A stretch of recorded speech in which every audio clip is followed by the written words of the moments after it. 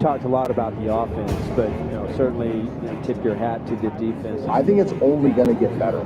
This offense and their receivers has done such a good job. Watch out, the Dolphins are here to stay. Off to the races. Oh, nice swerving move by Wilson. Pressure's coming, and Sealer buries Wilson and completes it to Waddle. The way that Sealer is playing right now is off the charts. He's kept Gesicki with a nice catch downfield. And the fullback diving from the end zone. Touchdown.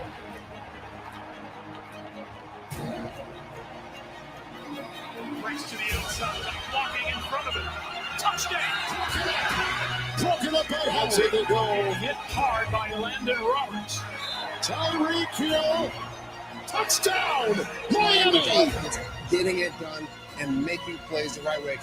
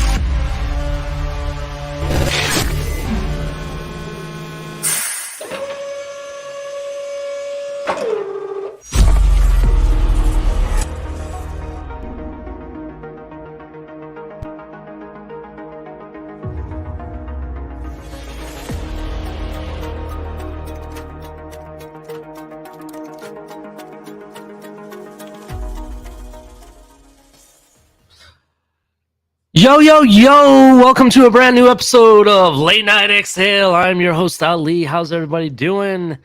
Welcome to the Finn's Tailgate. This is Late Night Exhale.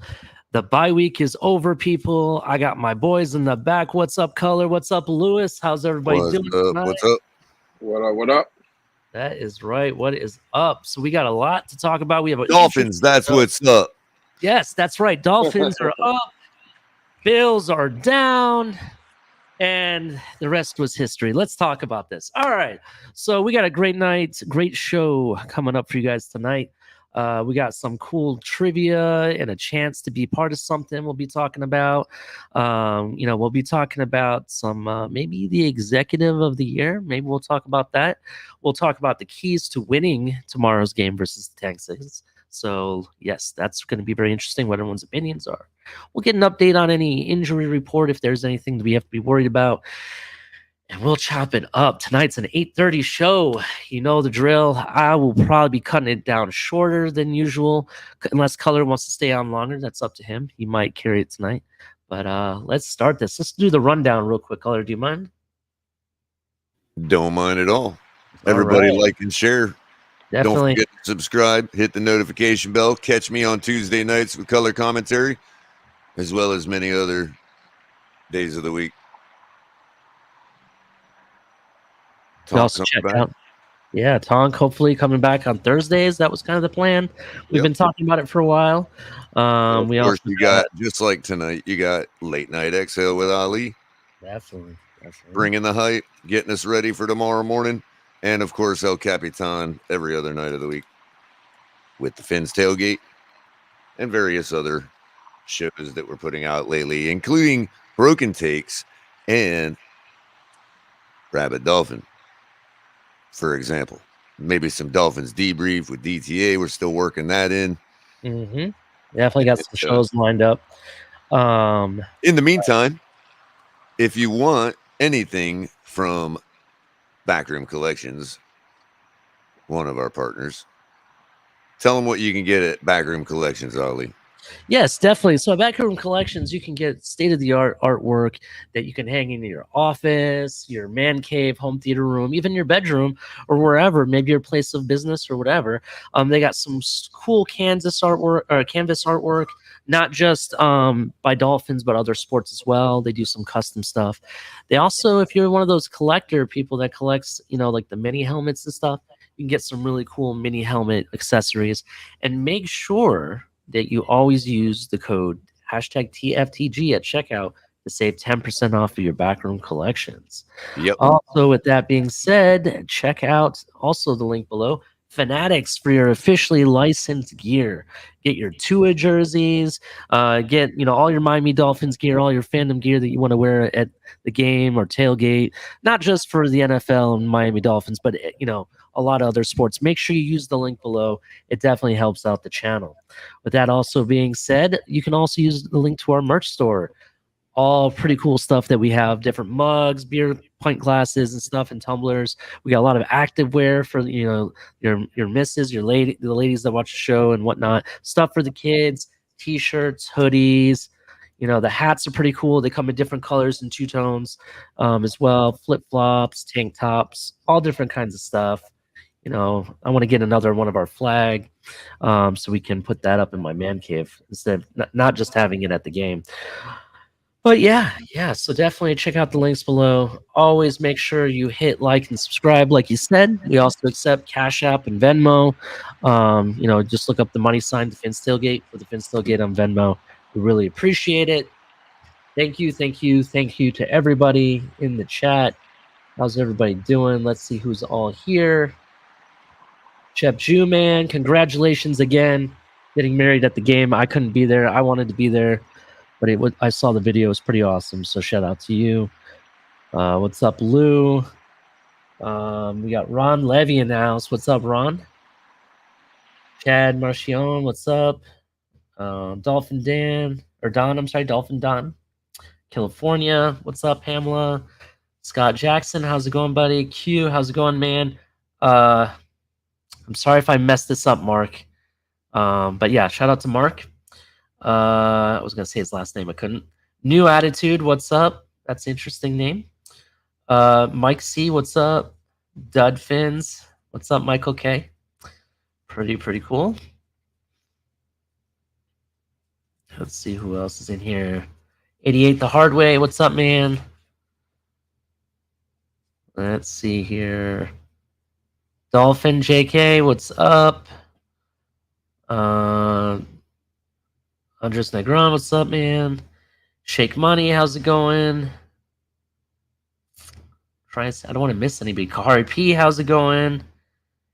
Anthony, how's it going? The Affliction VHS, that's an interesting name. I like that. And I think that's it. If I missed anybody, I personally apologize. I'm sorry. I want to make sure I shout out to everybody. But You get Tony Monsanto. yeah, I got Tony. I call him Anthony. So we are. The bye week is over. We got the Miami Dolphins coming back to play. What is this? Our second to last home game? No, actually third to last home game, right? Yeah, we got Houston tomorrow, Green Bay, Christmas, Jets, final game of the season. Yep. That's right. So I'm excited. Let's talk about some stuff that happened in the news. So we got Jimmy Johnson supposedly is saying that Chris Greer should be executive of the year. How do you guys feel about that? He's basically saying that, the stuff that he's done this past year and previous to turn this team around and put them in a position to be a competitor.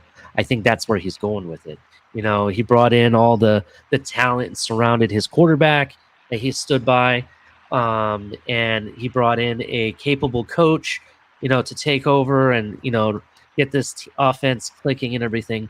How do you guys feel about that? Do you think he's executive of the year?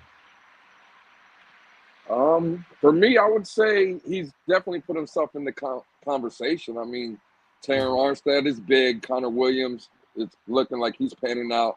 Obviously, Tyreek Chubb. And in my opinion, the move at the trade deadline, I know it's Bradley Chubb for everybody. For me, it's Jeff Wilson Jr. I think he brings an element to this offense that we were missing, or just into this team in general. Just he brings a different mindset. He's a tone setter, in my opinion. So I would say yes, he should definitely be in the conversation for sure. Okay, I kind of agree with that. And I do not want to be misconstrued as being cynical in what I'm about to say, but it may sound like that to some. So I apologize. I don't intend to come off that way. I actually intend to come off more encouraged, like,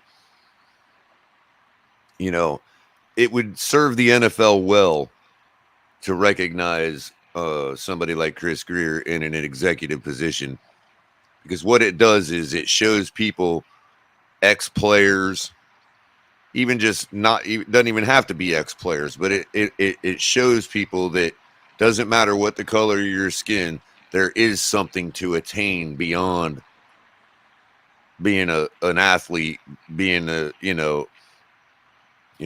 is something to attain in the executive world for a person of color. You know what I mean? So I think it actually would be pretty groundbreaking. I don't know how many other people Colors have gotten awards for being executives in the NFL, but that's something real to say, hey, recognize this, because he does deserve it. Mm-hmm. Besides, forget the color of his skin. You know what I mean? So, it would serve well to recognize that, and that is actually why he's even more deserving of the award, or something like that recognition, because, you could almost see somebody as transitional, like to usher in an era where people are, less likely to see things through their biases when it comes to who they bring on in those executive positions. You know what I mean? So good for him. I think obviously we're on a run for the Super Bowl, so I can't argue anything he's done, personnel wise at this point. I mean, yeah, he's made everybody gets one wrong, but we're dealing with people here. You can't always know how every one of your picks are going to be and choices and all that. So far, job, well done. Yeah, I'm gonna Right. say that I kind of agree that he has done a lot, not just this year though. I'm talking about in the entirety of his career when he had full control, when it was his show to run. You look at the deals that he made, you look at the trades that he made, and especially the Texans deal. That one was the gift that kept on giving. Everybody knows that. Mhm. And in addition to it, you Well, look that's at gonna go down historic, bro. That trade. yeah, that's historic right there. That's rivaling the Herschel Walker stuff from back in Yeah, the day, man. Yeah, yeah, it is. definitely. And in addition, you look at not just that, but you look at the big deals that he signed. They were done in a way that even though we cut the players loose the following season, and some of the players I'm talking about, that left after 1 year after signing a big money deal, it only hurt us very minimally. It didn't hurt us that bad. Whereas before, when we had, we signed Sue for like, what was it, like close to $100 million or something like that. And it felt like we were in dead cap hell. Do you guys remember those times? You know what Mhm. I'm talking about? It Yeah. doesn't seem since Couldn't he's get come out of our own grave. exactly.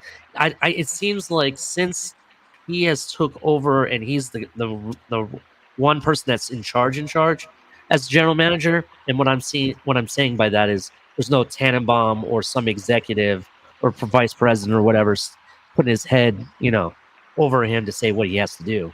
So Ron says, "Can we give Tunzel a standing ovation tomorrow?" I'm going to root for him when he comes on the field. I'm going to say, yeah. I'm down for All that. it takes is one person to start it, Ollie. Everyone's going to clap for him. Everyone. And he even knows that. He's aware of what he did for the Miami Dolphins. So that being said, those deals he put in place, the trades that he made, some of the players that we've been able to develop, and the players he brought in, I want to say he definitely makes an argument.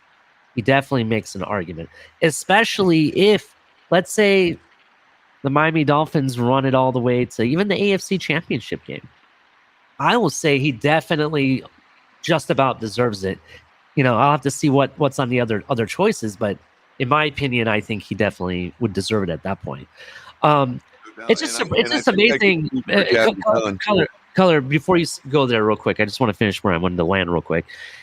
What him and his family has done is very incredible. His brother, a former National Hockey League ice hockey player, hockey player, is the general manager of the San Jose Sharks. That's pretty remarkable. No kidding. Him and his brother, are both general managers of professional teams.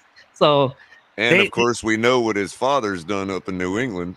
Mm-hmm. So the Greers know what they're doing. They obviously have the success to show it. You know what I mean? That's what I wanted to get at. But go ahead, Culler. What do you got? Yeah, I was just gonna say, I think we can safely speak for Capitan, who's made it clear on this network his position about Chris Greer. So I'm sure Capitan is definitely applauding Mr. Greer right at the moment. Oh yeah, definitely. I that's what I think. I think he's definitely in the conversation.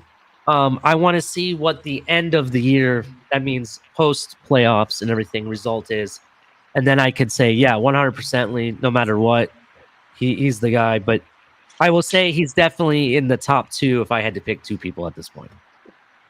So that's just my opinion. Did you have anything to add to that, Lewis?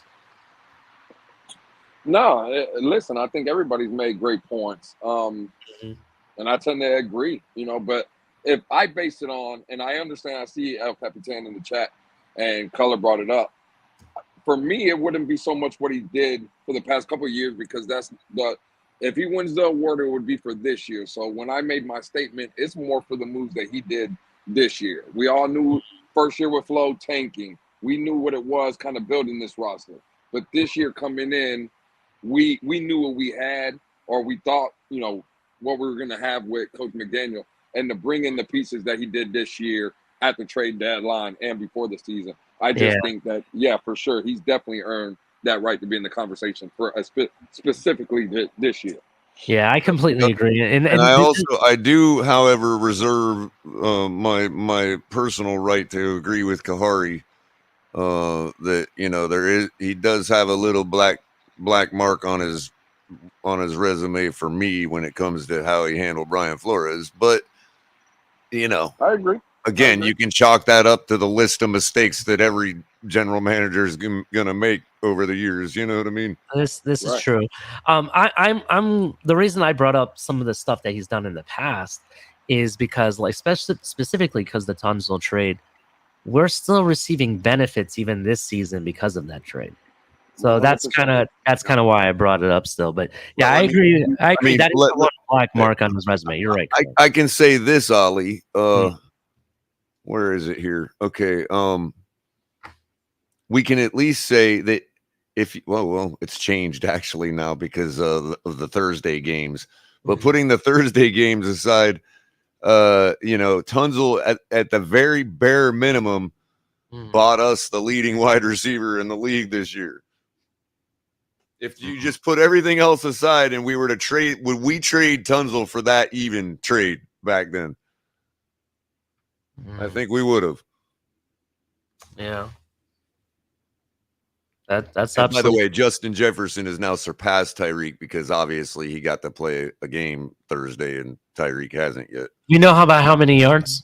Not much. Actually, that's the irony of it too. Okay, it's not very much then. Okay. Well, I can see Justin Jefferson has 1232 now. Okay. Tyreek was at 11 something. All right, we'll see what happens. We're playing the Texans, so you never know.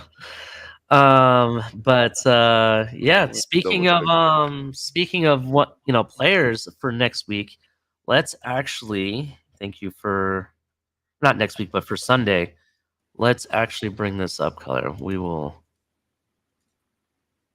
All right, can you guys see that? Okay,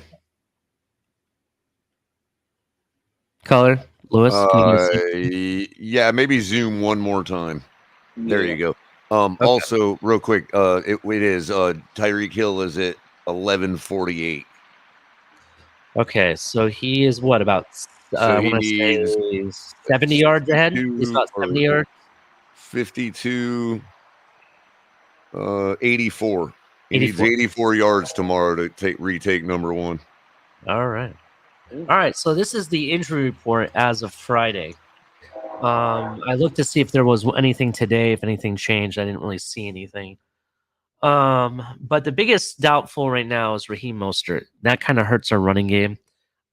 We still have Myles Gaskin. I expect him to be okay, and I didn't see him on this list at all, so that's good to know. Or Saman Ahmed. What do you guys think? Saban could play a little bit more tomorrow? He could, but to be honest with you, I everybody loves him, and I don't know if I've ever seen him gain more than 3 yards, man. I want to say last year, I think didn't he come in for Gaskins for a little bit, or was it the year before? I'm just thinking all this stuff must have happened when I was in the restroom or something. Man, Culler taking shots. I mean, I don't know. Maybe I'm wrong. Maybe I have missed it. I don't. Yeah. So Melvin Ingram, I expect him to play. Thomas Morstead, I don't know. I think the backup punter is coming in. That's what I think. I think they're going to bring somebody off. Maybe they may have already done it today. I didn't really get any notification, but maybe they bring that guy that they had on the practice squad. I think. I don't know what you guys think about that. I think Mostert plays. You think he does? Okay. Yeah, I think he plays.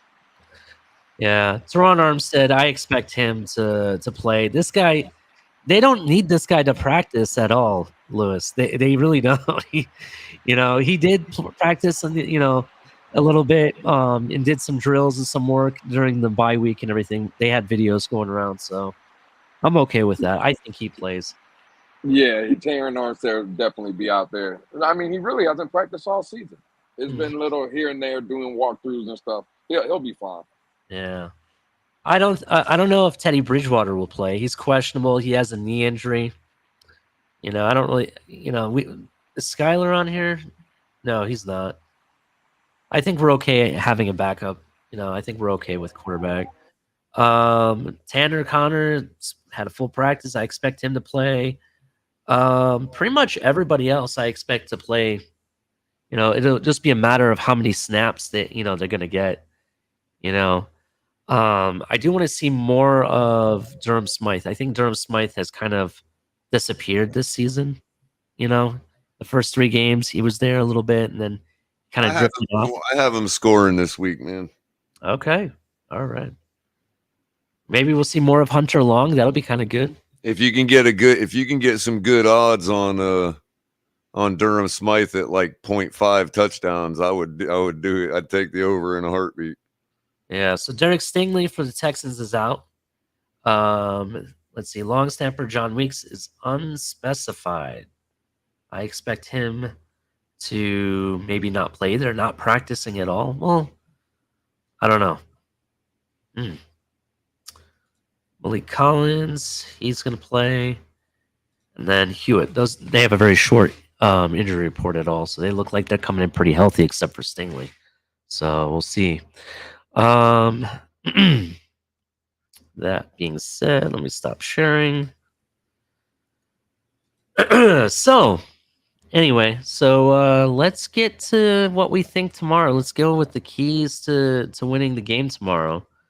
But before we do that, I wanted to bring in or watch what our good friend at the Hard Rock Stadium, Travis Wingfield, what he had to say. It would be very interesting to see what he had to say in regards to keys to winning the game. So let's see what he has to say. Welcome back into the Baptist Health Studios for the 3 Keys to Victory, brought to you by UKG. I'm Travis Wingfield. Let's dive right in. Key number 1, start fast. The Dolphins played their most complete game in the Week 10 win over the Cleveland Browns. Getting started early and allowing this revitalized Dolphins pass rush to pin its ears back has been a proven winning formula thus far. You also want to take away the opposition's best, and what the Texans do best is run the football, which brings us to key number 2, get hats to the ball on defense. Getting ahead early can help make Houston one-dimensional, a Houston offense that features the league's 6th leading rusher in Dameon Pierce, with the 26th ranked passing offense. Pierce is not unlike last week's opponent in Nick Chubb. He builds to speed and bounces off tacklers with a ferocious running style. Key number 3, run the ball and utilize play-action passing. On the flip side, the Houston defense ranks last in rushing yards per game allowed at 179 yards per game. With Raheem Mostert and Jeff Wilson hitting their stride in season, perhaps Miami can continue to take advantage of the space created by this passing game. And finally, the play-action numbers against the Texans' last 4 opponents, 16.9 yards per pass when throwing off play action. I'm Travis Wingfield, and those are your Week 12 keys to victory for the Miami Dolphins, brought to you by UKG. All right. It was actually 6 keys to victory since it was echoed so bad, but Oh, it was echoing, huh? Yeah, Am I echoing now? No, I think you got. No. I think you had your loop back on again. That's kind of odd. And I don't. That's what's weird. All right. That's okay. It was legible. All right. Am I okay now? Mm-hmm.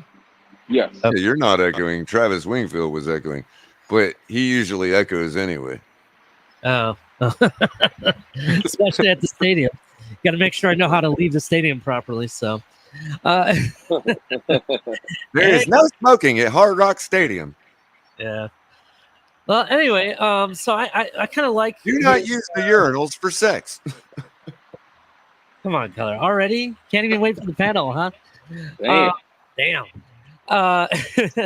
So, what did you guys think of his keys to victory? What are your thoughts on that? Do you agree? Mine Yeah, is a little more condensed of a list. Pretty easy game analysis this week. Don't beat yourselves. Yeah. Okay. So it's pretty much. There really ain't much else to be said because if we execute, we're literally going to put up 90 points. Yeah. You know, so don't beat yourself. You know, All right. do what you do. What about you, Lewis? Do you have anything different to add? Do you have anything more in depth? Well, I think Travis Wingfield hit the first one for me on the money. I said it last week for Cleveland. Their offense concerned me with the running game with Nick Chubb and Kareem Hunt. And I came out earlier last week and I said how you defeat that is you start fast. You start early. Same thing with Houston. If we're coming out and we're scoring 7 and they're scoring 3s, let's say, and we're up 17-3, 20-3 at halftime, that running game when Damian Pierce is out the window. You force them to throw, and then you let Jalen Phillips, Bradley Chubb, and the like pin their ears back and get after a backup quarterback. So I agree with Travis. I think, Lewis, I think you're nailing the game script right there. Is that we're going to score touchdowns more often. They're going to score field goals more often. And it's just, yeah, I mean, that's 100%. exactly what I foresee for the game script myself. Yeah, start fast, man. Don't let the Houston Texans dictate the ball game. Right, but I mean, they're going to get theirs. They're an NFL team. They're going to get theirs, right. And theirs this season has been what, Ali? 17 points a game or something, or 15 points a game or something. Mhm. Right. You know, so yeah, they'll get theirs. It's just a matter of, I mean, really, you know. I definitely. So I'd like to make a special introduction to another friend of the family here, or part of the team. Everyone give a warm welcome to DTA. What's up, DTA? What's up, guys? How are you? It's good, DTA. Good. What's up? What are your keys to victory? Thank you, Philly. I think that's Big Philly at Miami Fan Talk Show that answered that 15.9 points per game. Yeah, I mean, we're scoring 25. And by the way, that's 25 point something if you look at just the raw number. We don't have to even do the deep dive anymore as to which one's at home, or what is it at home, what is it with Tua on the field, because those are probably surpassing 30 points by now per game. If I were to do the math, it's going to be dang close. You know, if I were to just isolate, you know, games at home, stuff like that. But we're still holding teams to 15.4 points per game at home. So that should be the extent of what they do tomorrow. 15 points. The rest is ours. DTA, what are your keys to victory? I'd say set the edges, stuff the run, and don't beat ourselves. Just go out there, play sound football, and complimentary football. It should be a. I don't like to say any team's going to be an easy win. This could be just as hard fought as playing anybody else.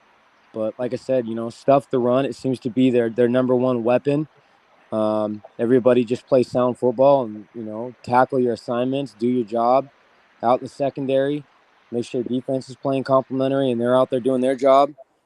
People are stepping up when they need to step up, and I'd focus on tackling, because this game is going to be a very important, critical game when it comes to tackling. We can't have any of that haphazardly tackles that we've seen in other games. When you got a guy like Damian Pierce out there, who's known for not being able to be easy tackled. Right. So it's hard to say when a team's, and they got a decent receiver, but their weapon is running. And if you stop that, or at least greatly limit that, the odds are even more so in our favor. So I just don't want to. It is going to be quite the cooker tomorrow. Yeah, they need to. I saw the weather too. What's the weather? I saw a slight chance of rain. It's supposed to be between like 80, 84.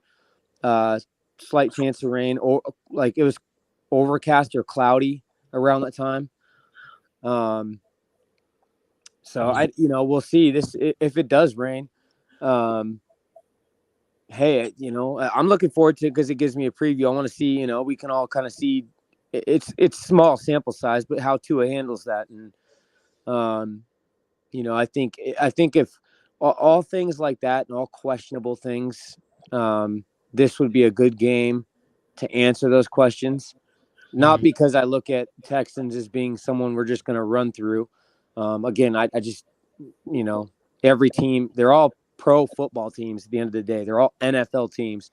But this would be a better game, to test some of those narratives versus others, if you want to call it that.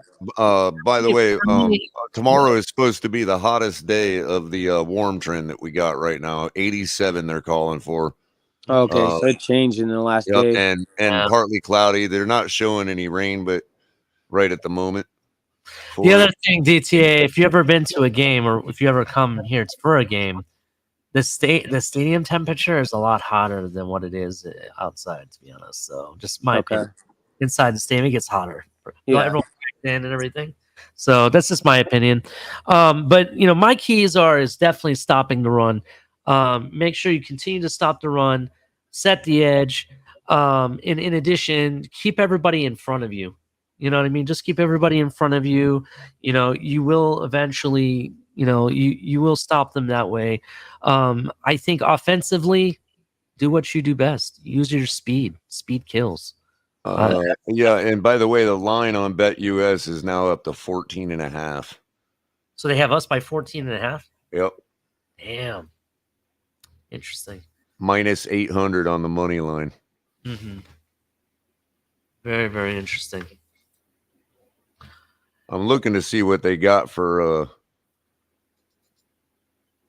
touchdowns for Durham Smythe. That's interesting. If it's 0.5, it would be interesting to see what the odds are. The other thing we got to, cover is the speed of Brandon Cooks, but he's getting older and older. Nico Collins is a pretty big, tall receiver that can catch the ball. Mm-hmm. They got his over-under at 42.5 receiving yards. The over-under for Tua's passing yardage is 284.5. Wow. So over 2.5 touchdowns is plus 140. Pretty cool. Yeah, that's pretty interesting. I think we should be able to, play it right, manage the ball. I know some people are saying that we could blow them out of the water, that Skyler will come in and score 4 touchdowns on top of whatever Tua does. I don't want to say that's accurate, but bro, his interceptions rate is so low. He's actually it's actually an under throwing one touchdown or one interception for him tomorrow is an underdog. Wow. Plus 115. Yeah. Do we know anything about their new quarterback, by the way? Did we get any more info or anything? So he played a season. He played in Carolina, played a season over there, played for the Washington Commanders before they were the Commanders. He's, I guess, if you want to say he's had slight times where he's been like slightly mobile, if you really want to call it that. I guess not really to the effects. I'm not talking in terms of like Justin Fields or Kyler Murray or anything like that, but he's not just a stand in the pocket and pass. But nothing, I don't think anything for us to be concerned about. It's nothing that's too overbearing for our lack thereof being able to stop running quarterbacks. He's nothing that I don't think is going to test us. Yeah. I kind of think, the Dolphins tend to, in my opinion, from what I've seen, new quarterbacks or backup QBs, they generally take advantage of them. Well, they do have him throwing one interception, at least one interception is favored, minus 165.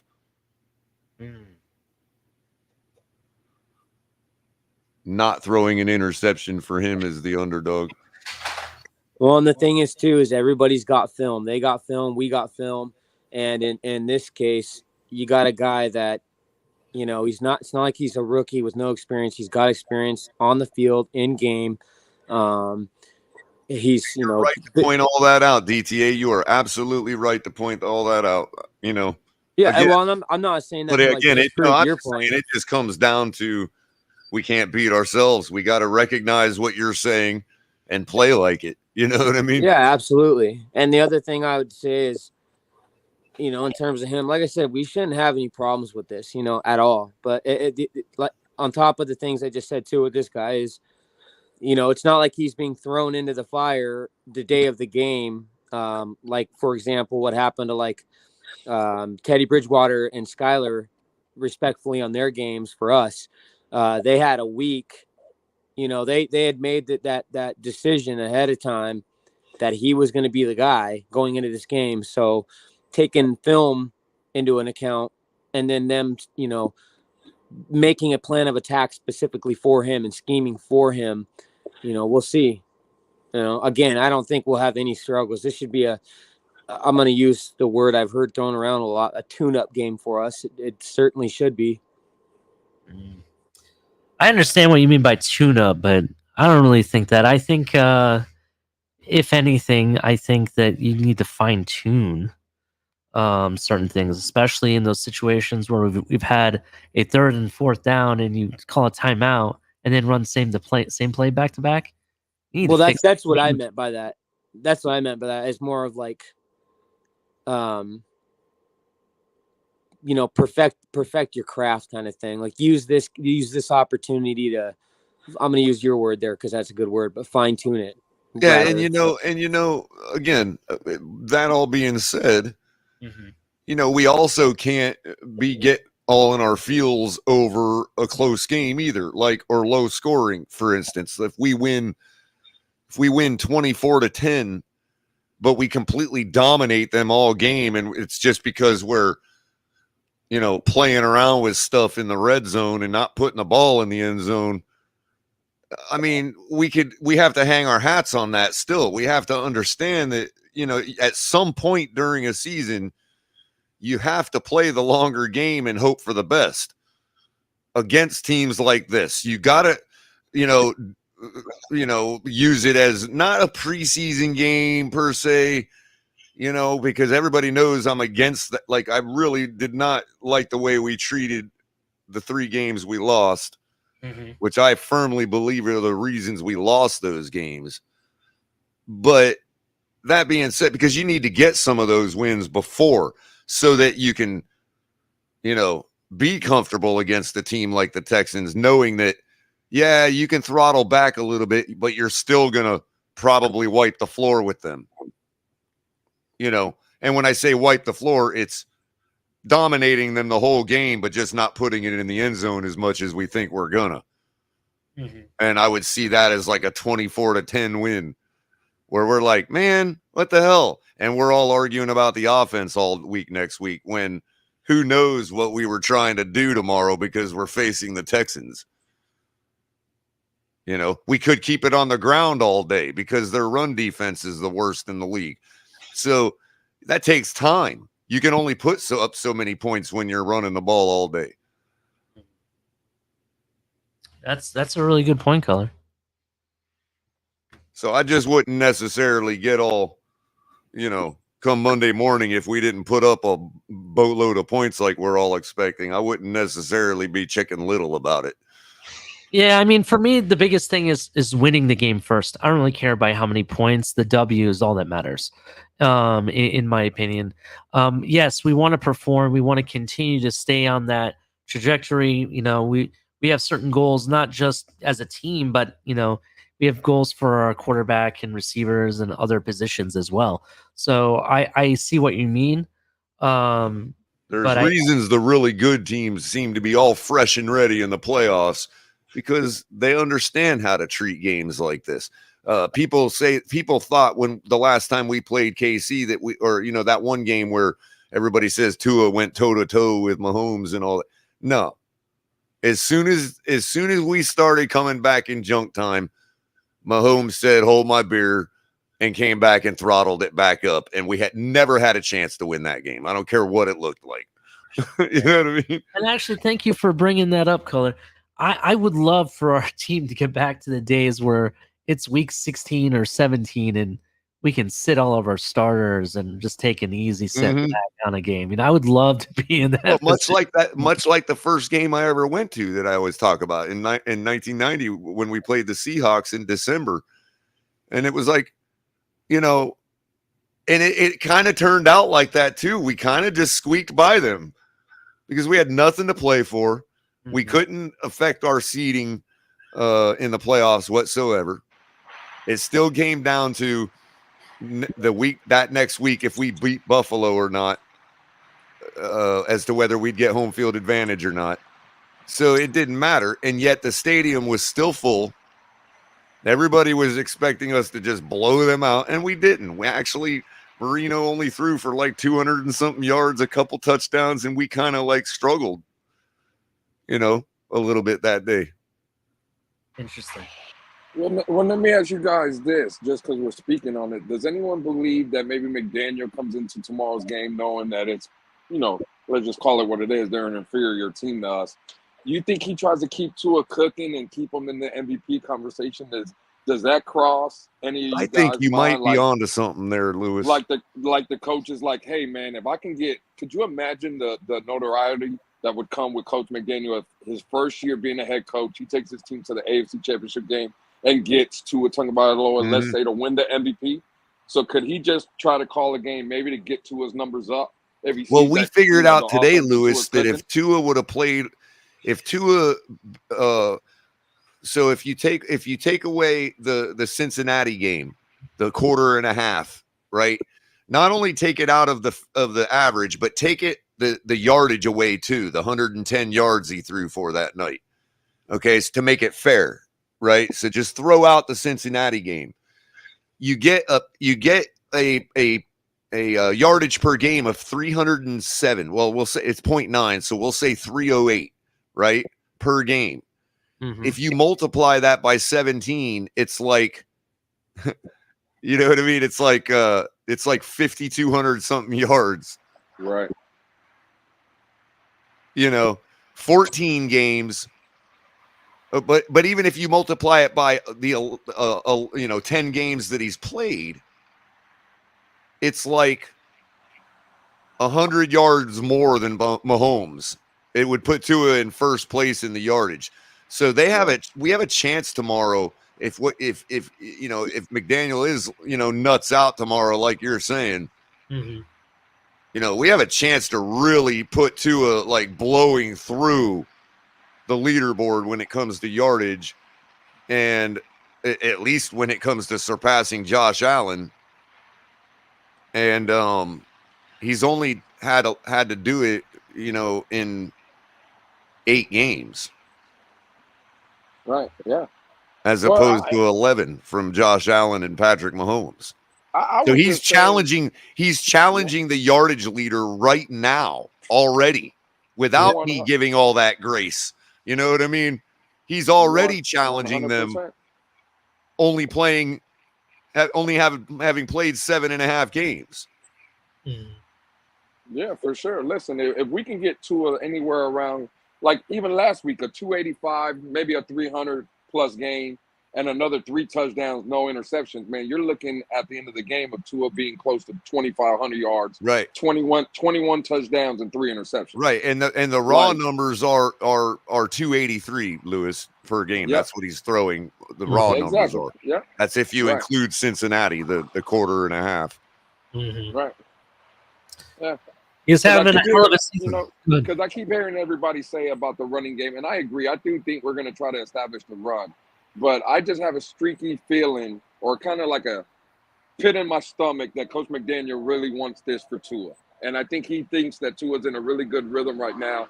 I think we let Tua cook a little bit tomorrow, guys. I don't know and I think you guys feel about that. You know what I think, and I think it's actually like I almost wanted to interrupt you because to couple the practicality to go with it. It's not so much the image. There is a practical reason to let him cook and just continue his rhythm. 100%. You know what I mean? Color. Yeah. It's like muscle memory, but sort of like for success. You know what I mean? Right. Yeah. What do you got to say, DTA? You're kind of quiet. Oh, I was just listening about all that. I was just listening. Yeah, I think you're absolutely right. I think McDaniel could actually let him cook. In addition, you think about it, we've done all these things not just to make the team around him better, but it was also designed to make his confidence in himself a lot higher as well. Sure. And winning an MVP in the first season with your new coach would send the confidence of your quarterback and trickle down to your team through the roof. I wonder how much stress he's been under with the whole marriage and kid thing and all that. He's handling it pretty well. I mean, it seems like that may have been part to do with anything else. Like once that let's call it a dam. Let's say once that dam broke, and now he can be comfortable in his own skin, everybody knowing, yeah, this and that and the other. It's almost like he's allowing himself to be an adult now. You know? Yeah. Like it's okay. We all grow. We all go through those changes in life. You know what I mean? Right. You got a kid now. You're an adult. You know, this is your job. This is your craft, your profession. Go out there and show it. He's just been playing so much more relaxed, man. I see it. Yeah, it's like my eye test. You know what I mean? Like I see the relaxation. Yeah, I agree with you, Culler. He doesn't look nervous. He doesn't seem like he's being rushed. And he's not being rushed. I mean, for the most part, the offensive line's actually been performing lately. You know, I mean, so right. And, yeah, Bryson, that's exactly what I'm kind of trying to say. Bryson says to me, having the wife and kid probably put a fire under his ass. That happened to me in my career when I had a kid. Yeah, that's kind of what I mean. And kind of like a good fire, like a comfortable fire. Like, yeah, okay, this is what I'm supposed to do in life. You know what I mean? Right. I'm meant for this. Yeah, I agree. Well, I mean, I think you can see it not only on the field, off the field as well, because I brought it up to Cap the other day when he had his show and he was watching the Tua interview. Just the way he's even speaking is different. The way he carries himself up to the podium, and you see when, like before, even last year, some of the questions he would pause or he might say the wrong thing, or you would, bro, he's not only being decisive on the field, it's just in everything. I think we're starting to see Tua finally grow into his own. It's a certain amount of deliberate. It's like deliberate. Absolutely, Lewis. He's playing more deliberately. Well, and again, have you seen again when I go back to these, because I was one of the big guys that I don't want to hear about your dad no more. Tua, stop every question they use to, well, my dad did this. I haven't heard nothing about his father this year. And again, maybe that's just me reading too much into it. But again, I think Tua is starting to grow into his own and starting to realize, hey, I'm the leader of the Miami Dolphins. It's not Gallo. It's not Flores. It's not, I'm this guy. I'm supposed to do this a certain way. And I think that's right. And that's the part I always believed that anybody could do. Like any human can grow like that. 100%. And I've always said that. Yeah.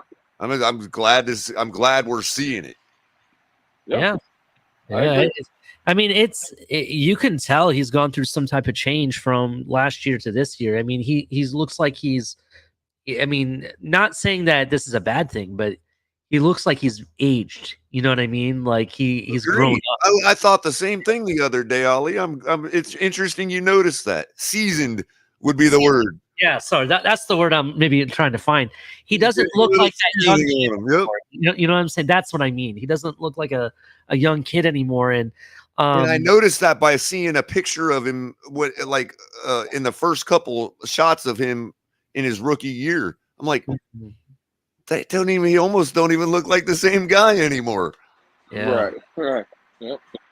Yeah, that's what being a father and having a family and and stuff like that can what happens. That's generally what happens to you. It's like Mel Gibson in Mad Max compared to Mel Gibson in Braveheart. You know what I mean? That's true. I mean, the other part of it you look at too, Culler, is like he had the big head injury that happened during the Bengals game that freaked everyone out. And he's handling it like there's no pressure, like there's nothing to lose from that. You understand? You would think that when he came back, he'd be hesitant, worried. You would see him react like to getting hit or maybe close to getting a hit. No, he seems like he came in. It was as if it never happened. Do you understand what I'm saying? It was like he streamed right into this. I think there's much more than just the Flores thing that was weighing him down. I really do, and a lot of that's been lifted. And Lewis may have a point. Remember when you were his age, bro? And it's like, Ali, I don't know how early you and your wife had a kid or not, but for a lot of people, you get married 20 some years old early, and everybody, and it's like oh no, it's always an event in somebody's life. It's like, it don't matter You know, you're usually younger. Mm-hmm. Having a kid smacks you in the face. You know, there's a lot of people that you feel like you might have disappointed. You know what I mean? In some ways, you know, it's a big burden to bear, man. Yeah, absolutely. And here's the other part of it, Culler. I was about to say, Lewis had a good point. I haven't heard him say anything about his dad this season.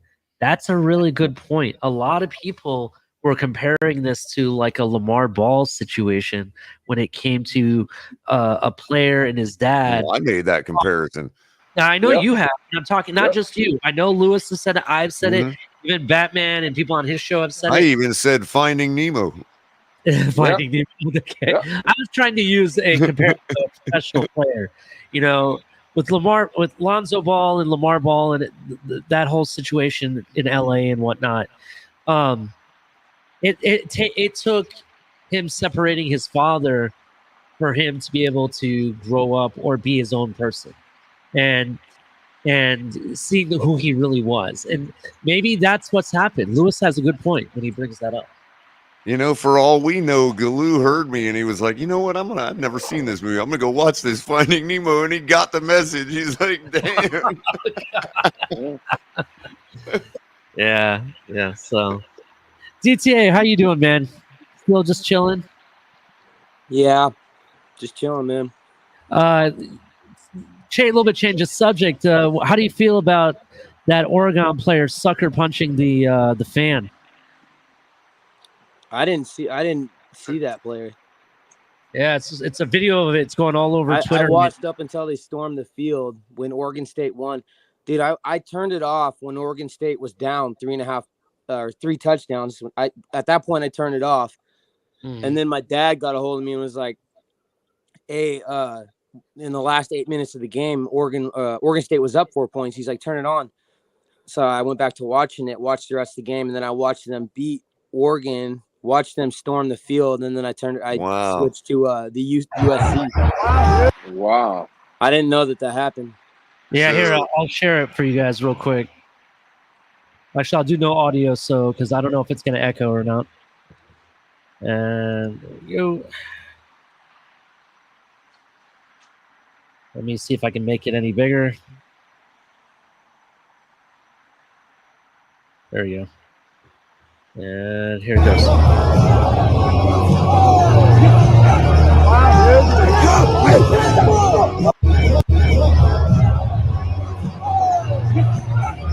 Who did he hit? Well, that's a big suspension right there. Oh, that guy's definitely. And that goddamn team, dude, I'll tell you what. He's getting thrown out. Oregon is one of the most arrogant fucking teams, just in the way they play. They're so goddamn arrogant. Like, they'll go for it on every fucking 4th down. You know, I don't know. I just, that's a whole other thing. But that kind of shit right there, you are in the national spotlight. When you go to a Division I school, I don't care what school it is, you go to a Division I school, and whether you're a walk-on or you have scholarship, you're representing that college. Yep. Yeah. Wherever you go, and you have an obligation obligation back in the on the national field at all. spotlight.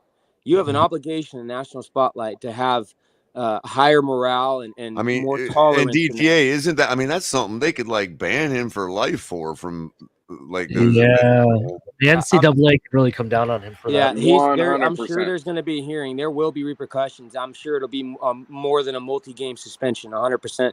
And matter of fact, we've seen it with pro players. It's no different in the college. If that fan chooses to, and he says, I want to press charges. Now, obviously, there could be context. Who knows? Maybe he hit him, 60 seconds before the cameras turned on. I don't know. Sure. But to me, seeing that from the outside looking in, and just based off that video, the fan wants to, he presses charges. Guess what? Now you've got a lot of people on both sides, except for maybe fans of Oregon. And if there isn't any mitigating circumstances, then that dude just became his biggest fan.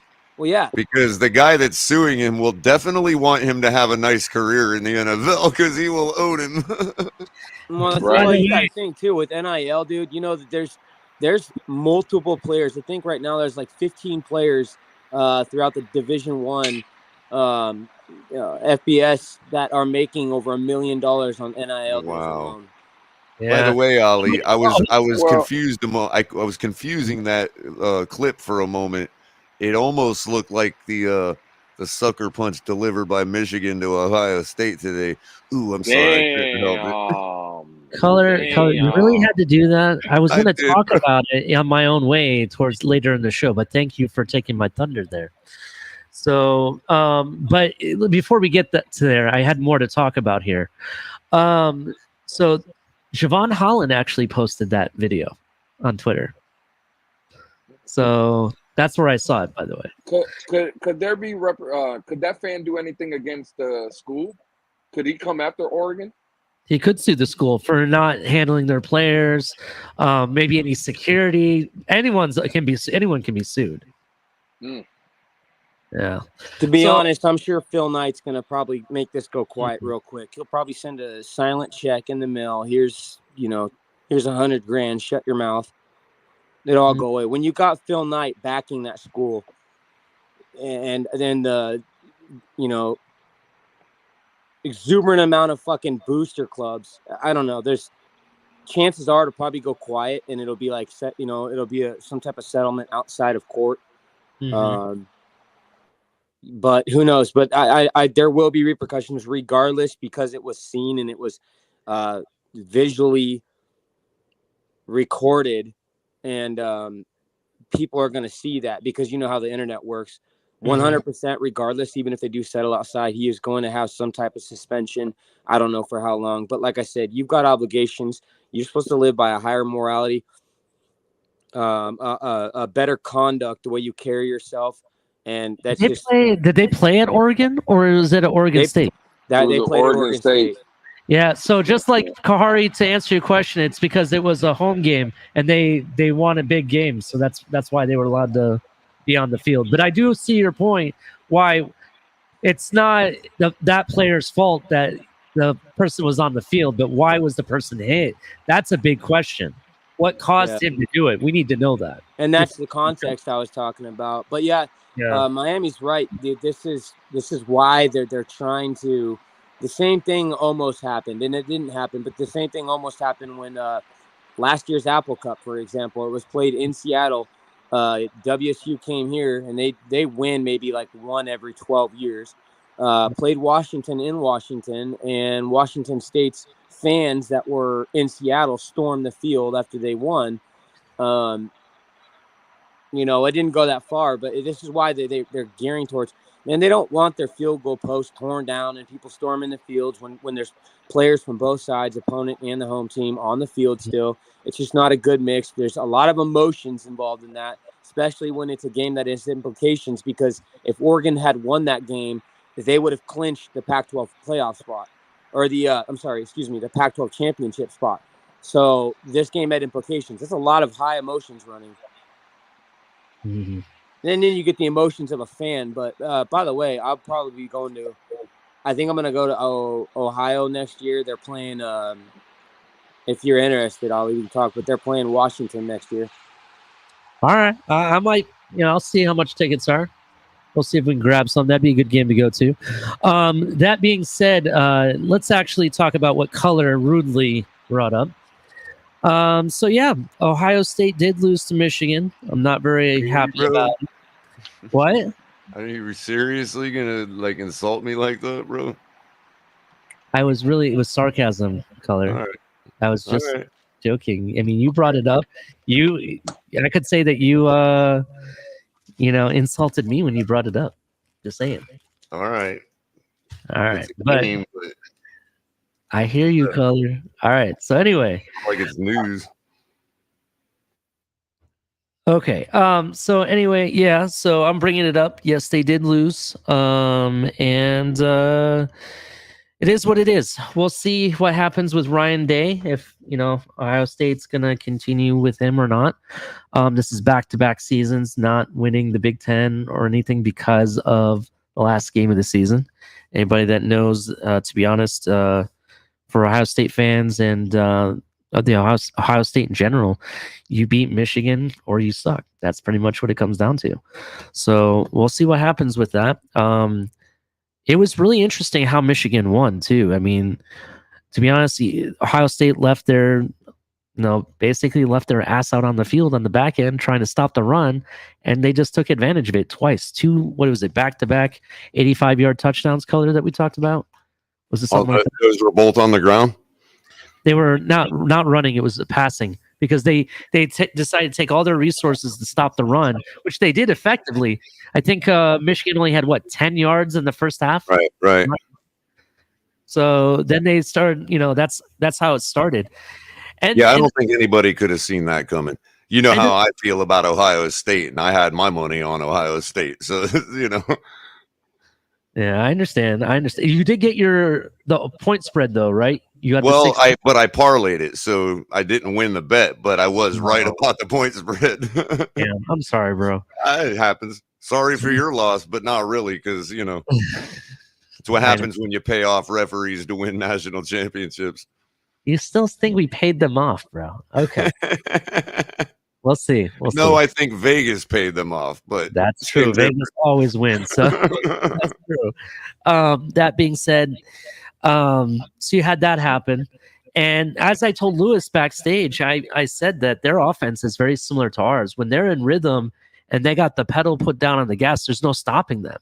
But the issue is that when you hit the brakes to change it up or take a break for a moment or whatever, it goes to shit. Just like, when Tua's really driving down the field, playing the hurry up offense, there's no stopping him once he gets going. What stops him is when you decide to call a timeout on third down and run the same back-to-back play. That's where you screw up the momentum and the rhythm. And Ohio State's offense is very similar to that. Some other takeaway of the field, I mentioned this, Marvin Harrison Jr. is legit.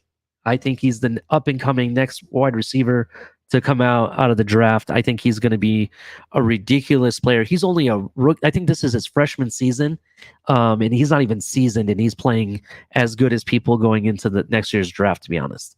So that's my takeaway. You might declare early? Well, Lewis, please correct me if I'm wrong. If you're in college, you have to play at least, 2 seasons? Or is it 3? It's 3 now. You have to complete the junior season. Okay. Thank you for the clarification. Yeah, so I think he's going to come in 3 years.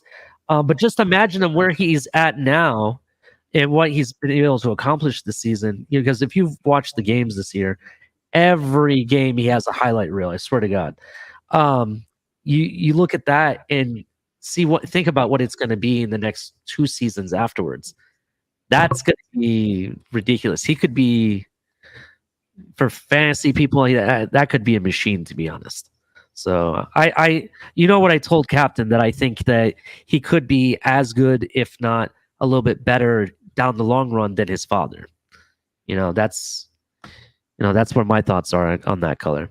The counter to that was brought up by Capitan earlier was that there's a lot of entitlement. Somebody that's grown up with Marvin Harrison's money, as opposed to Marvin Harrison having to cut his own teeth. There might be a drop off once he gets to the NFL, given that he'll already be a millionaire. That's true. I mean, 5 you do have times over situations by the time he gets there. Yeah, you're absolutely right. There are situations when that happens. I mean, we can't even pay a kicker without missing field goals, let alone a up and coming wide receiver that enters the league and has already gotten paid through NILs and all that. Yeah. So, well, I mean, we'll see what happens. They're not completely out of the college football playoff picture yet. It's more than likely they won't make it, but we'll see what happens with Ohio State. So that's my comments. I'm not commenting on that game any further. What else? Real quick before you stop, they 11-0 going in, so their regular season was already over. Or did that they was play 12 games? That's their last game Okay. for the regular season. The next game would have been the Big Ten championship game. And they're not going to that now? No, because Michigan and Ohio State were 11-0, and they're in the same division of their conference. Oh, so there's another SEC division they got that has a leader that they're going to play in the champion. Okay, I got you. Yeah, it's like a East-West. I got you. So they don't have a chance to redeem themselves, basically. No, what would have to happen? Let's say Michigan lost, and another team lost their championship game next week as well. Right. That's what would have gotten them in. I think it's happened before where they took one loss and still made it to the playoffs. But And who's the team that Yeah. Michigan has to face in the champ game? there's no way they're losing that game. I'm sorry. Oh, okay. But I mean, what I mean is, it is a team that if they destroy it, or if they don't destroy it, will they look bad? Who would it be? Like, I'm not familiar with the SEC as much as my own conference. You mean the Big Ten? Oh, they're in the. Oh, I thought that was all SEC. Ohio State. Ohio State. So who is it on the other side? Like Washington or somebody? You got like Purdue. Wisconsin, Purdue's over there, but it's Purdue is who they have to play. That's who they have to play. Yeah.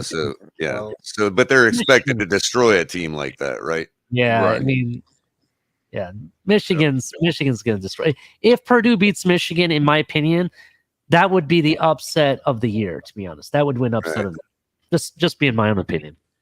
So that'll be pretty impressive if they do that. Well, Ollie, real quick before we hop off to Ohio State, I do have a question because me and you were talking in the back and you brought this person up, and I would just like to hear your opinion because I heard you say something about Ryan Day and you being an Ohio State fan. If Robert or if Mr. Day was not to come back and Deion Sanders got mentioned for Ohio State, would that be something you would welcome?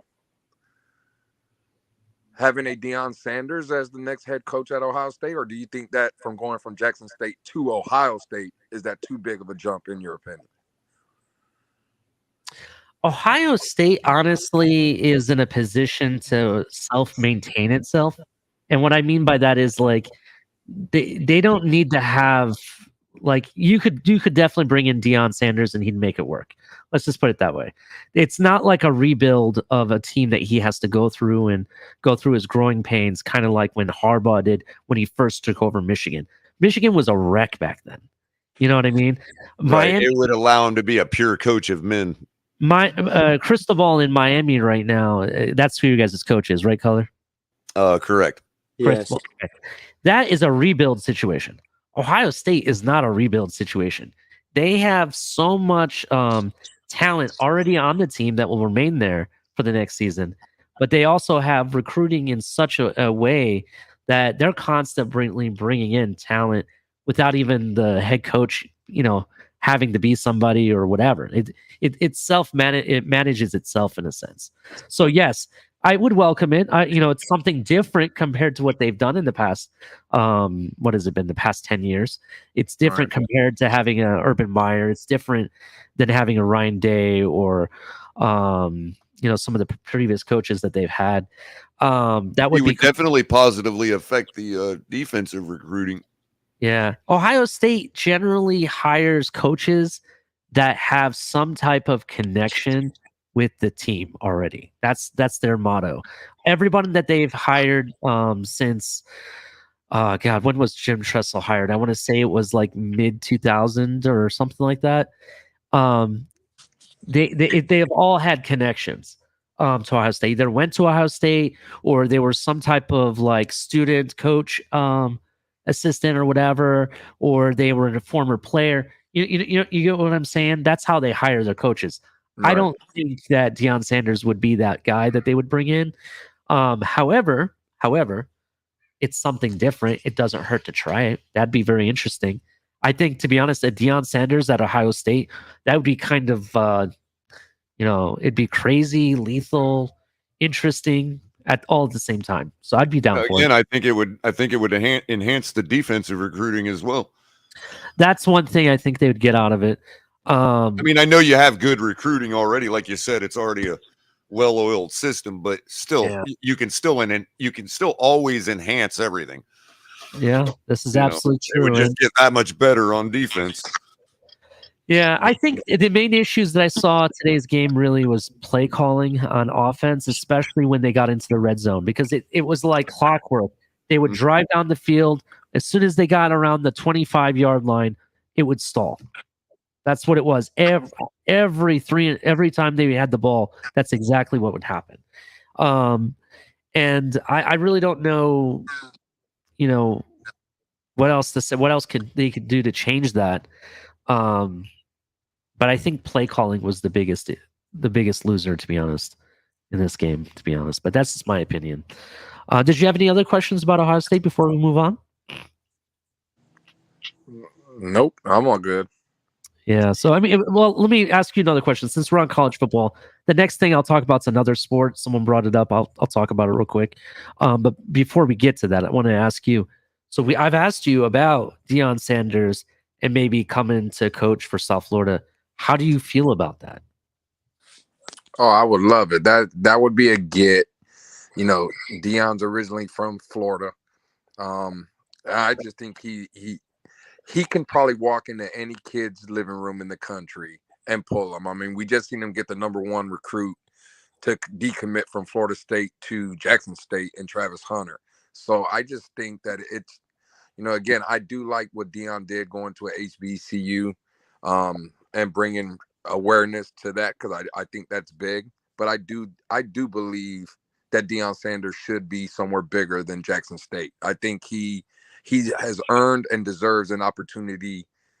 I mean, just look at the job he's done at Jackson State. I think he's lost one game in like 3 years. I mean, look at Auburn, let's say, for instance. They got Cadillac Williams coaching them. If you insert a Deion Sanders into, let's say, an Auburn or a big SEC program where, you know, boosters and all the money that's generated in big colleges like that, I think Deion Sanders would absolutely be a hit. So if South Florida was in the conversation, bro, I would absolutely love to see Deion Sanders come to USF. Yeah, I agree with that. I think his presence and what he's done at the level that he's done and what he brings, not just in football, but even outside of football, I think he could definitely do something with, University of South Florida and everything. And it'll be very interesting what he decides to do, because you mentioned also Colorado was mentioned as another team. I heard it was Colorado and USF, and there has been some rumblings. That's the only reason I brought up Auburn, Ali, because I've heard Auburn might be in the looking at them as well. And I just, like I said, I just believe Deion Sanders should take an opportunity if given and see what he got, man. Because I think he would be good. I think he, besides Nick Saban, Dabo Swinney's of the world that we heard here are master recruiters, I think Deion Sanders walking into a living room, just that presence, the way he talks. And again, I think he has a real good pulse and a vibe of the college athlete today, how to talk to him and stuff. Bro, that guy can walk into any living room of any 17 and 18-year-old kid looking to go to college and get that kid to come play for him at whatever college it would be. So I think Deion should definitely be in the running for some big-time jobs, for sure. I agree with that. I agree. There's been rumblings that prior to this game that Auburn was trying to poach Ryan Day from Ohio State. So there's even those rumors going around. But Canes was thinking what I was thinking. Like, yeah, let him coach in his backyard at USF for a little while. Then as soon as that FSU job opens up, boom. Yeah. What happened with the Florida USF game? Florida State won, I believe, last night. Did they? I don't know. They played Florida. They played Florida, right? Yeah, they played the Gators. Yep. Yeah, I heard it was a crazy game. That's what I heard. So I didn't watch it though, so I don't know. But yeah, moving on from college football, Moss Sports put it out there, talking about the World Cup of Soccer, and shout out to the United States men's national team playing in England. Actually took them almost to the line. Unfortunately, it ended in a 0-0 draw. They actually brought the game to England, and it was very interesting. I almost thought there was quite a few chances that the United States could have, taken over that game, but now they're in position where they have to play Iran, political game right there. Iran versus the United States on Tuesday starting at 1 p.m. on Fox Sports. So definitely check that out. It's a must-win game. United States have to win to get to the next round. If they draw or, God forbid, lose, they're done. Their tournament is over. So a little shout out to the United States men's national team. I know I'll be rooting for them for sure. Definitely. Right, there you go. USA. So let's do the rundown, Color, and then I want you to talk about what we got planned for tonight. Alrighty. I'll give you a little intro before we do that, but let's do the rundown. Alright. So we got color commentary on Tuesdays. You can have a cup of coffee with Color. You never know what Color is going to be bringing up. Every late night exhale, every Saturday night, you can check me out. Usually around 10. On game days, it'll be around 8:30, 9 o'clock, sometime around there. We got Tonk, TMI. What are you thinking about? Thursdays? Are we moving it around? Tonk, hopefully back. Still waiting on his word. And every other day of the week, we got the Finn's Tailgate Show with El Capitan, doing interviews. We don't have those for we don't have those for like broken takes yet, but you also got broken takes. Yeah, we got broken takes. We got some stuff in the works with Rabid Dolphin and Dolphins Debrief with DTA. Let's start with Lewis. Lewis, tell us a little bit more about your upcoming shows. Lewis? You're muted if you're there. He's got all that foam in his mouth. All right, well, we'll come back to Lewis. DTA, you there? Sorry. Yeah, I'm here. So tell us a little bit more about your show that you're going to be doing soon. So, trying to explain it. I want it to be a super high energy, a high energy. I think it'll be more.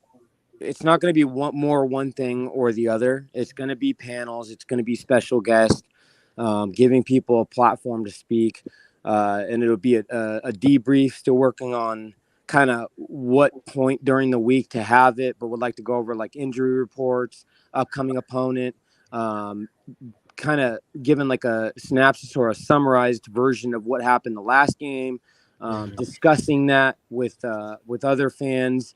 And one of the shows, I want everybody to come up. So it's going to be a show, you can come up and we can discuss points and discuss areas that we want to critique and go over that. Or if someone wants to smoke, they can come up and get the smoke, or they can bring the smoke. Either way, I like that high energy, intense, type of show where it's going to be really good panels. We'll have I want to do a mailbag type of deal too, where I'll announce a special guest that I'm going to have. And when I do those types of things with special guests, you guys are probably going to be up there, or whoever's available. Obviously, I can't read into the future, but what we'll do is take a mailbag in advance from people in the comments who've got questions they want us to ask as well on top of ours, so we can get those answered. I gotcha. Well, thank you for giving us the rundown of basically what you got going on. So that's pretty awesome. But Color, go back to Lewis, because I think Lewis is back. Oh, gotcha. Are you there? Sorry, Lewis. Yeah, I'm here. All right. So tell us some more about what the Rabid Dolphin is about. Maybe give us a little short summary of what your upcoming show will be and when you might start that. Yeah, it should be getting started here real soon. Excited for the opportunity to be on with you guys at the Finn's Tailgate. Always love. And yeah, man, I think the name says it all. Rabid Dolphin. It's probably gonna be one of the realest shows possible, because that's how I keep it. I'm gonna call it how I see it, and it is what it is, man. I want it to be a show where everybody's welcome. But again, it's probably gonna be more of a smoke show than anything, because I am gonna bring that high energy and gonna be talking a lot of shit, so it should be good, man. Yep. So hide your kids, hide your wife, hide your car. Yeah, right. We're definitely not gonna be sugarcoating on the Rabid Dolphin show. That's for damn sure. We're definitely gonna try to keep it as objective as possible, but there's not gonna be a lot of homerism. It is what it is. We're gonna keep it 100. We're gonna keep it a buck, and hopefully everybody enjoys it. That's pretty awesome, man. Can't wait to see see the content. I know Color will definitely enjoy it. But anyway, if you'd like to donate to the channel, make sure you hit like and subscribe. We accept Cash App and Venmo donations. We really appreciate it. It helps out the channel.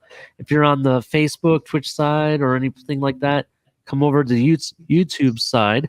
Make sure you hit like, join the chat, be part of the show. Also, thank you to our sponsors. Make sure you use the link in the description below. For Fanatics, get your officially licensed gear. Everything from NFL, Major League, NHL, soccer, all different sports and teams and everything. Get your gear there to take to the tailgate. Also, thank you to Backroom Collections. They got some awesome canvas pieces and artwork and other mini helmet accessories and other cool stuff you can get there. Make sure you use the code #TFTG at checkout to save 10% off your Backroom collection. And we also have the link to our merch store. We got cup of coffee with color. No, I'm just kidding. There's color. There's coffee mugs, hats, beanies. They come in all different colors, t-shirts, all different types of stuff. Color's favorite, the yoga pants. We got the flip flops. We got everything. Tank tops. We got stuff for the kids. Flags are pretty cool. Yeah, it's in my DNA. There's some cool stuff that they got. So definitely, we got some new shirts there. Definitely check out the link. And this is give you some idea. We got some cool active wear for the ladies and everything. So thank you. Thanks everybody in chat. Make sure you guys hit like and subscribe. All right. So Color has decided to make sure you guys get a part of the say. He's going to go into detail, but we're going to go into some Miami Dolphins trivia soon. And there's a little bit of a, cool I didn't come up with no questions, man. I'll give you some time. But I already got the list of questions. So if you don't have them, I got them.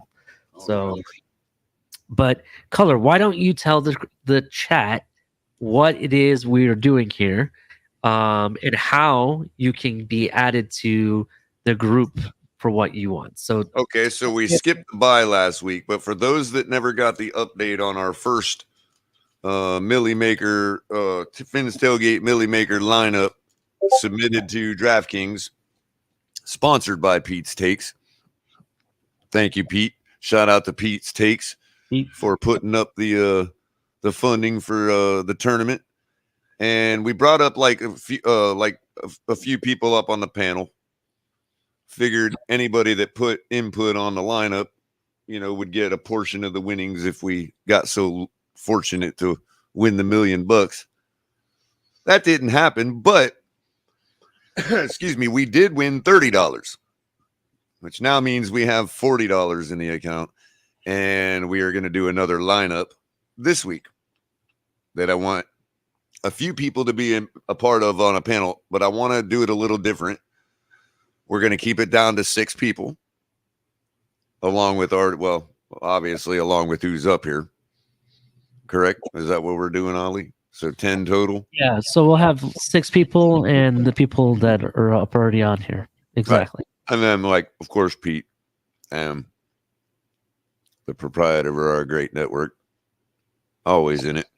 But so what we'll do, go ahead. You go first, Color. Right. So, that way we give, people a chance. A lot of people are maybe aren't, maybe be more hesitant to come up normally that might want to come up. We get a lot of the same people that usually come up on the panel. So we want to extend it, the chance to everybody. So we're going to implement a little trivia. And we're going to do it to where pretty much first person that answers correctly. And you want to hashtag, what do you say, Ali? Hashtag Millie Maker with your answers. So everybody has to type out something. Hashtag Millie Maker with the answer to the question. First person that gets it right will be able to come up on the panel. Like you'll get dibs you'll get a slot. If you don't want it or whatever, then we'll go to the next person, maybe ask another trivia question, or just go to the next person that typed it in chat.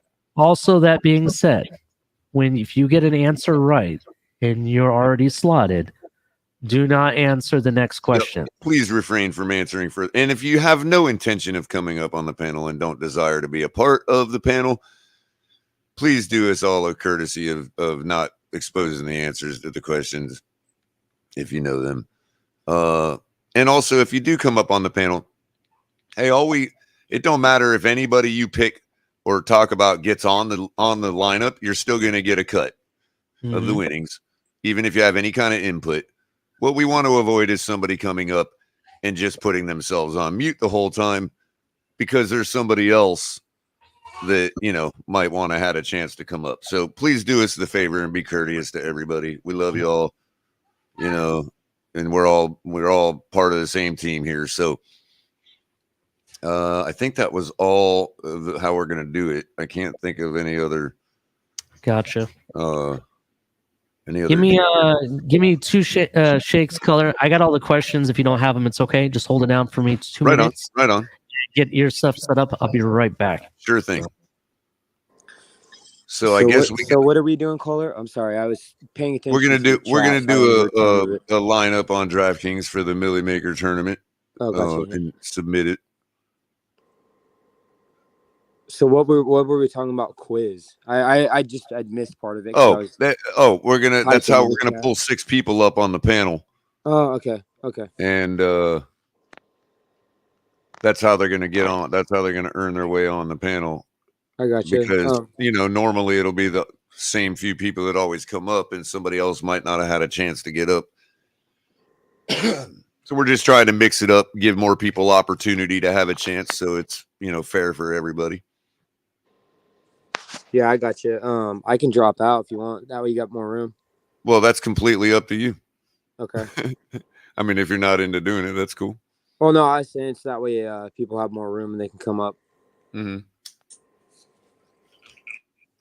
And just answering Ruben Jimenez in the chat, you'll play here. It'll be kind of like a questionnaire, Ruben, when Culler starts it up. He'll be asking questions, and if you get a question right, I believe that's how you make it on the way to the panel. So I'll be dropping the link once we start the trivia questions and all that. Yeah, I'll be dropping the link, and that way y'all can get up, whoever might answer them. Yep. And of course, if you answer the question and you hadn't, and somebody doesn't have an intention of coming up on the panel, then it's just going to make us have to find more questions to ask. And we're not that bright around here. So just be courteous if you don't really want to come. If a person doesn't want to come up on the panel, just let the questions go for a minute. Try not to answer them. I know we get itchy fingers.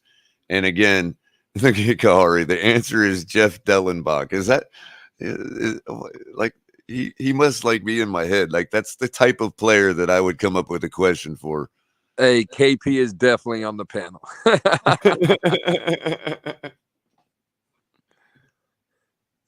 But so again, when we start asking the questions, the correct way to answer to have a chance is hashtag Milliemaker, MILLYMAKER, with your answer.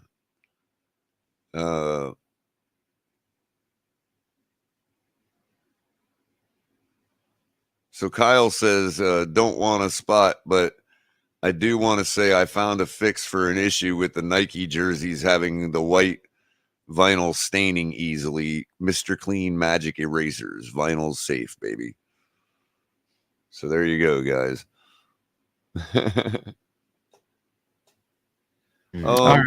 Canes 89 asks, are these Dolphin questions exclusively? Did we decide on that? What do you mean if they're exclusive? What do you mean? Is it just Dolphin questions? Miami Dolphin questions. All right, cool. Whenever you're ready for the first question, let me know.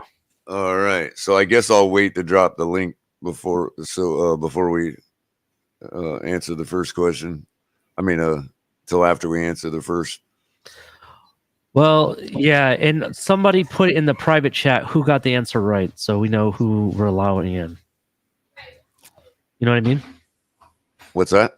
We got to make sure someone types the winner of the answer in the private chat so we can keep track of who. Oh, yeah, sure. Allowed up. So. Hey, I appreciate you, Jose Valdez, for real, man. I appreciate it. Yeah, thank you, Jose. I appreciate it, man.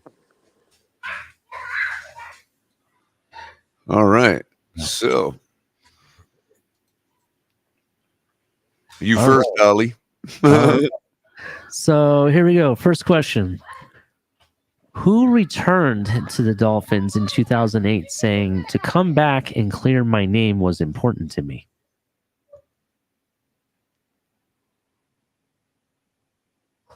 Hashtag Millie Maker with your answer.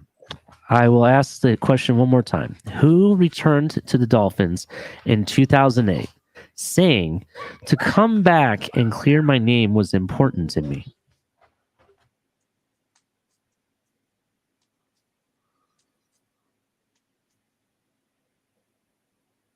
Uh-oh. Moss's answer is nobody. You got to put it in the you got to put it in the same line, everybody. It was somebody. Did we get someone that got it right? Sort of, but he didn't put it in the same line. I don't know. You know the answer. I don't know the answer to that one. All right. Let me know when I should give the answer. So, well, you're not. Are you not monitoring chat? well, I have a list of questions that I have. Okay, no problem. So I'll start throwing them out. I'll tell you what the answer is. Are we done taking answers here? Is that what we're doing? Hold on. I'll start telling you answers. Tell me when I got it. Go ahead. Okay, so we got a bunch of people said Ricky Williams, but they didn't put Millie Maker in front of it. Did anybody say? Michael K says hashtag Millie Maker tuna is soft. Okay. First of all, for the first part, Greg Fontaine. Did anybody put hashtag Millie Maker on it? Greg Fontaine is the first one I see that says hashtag Millie Maker Ricky Williams. Okay, he wins. All right, so Greg Fontaine has a slot. All right. Let me write Greg Fontaine. All right, Greg. All right, so that's our first slot is taken away. We got 5 slots left for the Millie Maker. Yeah, again, repeat exactly what they have to do, Colors, so they know, since there was a bunch of people that didn't. You got to type hashtag Millie Maker and your answer in the same line. All right. Here, let me show you an example. Since Greg Fontaine did it. Just like that. You don't have to worry about capitals and all that. Case, not case sensitive or nothing like that. Your spelling could be a little off. We get it. But all right. Millie Maker, because Millie is short for millionaire. Because the top prize in the tournament, Joseph, is $1 million.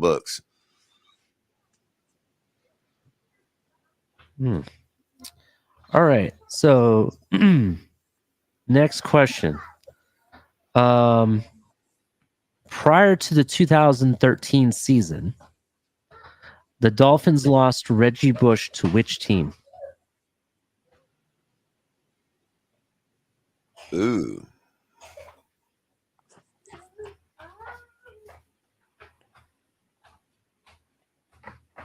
Hashtag Millie Maker with your answer. Damn, why can't I pin where Reggie went? I don't want to give it away, but I can give you a hint. Okay, so we got. Hold on. Before you answer, let me see. We got a lot of people that answered, right? Yeah, we got. Let me see the first answer. Hold on a second. First answer is Millie Maker. Well, Greg, you already won a slot. Yeah, so you can't do it twice, Greg. You can only win once. So we got Millie Maker, the streets. We got Millie Maker, hashtag Millie Maker, the LA Rams. Oh. We got the New Orleans Saints. We got the New Orleans Saints. Millie Maker, hashtag Millie Maker. We got Millie Maker Buffalo. Millie Maker Buffalo. Millie Maker Chargers. Nope. Millie Maker Lions. Congratulations, Mr. Canes Dolphins 1989. You got it? Yep. The Lions? Yeah, the Lions. Canes with Millie Maker Lions. Yep. All right. There you Yeah. go. So let me put in Canes 89. Congratulations, Canes. Mm-hmm. All right. We got that. All right. Next question, Ali. Is everybody ready? Hashtag Millie Maker and your answer. Hold on one second. I'm trying to find something random that's not like I don't have to type out a paragraph. I need something that's like just like a name or one sentence or something. Okay. This is Dolphins related, but the answer may not be. What quarterback led his team to beat Dan Marino in his only Super Bowl appearance? Ooh. Millie Maker Jeff Eulenhake. Oh, Corey. So, question once again. Dolphin Dan says hashtag Millie Maker Joe Montana. Yep. That is the answer. He beat Kahari to the punch by one spot, 1 second, and Ron and Crypto. Hey, Culler, do you see Ruben Jimenez is saying? I guess he said he got it first, but I'm not seeing that in the chat. Got what first? Which question? I guess the last question. I'm assuming the Reggie Bush question, but I don't see that. Lions. Yeah. I'm showing Canes came in right before Ruben and got it. All I right. do see Ruben's answer. Let me check the YouTube chat because it might be backwards in the YouTube chat, and I guess maybe we could let both of them up.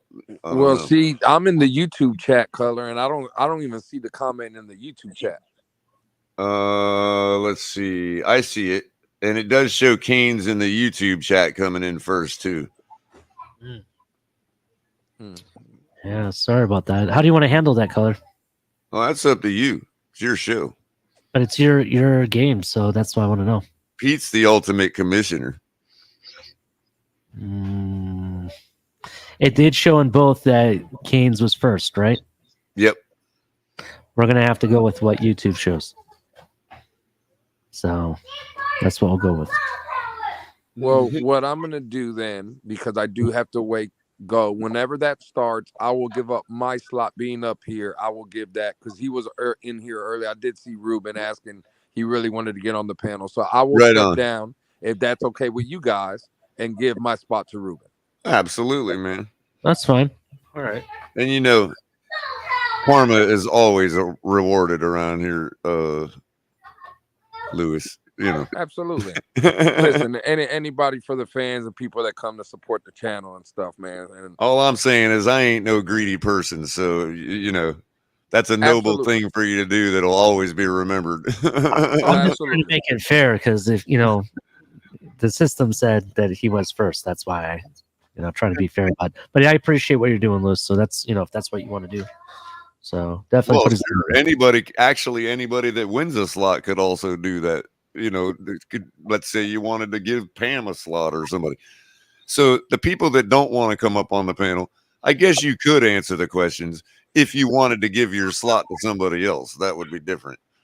But if you have no intention of doing any, then, don't answer. But if you want to answer and give your slot to somebody else, that's also, Yeah, I was telling Cole earlier too. Possibility. You can always drop me in back too, so you have more room, Ali.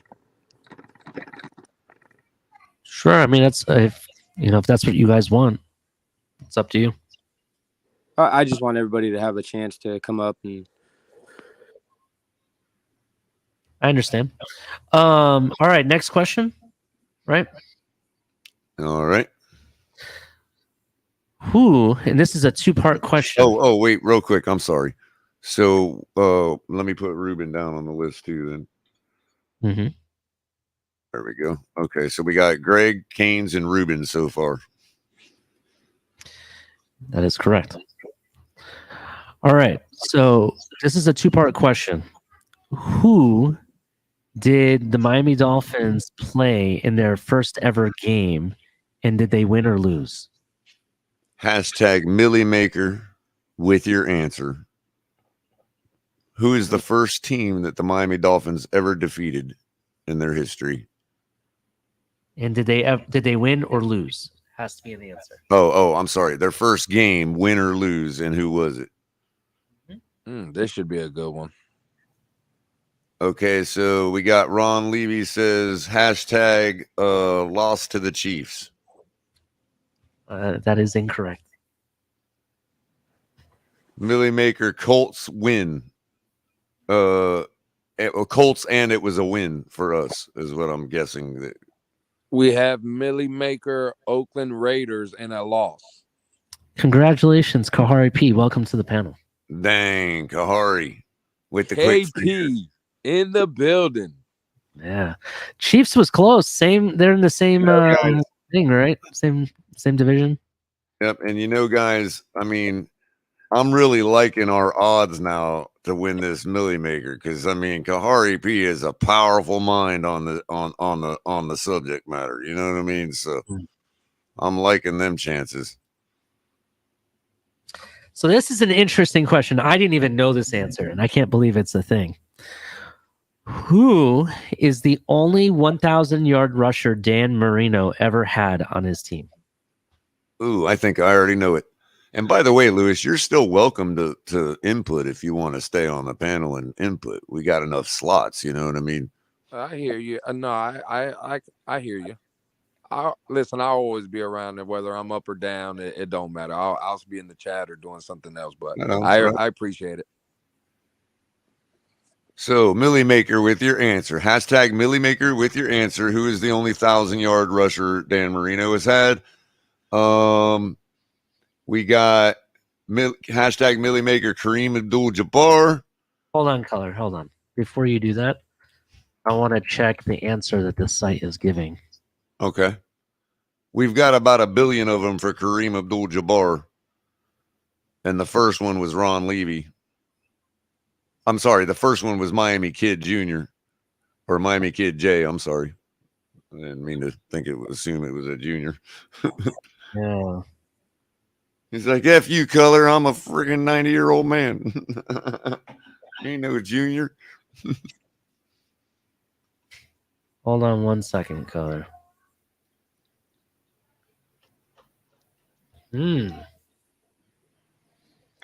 It's not who I would have guessed. It's not the person I thought either, and that's what I'm questioning it. Is it not Kareem Abdul-Jabbar? Not according to this. Okay, so let's see who else we got. Millie Maker, Tony Collins. Joseph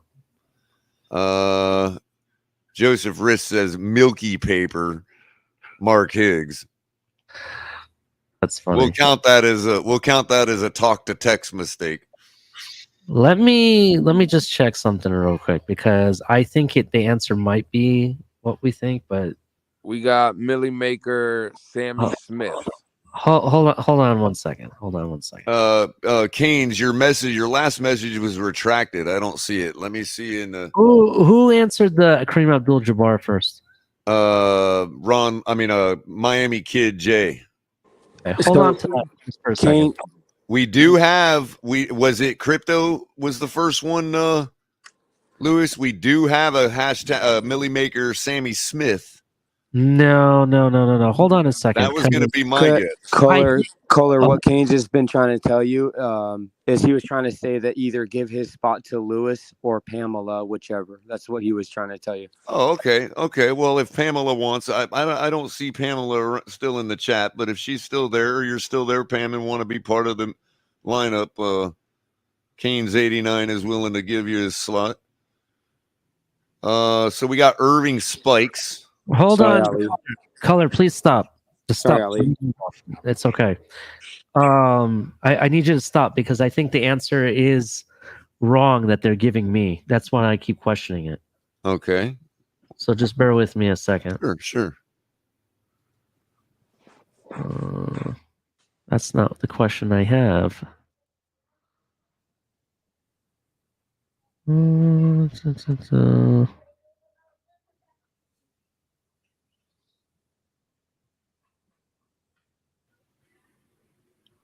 I may have to make this fair. I may have to cancel this question and ask a different one. Okay, well, just real quick, I'm showing,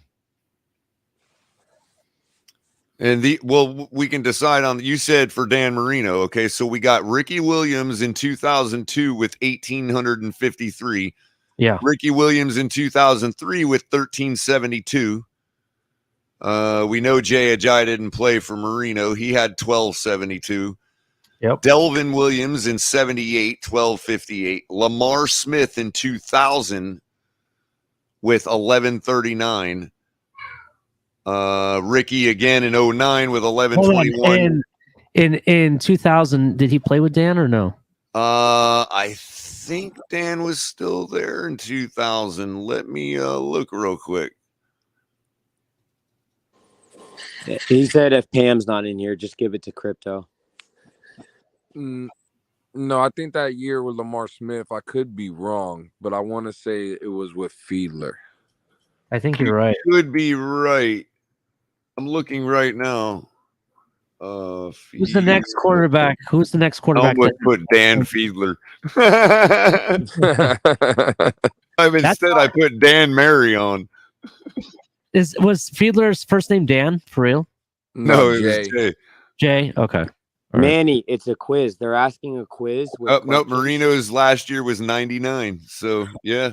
Oh, who was prior to that? What running backs prior to that? Because they have, I'll tell you who they have. None. I've got the whole list of Dolphin 1,000-yard rushers. Yeah, I'm going to tell you right now, the person they have, I think, is wrong. The person they have is Lamar Thomas. Hey, real quick, guys. Manny's been asking a few times in the chat if someone could explain what was going on, so he knew because he came in late. Culler. Oh, sorry. Yeah, Manny, we're doing trivia for panel slots for our Millie Maker lineup for DraftKings for input on it. I think, was Manny in the last one? No, he wasn't. No? He might remember what we did. Cancel that question, ask a different question. Yeah, it's unclear, but it looks like Marino never had a 1,000-yard rusher. Yeah, I could have sworn that Sammy Smith got it, but I thought it was Kareem Abdul-Jabbar as well, and I think that I don't know. I could be wrong. So, I'm looking at Sammy Smith right now. No, his best year was 90 with 831 yards. Bernie Parmalee. Wow, the UPS driver. The UPS driver. Yeah, so we'll cancel that one. We'll ask a different question because this site was wrong. I don't know why they haven't messed up. Here's another question. Who did the Miami Dolphins play to get their first win? Who was it against? Ever. First win ever.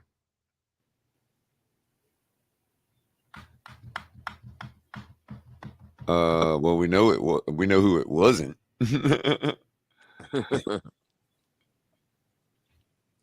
Hashtag Millie Maker. Hashtag Millie Maker with your answer. Who was the first win Miami Dolphins ever? No one's responding. Everybody's trying to look it up. Cheaters.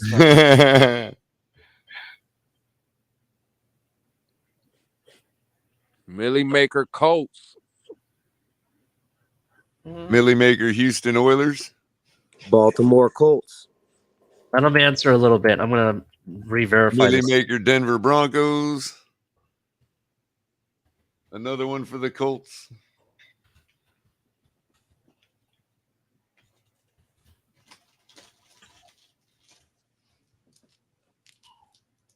One for Jesus.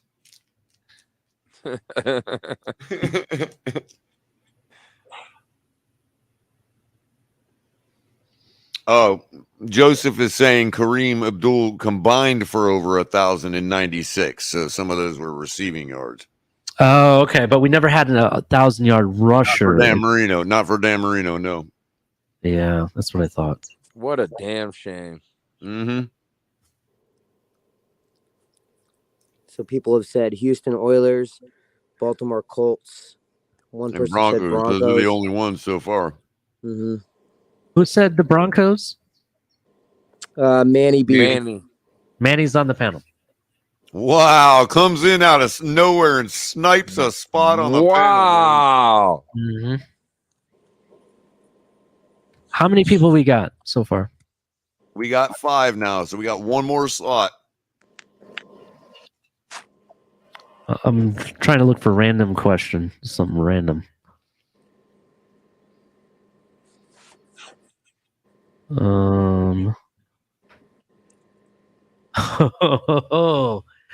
This is a question. If you guys know it, holy crap. All right. Well, it better be a good one for the 6th and final slot. It Hashtag is. your answer. Hashtag Millimaker. I'm sorry, with your answer. Yeah, you have to have hashtag Millimaker. Please don't forget that. Let me just make sure. And yes, Manny B. Kareem Abdul-Jabbar did play basketball, but it is in fact a different Kareem Abdul-Jabbar. Yeah, coincidentally, they spelt it just slightly different.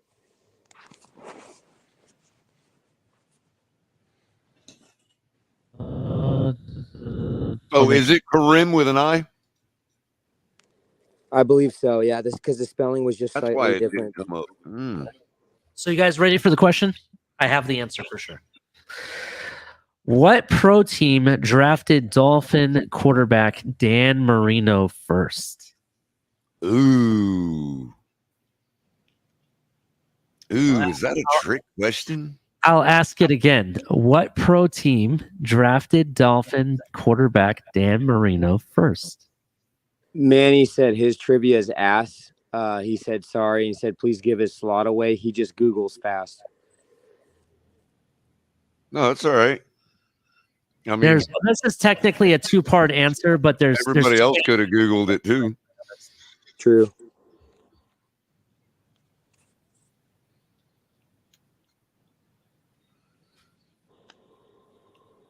Any guesses? 2-part. How can you have a 2-part? Oh, well, there's 2 different answers. Both are correct, so I'll just go with whoever answered the.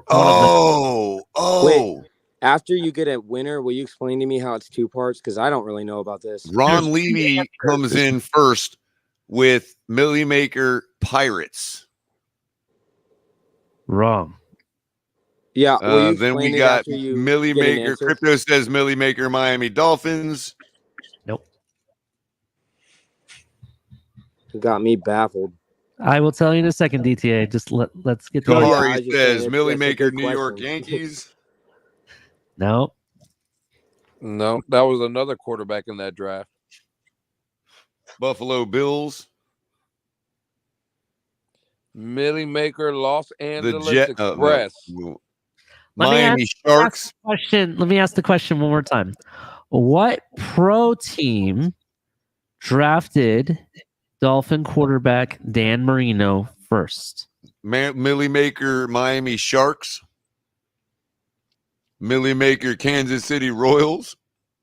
We got a winner. Who said Ron that? Levy. Ron Levy is the winner. So Dan Marino was drafted by the Kansas City Royals in the 4th round before Dan Marino was drafted by the Miami Dolphins. And in addition to it, and I didn't know this, but this is kind of interesting, he was also drafted by the Generals in the USFL. Oh, wow. I didn't know that. I knew he was extremely good at baseball, and I knew that, I knew he played a lot of baseball and was extremely good. I didn't even know he got drafted in baseball, though. I thought football was his first and only. Yeah, whoever said the Yankees, you were on the right spot, but wrong team. So because didn't he play baseball? I might be wrong, but I thought he played baseball both collegiately as well as football, but then ended up giving up baseball to stick with football at the collegiate level. I'm not sure. Do you know anything about that, Culler? Actually, no. But I'd imagine baseball teams were after him with the arm he had. I watched the A Football Life or whatever, you know what I'm talking about? The one on Dan Marino, and they were talking about that. But I can't remember. His sister was interviewed and talking about how he was extremely good at baseball or whatever. And he, I think, originally was going for baseball. I can't remember something about it. Eventually, though, he ended up just sticking with football, and that's where he went to Pitt. Okay, so we got Manny's going to bed. So he said he would give his slot away, or he said apologies. But if Canes is still giving his slot to Lewis, then we got one more open one. We can do another trivia question if you want, or Did somebody give their spot to Mark? no. He's just Mark, being a I'm dick. sorry, man. This is for people that won the trivia, man. So We'll let him up to say his piece about how bad Later. Buffalo is real quick. You know that's not what he's going to do. yeah. What else we got? But need as one soon as we get our sixth slot, Mark, you're out of here. Oh, he left anyway. Yeah. We got one more, right? We need one more question. We giving up somebody. Who do we got? Okay, so we got. Well, I think Ron Kane's check. Kahari check. Ruben check. And Greg check. Kahari, did I say you too, Kahari? Yeah. Okay, so we got 1, 2, 3, 4.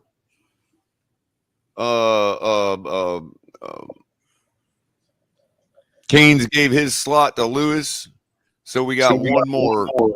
Who didn't come up yet? I nominate Crypto. Oh, we got the You're open missing- slot now for Manny B. Yeah, you're missing Manny B. So Right. So whoever do you want to do another trivia question or? Sure. I would do that. All right. All right, Crypto, get on the ready because I kind of want Crypto's input on the lineup, man. I'm rooting for you, Crypto, but I can't help you none. It would be against the rules. Okay, this is going to be a good one. And Crypto, if you get this wrong, oh my lord. What were the last names of the Mark brothers? Oh, God, it's so easy. Oh, Jesus, Ollie. That's what I said. If he gets it wrong, he doesn't know. I mean, he's on his phone. It's hard to type all that. No, it's not. It's so easy. Well, Kahari says Millie Maker, Clayton, and Duper. So Kahari wins it, and I'm sure he's going to default his entry to Crypto. He's already up here. Kari's already up here. Right, but we said they can answer if they want to give their if they're in it to give it to somebody else, they can answer. All right. Are you giving it to Crypto? Is that what you're doing, Kari? You got it. That's Crypto's spot. All right, that's what I figured, man. man. So real KP is quick, before draw Crypto McGraw. comes up, let's give this butthead something to talk about. Tell us how bad the Buffalo Bills, how Bro, dire the Bills straits suck. they're They in, almost Mark. lost to the Lions, and we blew them out. That was a There's layup. nothing- That was a layup, Wait, Lewis. I'm confused. You beat the Lions see you, 31-27. You almost lost the Lions. Uh-oh. So did you. You were behind Here we at go. half. We blew them out. It was 31-27. Did you look at the scoreboard? They scored a last-minute touchdown to make it close. They didn't. They were ahead at the half. You guys took the lead at Should I bring him up, 31-27, and that's where it stayed. The Bills won 28-25. If he Played wants lousy. to say something, but Dolphins won 31-27. Played lousy. Tua played great, but the rest of the team played lousy. Buffalo was playing their home stadium 2 weeks in a row. Allen's hurt right now, and that's the way it we is. can exploit Mark. Listen, the without numbers, saying Mark, anything, the you know numbers what don't lie. I even posted the side by side of Josh Allen's production and Tua's production, and they weren't even close. They're night and day. So kiss my ass. That's factual. You guys played like shit against the same team that we both won against. You won, we won. We just did it a lot better and more convincing than what the fucking Bills did. I didn't say the Bills played well. The Bills played horribly. The Bills played horribly against the Jets. The Bills played horribly against the Vikings. They pissed the game down their leg. All right, They deserve to be Dolphin right where Don. they're at. Dolphin Don, You wanna want to say make a comment real quick? No, I just think the Dolphins are going to win tomorrow pretty easily. This is It should be an easy win, and the Dolphins should be ready to. Since you're up here, I want you to At 8-3. Yes. Okay, sorry about that, guys. Hey, Mark, who's in first place tomorrow night in the AFC East? Dolphins will be first place in the AFC East tomorrow night. Thank you. That's all. That's right. Dolphin Don, do you have anything to say before I bring up crypto? No. It's all good.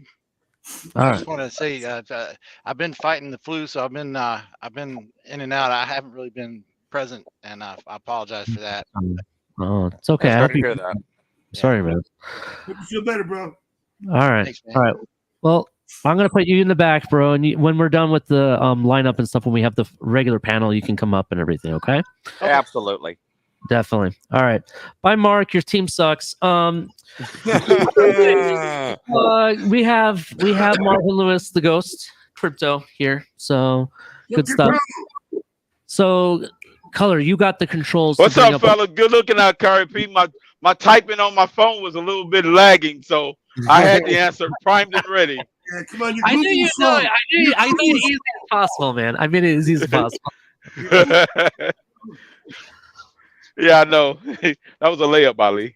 I know. I was like, dude, if he gets this wrong, I'm gonna be disappointed in him. So we're gonna real quick.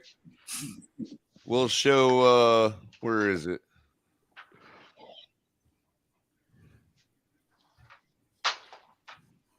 There we go.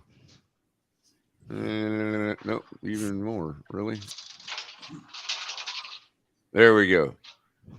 So, as you all can see, we finished in 21,778th place, Man, winning $30. So, as you can see, now our balance is 40, and we got 2 lineups we can do, but we're going to do one this week. And that way, if we don't get in the money this week, we'll have one still to do next week. And we'll do something similar like we did with this panel this week. And obviously, it's honor system for me to pay everybody out. But you all have the video proof on the Fitness Tailgate that we all made this agreement. You know what I mean? So, anyway, so that's KP coming back in. Okay, cool. So this is last week's results, or we didn't do it last week because of the bye week. We did it the week before last, and we all decided to do a Tua stack, which actually didn't work out bad for us. It wasn't necessarily the stack to make that week, but it still worked out pretty good. We got plenty of points for it. Tyreek Hill was a little cold with only 15 points, but we nailed Jeff Wilson Jr. We were spot on with that one, guys. That was the dark horse. As you can see, he was only drafted 10. He was only on 10.6% of the lineups. Our sleeper, Sky Moore. Yeah, well, he slept, so we didn't get that right. That was going to be our differentiator.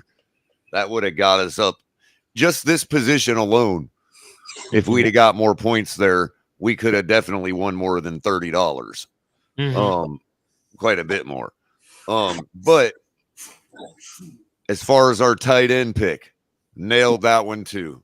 That was our run back to the Tua stack against the Bears. We ran it back with Cole Kmet and Donovan and Cole Kmet. No, I'm sorry. That was the Cleveland game. We ran it back with Donovan Peoples-Jones, which did have a decent performance against us at 14.9%, but that was a lot of people's run back, 22%. But as you can see, Cole Kmet at 14% on the lineups. Defense only got us 6 points, but defense is kind of like flip a coin, to be honest with you. And we all believe in ours. If they're home, So, I would stick with Tua personally for this week. well, this week. Yeah. Yes. Now this week. Okay. This week you got to stick with the Tua stack. Because closer this week. there is nothing wrong with, looking at it like, okay, we have a chance to blow them out. We have a chance to put up a lot of points in yardage, and we have a chance to spread it around. So do we want to do any stacks?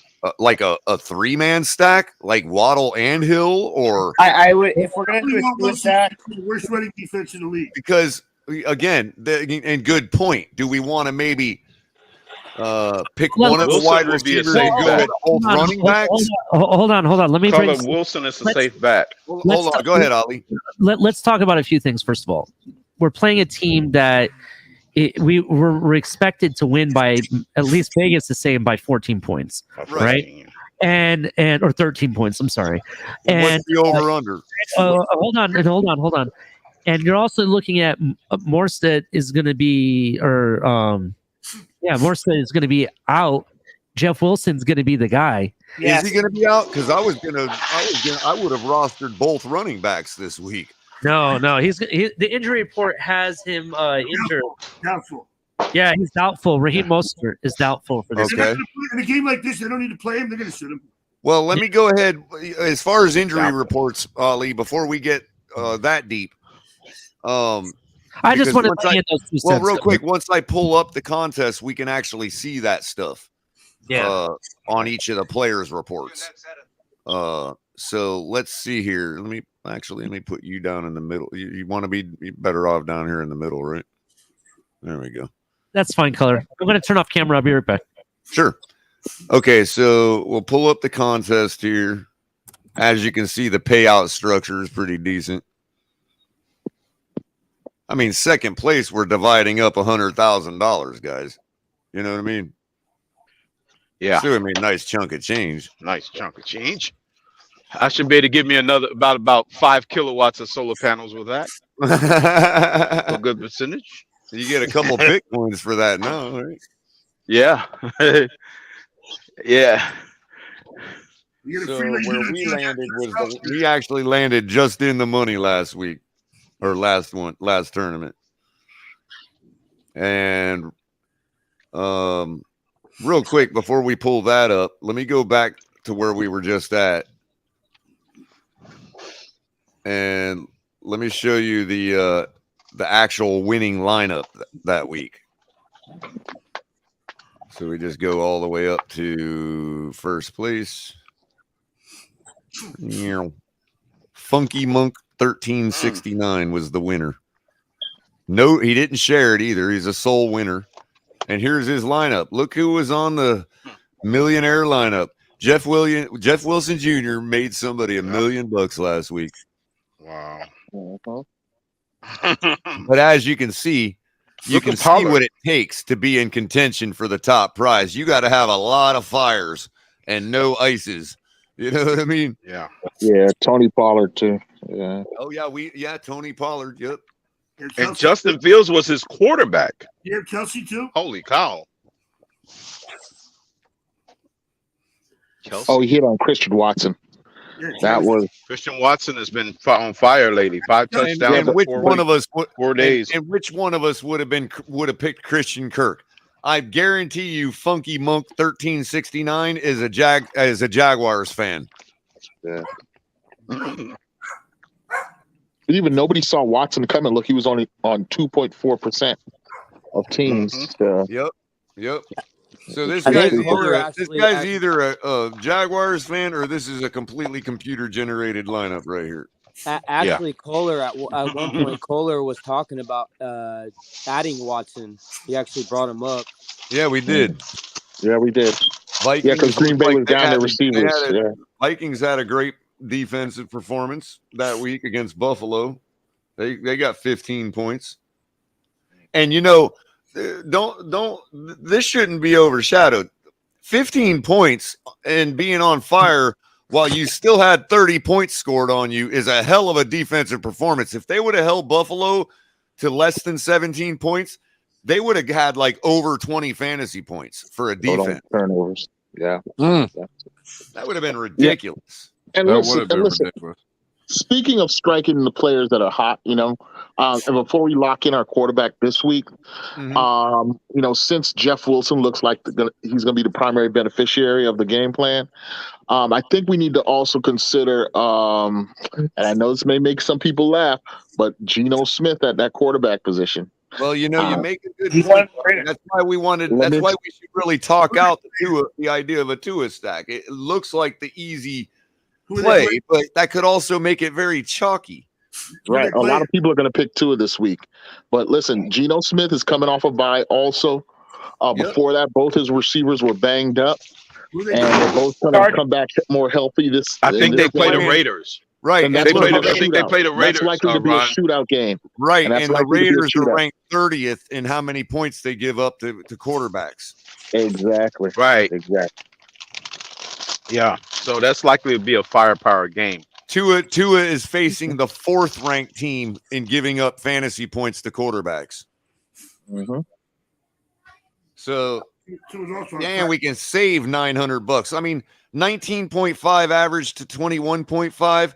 Either one of these two could put up 38 or 40 fantasy points in any given game. So to save $900, that's a valid point. Right. There's also Joe Burrow against Tennessee, who's been lackluster in their secondary too, apparently. Right. And does he get back Jamar Chase this week? Yeah, or? I believe he does. I believe. Yeah, he I does. heard that. I think I heard that too. Has Gino had any games yet, though? Where have they had any like high scoring games yet? Yes, against the Lions earlier this year. Yeah, they've been. Yeah, against the Lions, they scored 48 another points. thing, DTA, Geno Smith has been leading the league almost the entire season in completion percentage. Yeah, Right. yes. Who's the Lions playing? They No, play they just. the Bills. Oh, that's right. That's good. Yeah, they've already played on Thursday. So here's the splits right here. Tua So lead that right now? So this is Geno Smith's splits. The game is in Seattle. Okay. He scores about the same amount of points home and away. Game log. Let's see his best performance. His best performance was 34.7 against Detroit. In Detroit. That was a shootout. Yeah. Is the Seahawks at home or are they away? They're at home. Home. But the splits aren't bad. Now, the defense he's facing gives up. Where is it? Right here. 23.6 points per game.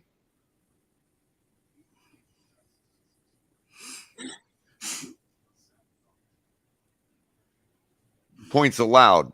So they give up 23.6 points per game, football points. Now let's go over to Tua. Of course, he's playing a lot tougher as secondary, but are they really a tough secondary when they've never faced Tyreek Hill and Jalen Waddle? Everybody just likes to run the ball up. Nobody throws it at them. Well, that too, but again, there's the thought, like Lewis had brought up earlier, and somebody else did too, about McDaniel wanting to help Tua shine in the MVP race this week. Right. I think McDaniel wants to get that running game going. Now, this is interesting. Look at Tua's home and away splits. He scores 26.6 fantasy points in away games and 16.4 at home. The defense is better. Wow. So he look better on the road than home in his fantasy? Mm-hmm. What about Mahomes? No. Remember that Baltimore effect on Tua's numbers. That inflated his numbers. Well, that that's was true. his best game at 43.86. His next best was against Detroit. He put up 32.18 fantasy points. Yeah, that was a good game too. Yeah. He's got a 27 in his bag, a 23. I mean, he's consistently putting up more 20 plus and 30 plus than Geno Smith. The Eagles playing. Who are the Eagles playing? Let's find out. Oh, Packers at 8:00. Oh, they should be able to put up points in that game. I can tell you that right now. Yeah, that game's not on this slate then if it's at 8 o'clock. Oh, okay. So we can't pick. We can't take Right. him. Let's take a look at Mahomes. Hurts can get Mahomes, 30 points in remember, that game. If we go for a guy like Mahomes, look at how much we're spending. Damn. Yeah, fuck that. Yeah. You're They're spending playing probably what, 9,000? But they're playing the Chargers. That is kind of a shootout type of game, Favorite question. Yeah. Wait a minute.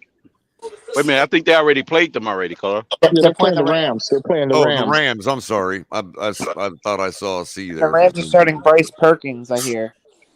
Right. Oh, the Rams have no defense, man. Stafford is And out. they got Bryce Perkins at quarterback. That ain't gonna work. Yeah, but again, I don't disagree that Mahomes is going to put up a lot of points. But is there somebody else that can put up just as many that don't cost $8,200? Listen, we got to look at Justin Herbert here. Justin You might Herbert want to look at Herbert or even against Arizona, because that could be a shootout. Yep, you want to catch the They might shootout have cost quarterback. you as much. He lost Mike Williams again. But he has Keenan Allen. He has Eckler and Allen back. Ooh, this is So a tough one, guys. he might. Hell, we might end up being defaulted to Justin Fields. Mike White against the Bears. Justin Fields isn't playing. I mean, he does. I thought they say he was going to play on a broken He shoulder. does bring the running ability. Let's see the latest update. As of today at 2:00 Eastern, the Bears elevated third-string quarterback Nate Peterman on Saturday, which would seem to signal Fields' eventual absence ahead of the Week 12 matchup. Okay. They didn't rule him out as of now, but NFL teams typically don't carry 3 active quarterbacks on the game day roster. Who are the Cleveland Browns playing? We know Aaron Rodgers. We know Aaron Rodgers has been playing bad, but his receivers have been doing good. We might can get him on the cheap. Isn't this the week that Deshaun comes back? No. Yes, this is the week. Yeah, hell, that's a good one. We might be able to get away with Deshaun. We play the Texans, guys. Deshaun comes back against the Texans. Yes. Yeah. Thank you, Ron. You reminded me. Okay. Yeah, he comes back against the Texans. Okay. He'll be dirt cheap, at least for the first 2 weeks. What about this nutcase? Hey. Ooh. There you go. But he might get benched, Culler. He's hurt too. Yeah, he hasn't been healthy. Well, listen. Jared Goff has already played, so that he can't be picked. I mean, Kyler Murray put up 29 points, fantasy points against the Vikings. He was hurt last week, Colin. I don't know if he played it this week. Yeah. Last week. Who do the Commanders play? Well, who is? No, his receivers are all banged up. Dotson just barely got back into playing. He's on my team. He's on my fantasy team. He's on my fantasy team. Colts play Monday. So that's no good either. I mean, Heineke is a real gamble. Maybe. What's the What about Jimmy G? Freaking, I won't even say it. Mariota. What's his numbers looking like? Color. That's the sneaky pick right there. Lawrence. The Jacksonville quarterback. Yeah, but Lawrence is playing against. He's going up against against the same Baltimore team that Tua obliterated. Yeah. So Baltimore's team is obliteratable. Yeah, but obliteratable. Who are the Steelers playing? Steelers play Monday too. But that is a sleeper pick, though. I like that. Maybe Lawrence can have an out-of-body experience. What about Jimmy G? Roll of the dice. I would trust the Lawrence roll of the dice against Baltimore over Jimmy G on. Jimmy G is just so his average 17.6. You could almost take that to the bank. It won't be 1 point or 1 point lower or higher than that. I guarantee it, man. Can you pull up his numbers, Color? I want to see his color. That's about right, Color. But guess what? Jimmy G is liable to have one of those games, where he's putting up 40 points. Hey, Ali, you should have said, "Hey, numbers, can you pull up his color? I want to see his colors." Or could you stay with Tua? Well, Color, your calculator is probably you probably got to give your calculator a little bit more sunshine, Color. I think the battery is going dead. So did they already? No, they don't have to play New Orleans twice a year anymore. Yeah, I see your point, Color. His numbers are pretty average. Yeah, now that I'm looking at his numbers, he's average. I mean, let's see. So nobody wants Justin Herbert? He put up 10 fantasy points against Denver in the Mile High Stadium when the air is thinner. Because we know we're getting 10 points. Again. 10 fantasy Well, Denver, points. Yeah. Denver has a lot of good defense though. Yeah. Yeah, you know Now their this defense could is turn also- out to be a shootout too. Atlanta and Washington. their defense That's is- what I'm saying. Atlanta, you might want to get Mariota. He's a sleeper. I just nobody don't to throw know to. if Pitch is out for the season now. You got nobody to throw to.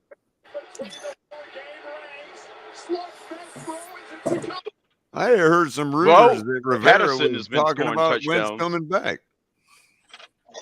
I think we should stick with Tua. Yeah.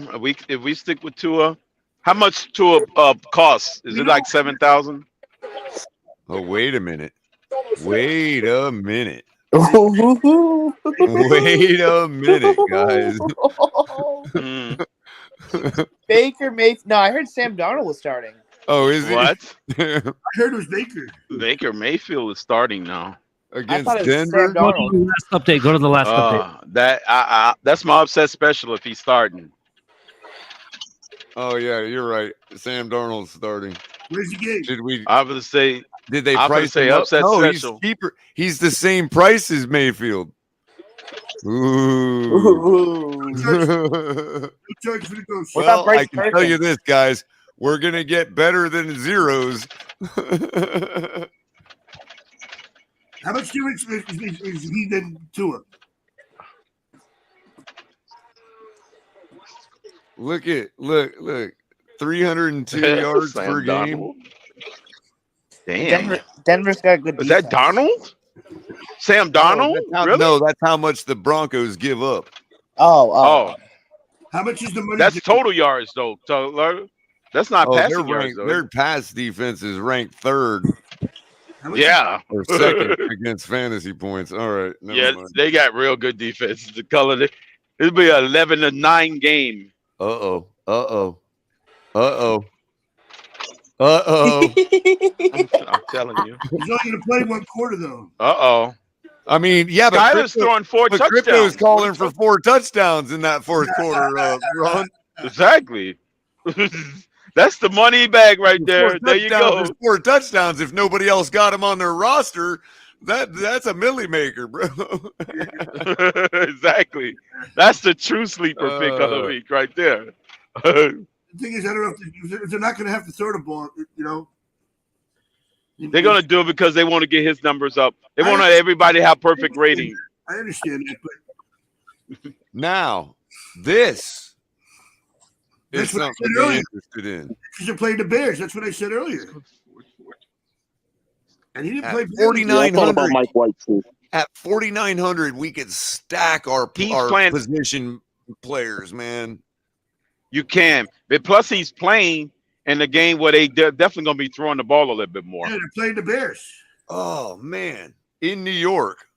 Yep, And they are playing the Bears. Yeah, Leave it up to you they, guys. We they'll need to throw know the the weather. they'll throw the What's the ball. weather going to be like? What's the weather going to be like? Because last week it Well, was terrible. his, It's 60 but his degrees. arm's not a factor. He's got a strong arm, KP. Hey, all I know is I want to make this play, but I'll leave it up to you guys. We'll vote. The weather's not going to be a factor. I'm in Jersey. Right Yeah, it's now. not gonna be a factor. Yeah, right. Ron knows. So let's do this. Yeah, it's not an issue. So let's put him on the lineup and just see how much we can gather with other players because of how much we're saving on him. So let's start with Mike White. How much Okay. Let's give him at least one of his He's what, receivers. 4,900? How much was Tua? Oh man, you could really stack. I now. know. You see what I'm saying, Crypto? How much was Yeah, Tua? you might can be able really to stack make up now. Efficiencies too. You know, he's the starting quarterback. He's gonna get his 15 points for 4,900. You know how much you get from? You know how much you pay Color, for how much- Ryan Tannehill to get your 15 points? Color, how many points did Zach Look, Wilson? Yeah, look. Zach, you're gonna pay a lot. 5,400 for Ryan Tannehill's 14.4. Yeah, but how many points did Zach Right. Wilson get last week, though? I'm sorry, How Ron? many points did Zach Wilson get last week, though? 3 completions. Last week, Last week probably got like 2 points. 5.7. Yeah. Right, it wasn't much. Look, Guaranteed. look. Yes. Zach Wilson is not even playing, and he's They $100 more than Mike They White. confirmed that Mike White is starting. Yes. Yeah. Yes. Yeah. Yeah. Jack Williams is going to be dressed. He's going to be inactive. You see that though? Zach Wilson is $100 more than Mike White. Damn. And Right. Yeah, I White like that Mike White. If you go with Mike White, you got to stack. What's that receiver? That You got receiver to stack Wilson's got to two go of in our there. receivers. Garrett Yeah. Wilson for sure. Yeah, Garrett Wilson. Yeah. So that means Garrett. Okay. You got, Flex though. You don't necessarily need He's him. gonna be We're one of probably the you gonna can three flex receivers. them, Hey, and you you can know still what? start Hill and You know Waddle. what?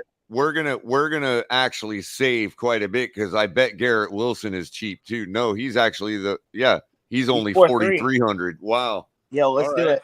Let's do it. I'm Wait a liking Now you that. can afford Tyreek Hill. You And can another afford big, Tyreek Bro. and Waddle. Yep. You guys do understand that we're putting. Hold on, you could put Hill, Waddle, and Jefferson. You probably be able to afford all three of Jefferson them. played Thursday. Just so Yeah, you know. Jefferson already played. Oh, I was damn. already thinking like that. I was already- if you go with Hill and Waddle, you might as well get Tua too, because Tua's going to go crazy. What about Amari Cooper? Unfortunately, I can't put Tua in the flex. Right. Oh, We yeah, can you only can't- you can't afford all flex a these guys, quarterback Kahari, because we got Mike White. You know what I mean? because you Right, got White. exactly. What about Yeah. Christian Kirk? Well, he was on the Millie Kirk Maker was 2 in there. weeks ago. Chris Olave. Oh, he was. 2 weeks ago, yeah. Oh, what he had, like 30-point game or something? Well, they were playing Kansas City. Okay.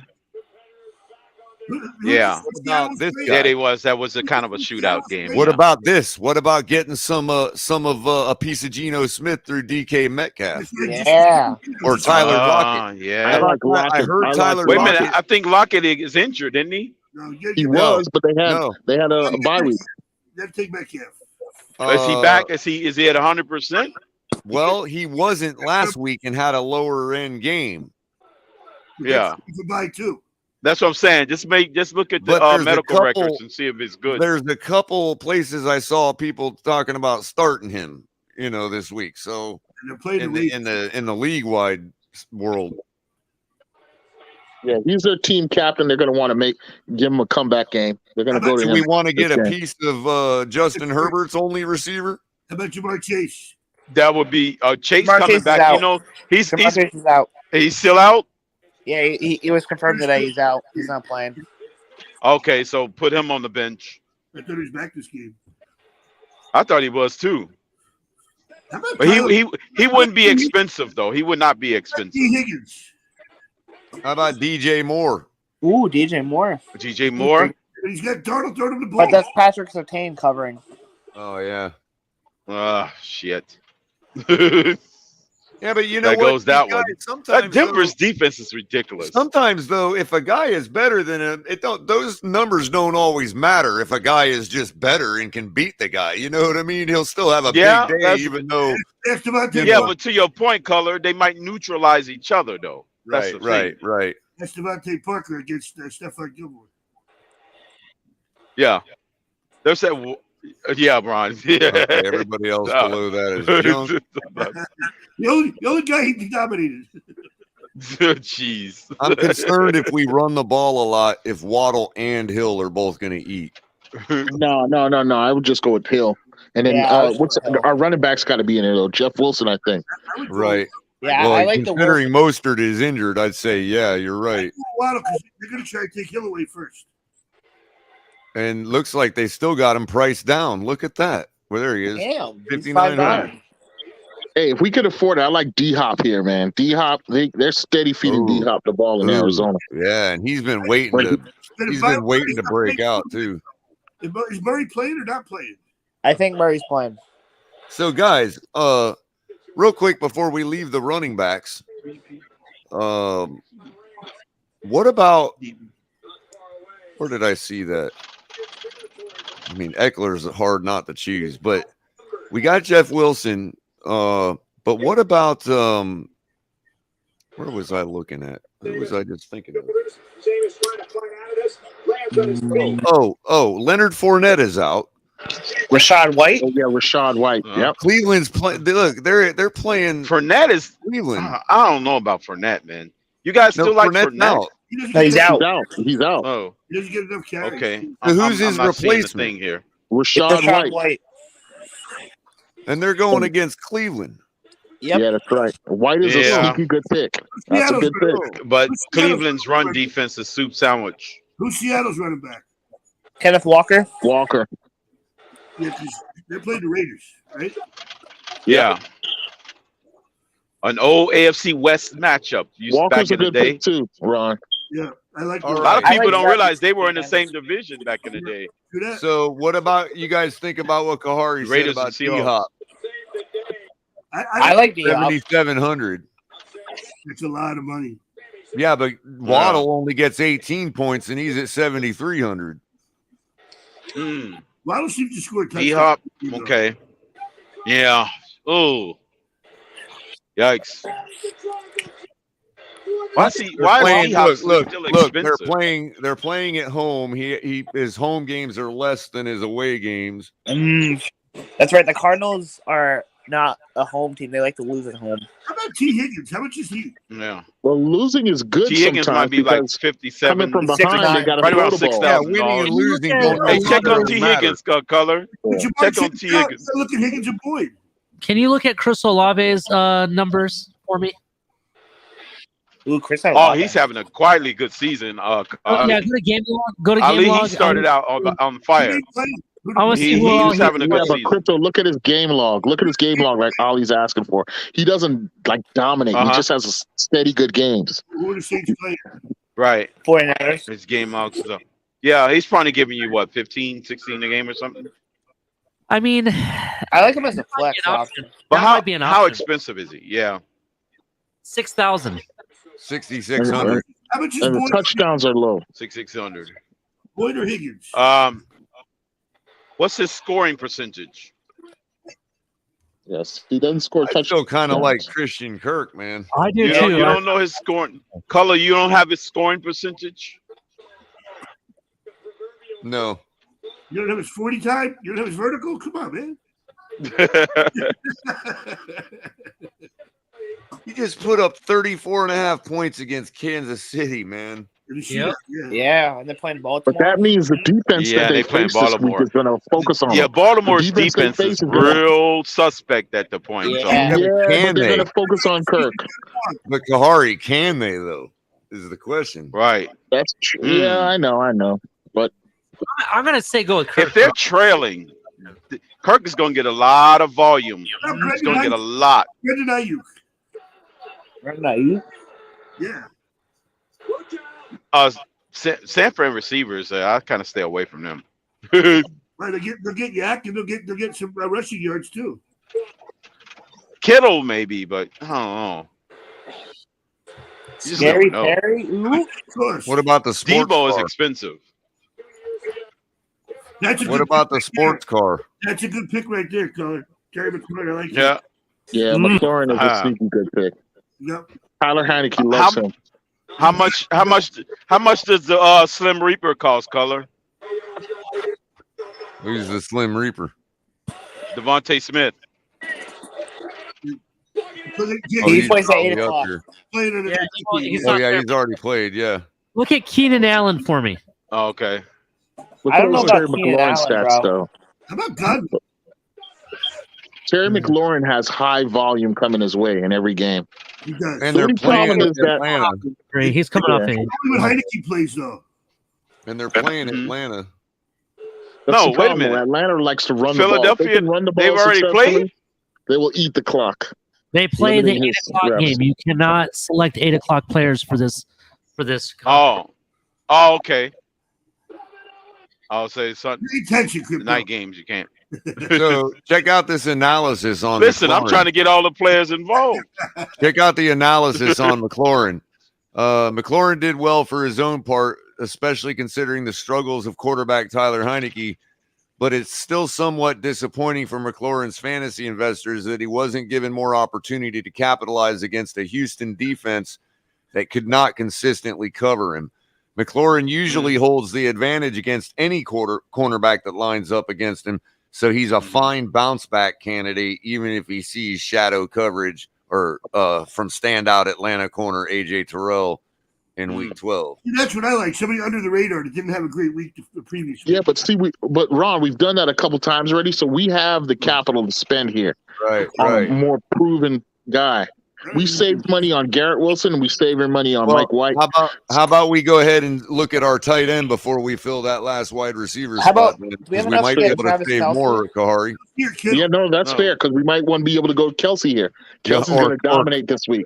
Or Yeah, Komet Kelsey again. is gonna have a big Or- game. or- I'm seeing 3-4 touchdowns. I disagree. Komet, I don't think is going to do it very much because he's not going to have field. I don't like Komet. Right, but here's What do you the mean thing. Kelsey's not gonna do much? But here, Ali? wait, guys, No, wait, guys. Komet, not Kelsey. Komet's playing with a backup quarterback. They usually like to rely heavily on tight ends. What about Everett? And Komet is playing the Jets. It would be our run back for the Mike White, Garrett Wilson stack. Just throwing that out there. You know what I mean? Okay. I hate to say it, but I like Mike Gesicki versus. But Culler, you want it to be both of them have an opportunity. What about Gerald Everett? Yeah, Gerald Everett is a sleeper this week. Where's he at? Oh, yeah, against Arizona. Njoku. What about? I was gonna say Njoku, another one of my fantasy guys. Njoku's another good sleeper. To do anything. Yeah, Njoku.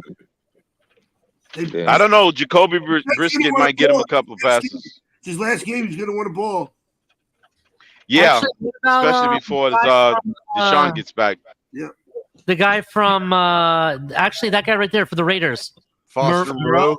Yeah, look at his numbers. Sneaky good one. Look at his numbers though. Look at his numbers. What's his name? Foster Moreau, I think. Foster Moreau, yeah. Waller's gone, so he's the TE1. Waller's out for the season. That's right. His best game was What about- against Indianapolis. Is what is? Okay. Huh. I just heard, another sleeper. What about Darren Waller? Another sleeper is Jay Johnson, the New Orleans Saints tight end. Oh, DeJuan He's been Johnson. getting steady. Yeah, he's been getting lots of production in the last 3 or 4 weeks.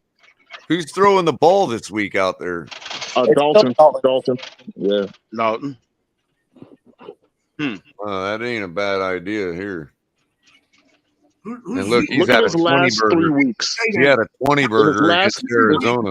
Look at his last 3 weeks, though. They've been going to him in the red zone. Look at that. He pretty much Look at walked his into game that log. 20 burger, Cully. How about Cameron He Brate? slept walking to that one. Look at his game log. How So about, look what his salary was the week he got 20 points, man. He must have been on the Millie Maker that week. check out Cameron Brate. Look, touchdown in each of the last 3 weeks. Yeah. I'm sure somebody's picking up Christian Watson. He scored 5 touchdowns in 4 days. Look at his averages. Cameron Brate. Thank you, Jose Valdez. Tell Crypto. Oh, goodness. Stop it. Cameron Brate. I don't even see him. And then look, in the Arizona game, he had 2 touchdowns. So this is a guy that Andy Dalton's leaning on in situations in the red zone. DeJuan I Johnson. tend to agree. Cameron Brate, how's he doing though? not so good. No. Well, I know early in the season they struggled, but they're coming on now. I didn't know if he Yeah, was. it's a more of a safer pick, to be honest. Yeah, he's splitting time with this guy, Cade Otton. Cade Otton's getting more play than Brate. Okay. Look, it looks like we're chalk this week. They got us priced up. It's not a sneaky pick anymore. I like the Jets. I like Broncos. Chicago would be good.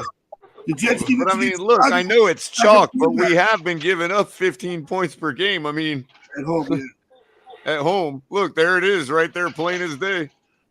Uh-huh. And when you consider a bye week, doesn't that benefit a defense more? Our defensive player is going to love the rest that they just had. Yeah, but the Jets. And you get to incorporate the only question, Bradley Kahari, Chubb in more. Yeah. The only question would be, could we get the same production for less than 3,900? Because they are kind of priced up this week. How much are the Jets? Yeah. My thing, though, Color, is I think we've saved enough to spend here. I mean, we can Somebody spend. coming off the bye. Yeah, but That Mike White and Garrett Wilson allows us to spend. The Jets are playing at home. They're playing the Bears with a backup quarterback. that Bears' whole offense is Justin Fields. That's a good point. That's a good point, Ron. And they average Yeah. 8.6, so their splits Yeah. are probably closer. Yeah, Jets are a good pick. Absolutely, Ron. Exactly. That's a Jets good point. defense. I Yeah. think that's who you should go with, Jets. They've given up like 3 points a game. And they've been getting better and better too. I mean, Jets Yeah. defense has improving. Good defense is They for put real. up 20 fantasy points against Aaron Rodgers. Yeah. And what are their sack numbers compared to other teams? Because sacks lead to fumbles. So Exactly. Yep. and that gives you bonus points.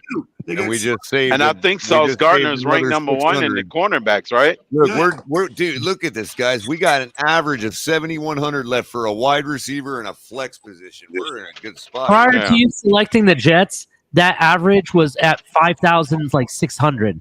Now it's at 7,000 because I'm always sticking with the Jets. Plus, it complements our Mike White Right. stack.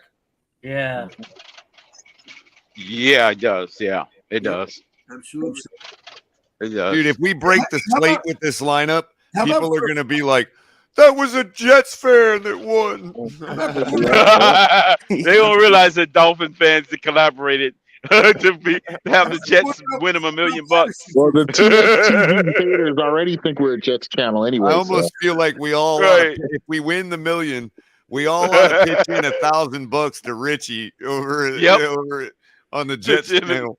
Right. Cordarrelle Patterson for the flex. Richie gonna be like, what the hell going on in TFTG?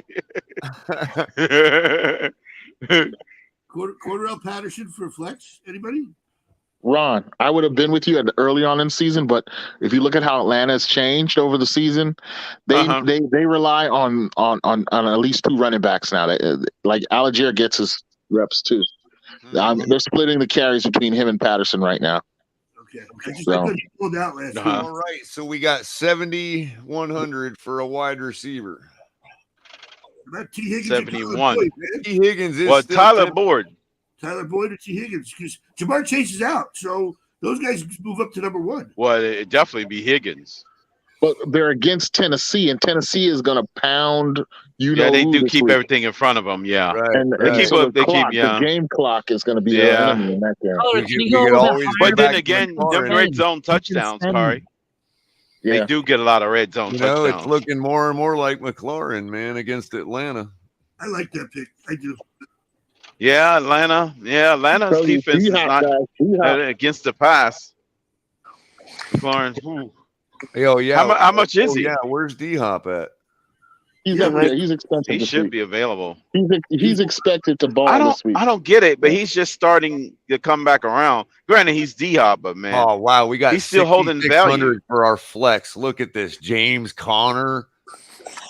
Oh, I do like James Conner. Damn. I like him. No, Christian. I don't know. Kirk. It makes me a little queasy. Mark Kirk Andrews. is fine. I like Kirk better than Conner. I can't stand playing tight ends in a flex. I mean, that guy makes me a little queasy. I'm telling you right now. Andrews going off against Jacksonville. Conner makes me a little queasy. That's Christian Kirk. Mark Andrews. David Montgomery as a run back for our Jets stack since they're going to be throwing the ball heavily. Yeah, but they got 2 guys running. Herbert also. They split the carries. Tyler Lockett. Ooh, Tyler Lockett. Or DK Metcalf. Ooh. I mean, I know Lockett averages more, but Damian Pierce might be somebody. Ooh. Yeah.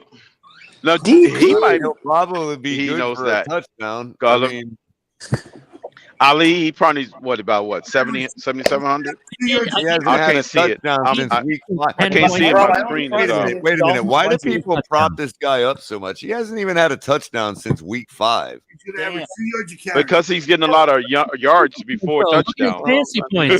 That's probably why. He's getting a lot of yards. He's not getting touchdowns.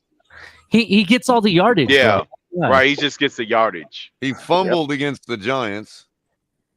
Still had 13.2. Yeah, that's understandable. I mean, Twice. He fumbled twice against Chicago. I mean, I like our run D. Was those lost fumbles, Color? Did he lose those fumbles? No. Well, the one against the Giants, but the 2 against Chicago, no. How about going Okay. Jets for Yeah, because he gets a lot of contact. And our run D should be even better with the rest from the bye. So we're geared up to stop Pierce. Should be. And it's only we got to concern ourselves with is stopping him. Where the heck has Godwin been lately? I don't know. I have no idea hurt what a that little is. bit. That guy, where he's been. Said he got 6 receptions for the 7th consecutive game last week. Damn, good for him. How many yards though? Yeah. 71 yards on 8 targets. 6 receptions. And they can't all be Hill Waddle. They can't all be Hill Waddle. That was his best game of the season. So he might be feeling good now. They're coming off a bye. Oh, no, they're not coming off a bye. But he might be feeling his best yet of the season. Who are they playing? They're playing Cleveland. That could be a good move. I still like Cordell Patterson. How many points does he average a game? And I like her so much. I don't know. He's still up at, what is that, 14 or 18? I can't read that. 14. 14-1. Go to his numbers. I don't think it's that great though. Do we want to go maybe? Do we want man. Washington D is solid too. Patterson, he's getting a lot of stuff in special teams. Hold on. Are they going to count him if he's getting yardage in the special teams? He's been used heavily on special teams. No. Defense, right? If we got Atlanta, I think Atlanta defense / special teams. Yeah, because he's getting a lot of special teams touches. Yeah, but they only get points for touchdowns in special teams. Okay.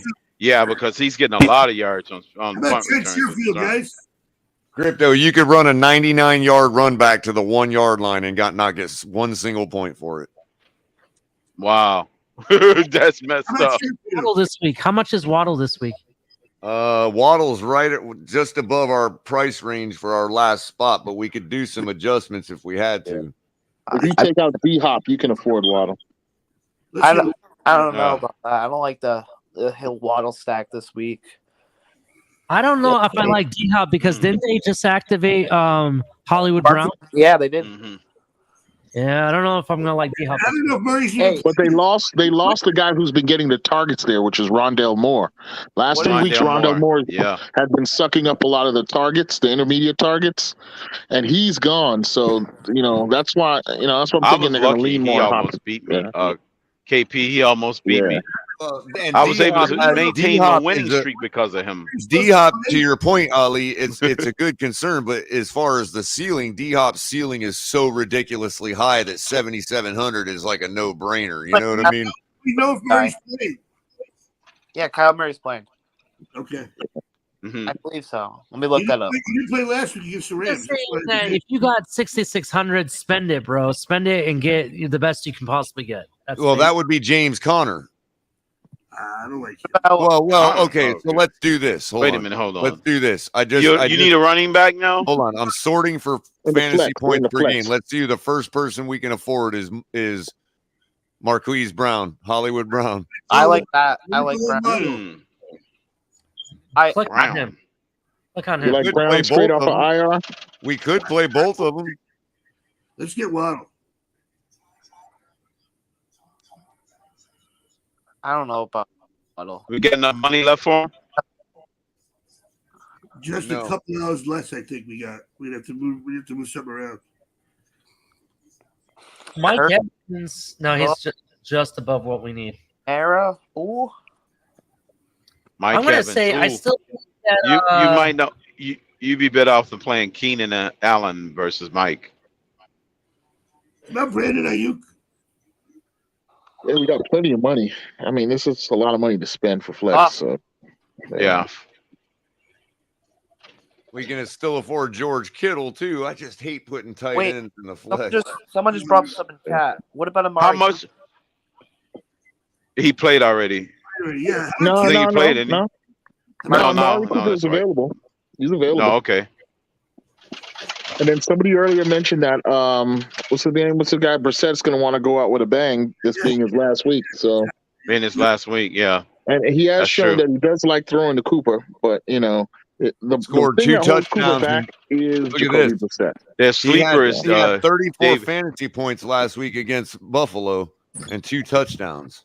Mhm. Ooh, I Oh, like okay. Yeah, 44. Damn, I ain't know he had that much. Yeah, Brissett's going to lead the rest of the passing for the team. Oh yeah, he balled last week, and I wasn't his only time balling either.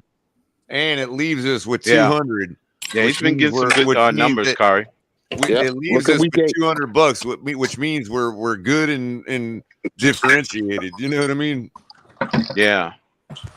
But that's the thing. When look if you look at his game log, look, he's got 12 targets, then 3 targets, 12 targets, then 4 targets. Now this So whole thing it's right hit or here miss with hinges him. on Mike White. We're pretty solid everywhere else, dude, but it's this Mike White stat that we're dreaming about. Oh my God, Mike White come through. That's stacked there, man. Hey, if he does come through, We're man, looking we got at a 40 shot at the points Billy. between the both of them. We're 40, if 40, this so 80 Mike White points. stat There you pans go. out, we're winning $1 million. I'm telling Yeah. because we're solid everywhere else. I mean, maybe we could look at a different tight end since we got 200 more, but I like what the reasons for going for Juwan Johnson there. Yeah. I think it's good. I like this lineup. Hopefully, Mike White could channel some Ken Do O'Brien. what he did last year. All he had to do what he did last year against the Titans, remember? And the He only Bengals. threw like 3-4 touchdowns in that And game the against the Bengals. Titans last year. Yep. Yeah. I don't think he doesn't know that position's up for grabs right now. Yeah. So how do you guys feel? Mike White, Jeff Wilson Jr., Rashad White, Garrett Wilson, Tyreek Hill, DeAndre Hopkins, Juwan Johnson, Amari Cooper, and the Jets defense. I like that. That's a solid lineup. Yeah, I like that. That's I a get real a solid lineup? lineup. Look, I'll lock it That's in, actually- but we can always still vote to change it. And we also got to make sure there's no last minute changes or injuries or healthy scratches Sunday Right. morning. You know what I mean? Sunday morning, right? Um, Gotcha. And if I need to make any changes and we can't get everybody here, I'll have to do what I have to do. But right, hopefully enough of you guys are usually around, to be told, and that way the other guys that can't know about it are comfortable knowing that the majority of us agreed to change whatever at the last second. You know what I mean? Just as long as you don't swap DVP in for somebody, then I won't have a conniption. Well, remember, Crypto, all of this is right here on recording, so everybody can freeze frame the lineup. You can see me hitting enter. You know what I mean? You can compare it to what we show on Monday morning. You know what I mean? It's all here. So, we get an eye from everybody. You want to do collective? I'm fine eye? as long as DVP gets me 300 points. I'm good. All right, I'm gonna go ahead and lock it in, guys. Here we go. We're in. Let's do it. There we go. Let's do it. Ready to roll. We got him. That's just so you can millionaire see, lineup right I there. didn't put any of mine in yet. First of all, I need to go over here and take that same lineup. Try to get myself $500. Look at that. There we go. I'll just import that booger. That millionaire lineup right there. Yeah. Millie Maker. So the That's top it prize. right there. Now you all can do these for free yourself too. These are and let me get back. Let me enter that and get back to the list. As you can see on DraftKings and the free promo for DraftKings, we haven't partnered with them. Hey, call me. But you can see there's like 5 free contests you can enter, sponsored by different people. These all look like full Sunday lineups because I don't see. Look at the time to live is all the same. So these are all full lineups, all classics. Sometimes they do. Is there no Sunday night game? There should be. It's got to be at least Oh one. yeah, game. here we go. Okay. I thought the Eagles play Sunday game night, is right? done separately. They have the whole draft of its own. Yeah, but I don't know why there's no free ones. Isn't there supposed to be the KFC one? They're not doing it this week, I guess. Let me find out. Give me a second. Usually they do like Modelo and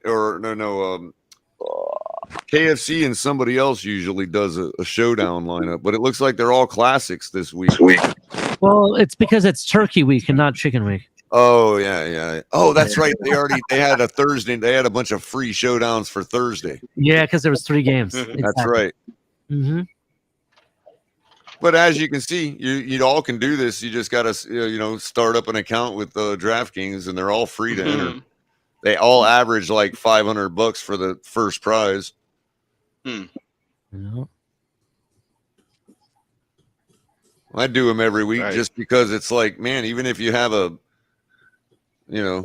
chimpanzee pick your lineup, you probably you're just as likely as anybody else to win it. Right. Yeah. Totally free to enter. So as you can see on the contest list, there's our Millie Maker lineup.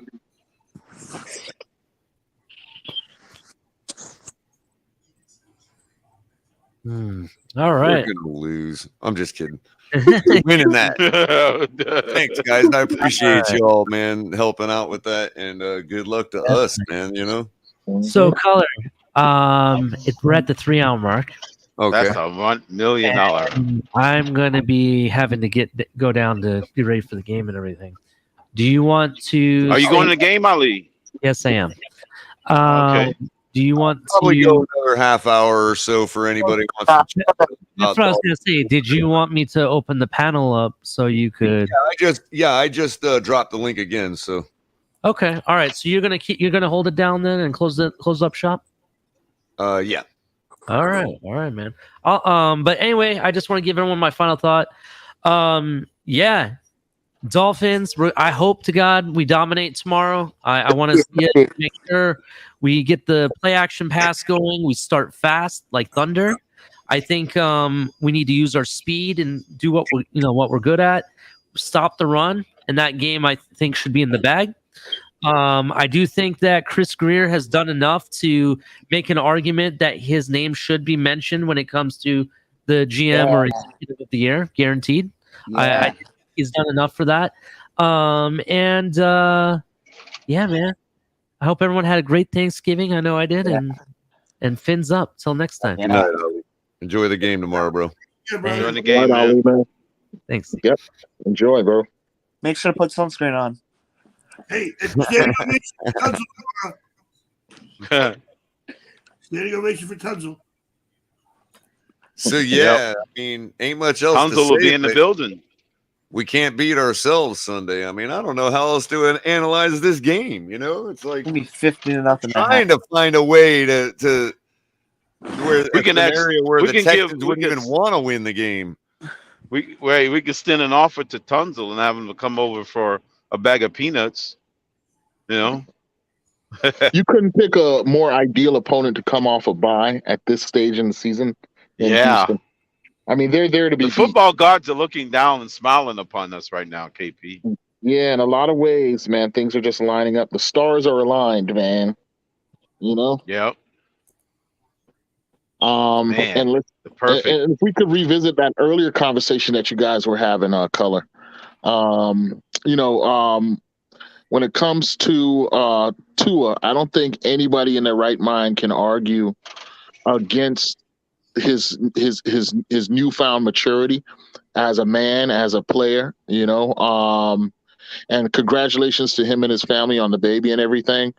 But so it continues part of that. The stars aligning for this team this season. It appears like we're on that kind of a track, and I'm just as excited as anybody else. But I say all that to say this: I am troubled by what I'm seeing in some other channels and some other places with this idolatry coming in, man. Some of it is religious idolatry. I don't want to be Debbie Downer, but I hear you, man. it's kind of crazy, man. Some of it is beyond crazy talk, man. And it makes it hard to just, enjoy the team and celebrate Tua's development It's and like maturity. constant reminder that this guy is a deity, That stuff there, man. I mean, how anti-American can you get, guys? I mean, it's dangerous too. You know what I'm saying? Because if you believe a guy's a god, that means you're probably willing to kill for a guy like that. And they'll be like, what's the difference between that and how it was for Dan Marino? And I'll be like, there is a difference. Dan Marino was a god. yeah. Hey, what goes up must come down, right? And all these people blowing up. You got to go. You're not doing him any favors by putting that kind of pressure on him. You know what I'm saying? You just actually made my supplemental point. Is that we've got to be ready for something different, because the bottom line is nothing goes up in a straight line. Nothing. That's right. Yeah, things don't grow that way. There will be a setback. And it's going to be interesting to see how people handle people deal with it, right? Yeah. Are you able to cope with the setback, right? Any kind of no matter how they can't handle, far but or they near can't in the even future handle. it may be. They can't even handle good sportsmanship when okay, fine, you believe you were right about something over everybody else. That's fine, but to continue, to daily throw it in people's faces, that's just so. And I don't even mind that. I don't even mind that because I believe you've earned the right. Yeah, you were a Tua homer before I was. You know what I'm saying? All that's great, but I'm happy because the Dolphins are better, right? Exactly. But this thing about it's a different Jesus and all this kind of stuff, and God smiling down on Tua and all this kind of stuff. That's some scary stuff, man. And when you compare it to other things that are happening, like this whole Christian nationalism thing. I mean, I don't. Yes. My grandfather was a big time Christian preacher. He's got a Wikipedia page and everything. So don't think that I'm anti-Christian, right? But I think it's wrong to combine these two worlds, man, and to put that kind of pressure on Tua as like some God-given quarterback here. It's just unfair to Tua. Good young quarterback. It's unfair to him. They don't realize it's unfair to him. He's a good young man who's developing good quarterback. Ari, you and I've been saying that all summer, man. A lot of us have. It's just unfair to Tua. Yeah, and earlier, you can go back and check the tape. When I visited that second public practice, I said, this guy looks like a guy who's in control of things. I said that on your show. So it's not like this is something new for me.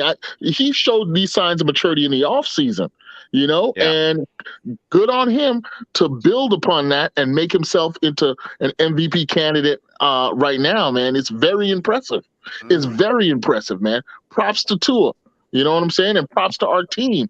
But beyond that, man, this religious stuff is just infuriating, man. It triggers me, and I wanted to just say something about it. So my apologies, man. Hey, man, that's what we're here for, man. We understand, KP. Hey, look, and I try to tell people lately, it's like, look, when it does happen, believe it or not, guys like us are actually going to be here with our arms open saying it's okay to it. This is what you need to fix. Let's get it better next week. Despite their protection, you've been saying that all along, Culler. Throwing it in their face like they do us. You know what I mean? Right. Because you've been saying that all along. I don't want the first setback to be looked at as, our Super Bowl run is over. I don't believe that. Everybody can have a bad game. It's just football. Right. Everybody can have a setback. And I would expect with the trajectory we've been on, I would expect it to be coming. Right. Let's just hope it's against somebody like Buffalo in their house, because it's hard to beat a team 3 times in a row in the same season anyway. Right. And if we're going to face them in the playoffs, I don't want to have already beaten them twice in a row. Right. It may sound superstitious, but the numbers bear it out. It is a very, very small percentage of teams that can beat a team 3 times in the same season. Listen, that was borne out today. Right. That was borne out today in the World Cup. Exactly. Denmark had beaten France twice in a row in the qualifiers and all that leading up to the World Cup. So, many folks gave them a chance against France. It was bared out. It was bared out. Right. It was bared out last year, San Francisco and LA. Kahari. That's right. San Francisco beat them in the regular season. And not just won both games, but we're talking about a total of 58-36. Exactly. Across both games. Yet they didn't even look like, to be honest, I think that the Rams outclassed them in the playoffs. Right. Exactly. So, it's just and really, to that really point, hard. Color, the year prior to that, New Orleans Saints beat the crap out of the Buccaneers twice in the regular season, and they dropped to them in the playoffs. Yep. And the Buccaneers went on to win the Super Bowl. So it happened the very year before that with the Bucs and the Saints. It was this. Yeah, it's difficult to beat that same team 3 out of 3 because straight. Effectively, there's only two sides of the ball. So if a team gets one-ups you or end arounds or whatever they do to find a way to beat you by exploiting your defense the first game and then exploiting something on your offense the second game and then the third game, well, you fixed both of those mistakes. What can they come after the third game? Yeah, you beat a team two times in a row, and you start to build something called confidence, which is your worst enemy, because now it becomes overconfidence when you face them the third time, and now they got something for you. It's that whole thing about coaching, right? Coaching, it's easier to coach after a loss than it is after a win, because after a win, your guys think that they're the greatest thing since Swiss cheese. I mean, hell, the Patriots could hardly beat us twice in a row every season. Every season. Right. And that was during their dynasty years. That was during their dynasty, Go figure that one out. That was during the Patriots dynasty. They still couldn't beat us twice in the same season. They come down to South Florida and they get be honest with you, Buffalo game is actually precisely the type of game where you would treat it as like, okay, let's just, hope for the best. And you know what I mean? If we lose, we lose. Right. Yeah. I've got Buffalo. I'm hoping Buffalo, not that I'm hoping we lose, but I'm hoping that Buffalo is the one remaining loss that we get to make my record prediction correct at 13-4. Right. That will be the one. And then ideally you have the rest of them right. Loss, I would rather to be Buffalo than any because any other one. Then really doesn't say much at this point. We know we can beat them. We know we match up with them now. So even if we lose to them, we can find mitigating circumstances just like they can if they lose to us. So, hey, chalk it up for that. If we lose, we lose is all I'm saying. Right. Buffalo. Right. You would rather it be against a strong division opponent. Right. It's a strong division opponent. You can say, well, that's the way the ball bounces, And what I think would be really hilarious is if we go up there and it's snowing, but not enough to move the game, and it's cold and miserable, and we put up 200 yards rushing on them, and they can't throw the ball. That would be hilarious, beating them in their own house when the elements are supposed to favor them. Yeah. Right. I want to see how Mark because they don't have a running game like ours.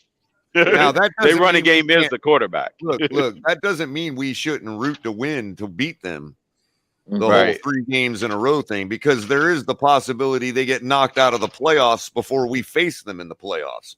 So I'm not saying to root against them to lose to Buffalo. I'm just saying if we have to face them in the playoffs, I'd rather they could get knocked out by Tennessee or or another or the Cincinnati or somebody. Look, if we beat them again in their house, then that shows that they're a team that's every bit as likely to lose to Tennessee or any of the other wild cards. Right. Absolutely. And they won't have to play us the third time anyways. Yeah, exactly. They'll be playing the Ravens or somebody like that who's just as tough physically that can just outclass them. Especially since if we were to beat Buffalo again, it's likely that it's because we're playing good enough to run the table anyway, and we're going to be first or second seed with a bye anyway. Right. Yeah, I want that Jets game back, though. I mean, we got to beat the Jets. It's tough. I want that Vikings game back, to be honest with you. Yeah. Well, we're going to have to play them the last game of the season to get that revenge. I know. That's going to have to happen. I just know. That's going to have to be February, Color. That one personnel decision gets us one of those wins, man. I know it. Yep. Well. Yeah, but if you want to get that Viking game back, Color, we're going to have to play in February. Yep. That's how we got. That's our only way of getting revenge on the Vikings That's That'll good. be That's good actually news. good news. Man, So we be man, playing them in Arizona. you gotta We won't save be that playing one them in the for- cold weather. We'll be playing them on a neutral grass. You got to save that one for Ali's broken takes, man. Minnesota versus Miami in the bowl, huh? All right. Yep. Minnesota certainly has made quite a few enemies in the AFC East this year. Yeah, exactly. Everybody wants a crack at them.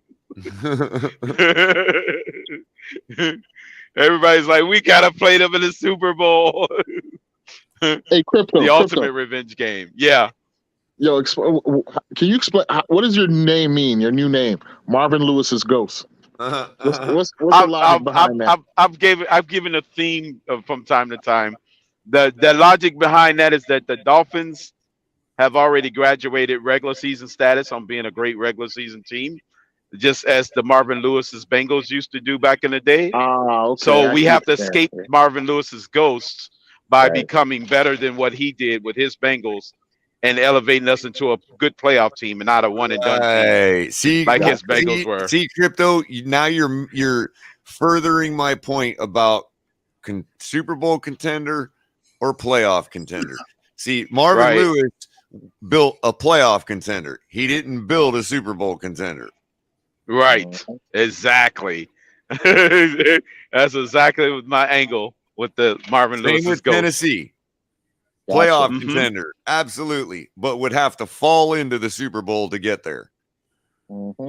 Yeah, Tennessee would have to fall into that. Yeah. But if you build a Super Bowl team, sure, you might not make it to the Super Bowl, but you're consistently on the brink in the playoffs every year. So you may look like you're only a playoff contender, but you're actually a Super Bowl contender because you're consistently going deep in the playoffs and actually making a game of it. Not like Tannehill, where it's like, okay, ladies and gentlemen, we're here at the AFC Championship game, and Tannehill's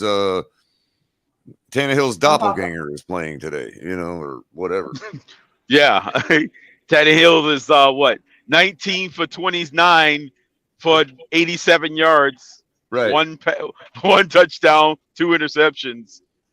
And Tennessee gave up the game. Yeah. But one thing I do give Tannehill credit for is officially putting a nail in Tom Brady's New England Patriot coffin in that playoff game. We opened the coffin and he nailed it shut. And to be honest with you, a Super Bowl contender doesn't have a guy like Vontaze Burfict on their team that ruins their chances of winning a playoff game. The only people that get away with having those types of players is the Patriots. It's the Patriots, right? That's true. Julian Edelman. Yeah. Still thinks I didn't see that cheap shot. He cracked one of our players' helmets on a kickoff return one day. Oh, Edelman did? Oh, yeah. The little things you catch at a live game that you don't see on TV. Okay, I missed that one. Julie, So did I the wouldn't put it referee. past him. Oh, Was it a crack black? Crack, what do you call it? A crack? No, it was crack that after block or the something? kneel down. No, it was after the kneel down in the end zone. He went up to our return guy and cracked him in the head with his helmet. Okay. Like you used to do in practice to wake somebody up. You walk by him and just, clink him in the helmet. Yeah. I hear you, man. Dirty football, man. We used to love it. Well, yeah, but they get away with that, and that's I'm what right makes with me you on worried that, about but the Niners. Let's not imagine that the Patriots they're hammers are saints. Yeah. You know what I mean? Right. Yeah, they're not at all. I remember back in the day when quarterback throws an interception, man. Everybody used to be looking for the quarterback, man. It's time to get his ass, That's why they used to stand back there and just walk gingerly half the time, like, hey, leave me alone. Not trying to tackle that guy. Crackback blocks too, man. That's what a guy like Edelman, I was just thinking, take that blind side shot and eliminate a linebacker or safety or whatever, But those times have passed, They're going to get you thrown out of the game. You're going to get personal fouls, get fined, all this kind of stuff. So you got to be a nice guy to play football these days. No microaggressions. Yeah. It's crazy. That's basically what, like, we're leading the league in anti-microaggressions in our building. That's why everybody can't. That's why, like, they just can't handle a guy like Flores Kahari. You know what I mean, bro? Yeah, that was all it, there is man. to it, man. That It was is it. what I it mean, is. I'm glad you brought his name up, not me, man, because Well, I mean, you know, this Money it is what Mitch it's character oil and seems water. to think I can say that he people wasn't bash right for Tua Miami. by I'm able to say that he wasn't right debunking for Miami gaslighting without narratives is trashing the not the man. You know what definition I of mean? bashing Tua. yeah, So I Money was debating. Mitch, I was debating take Q a earlier chill on that pill and same point. ill, because debunking gaslighting narratives is not equivalent to bashing Tua. So get your facts right.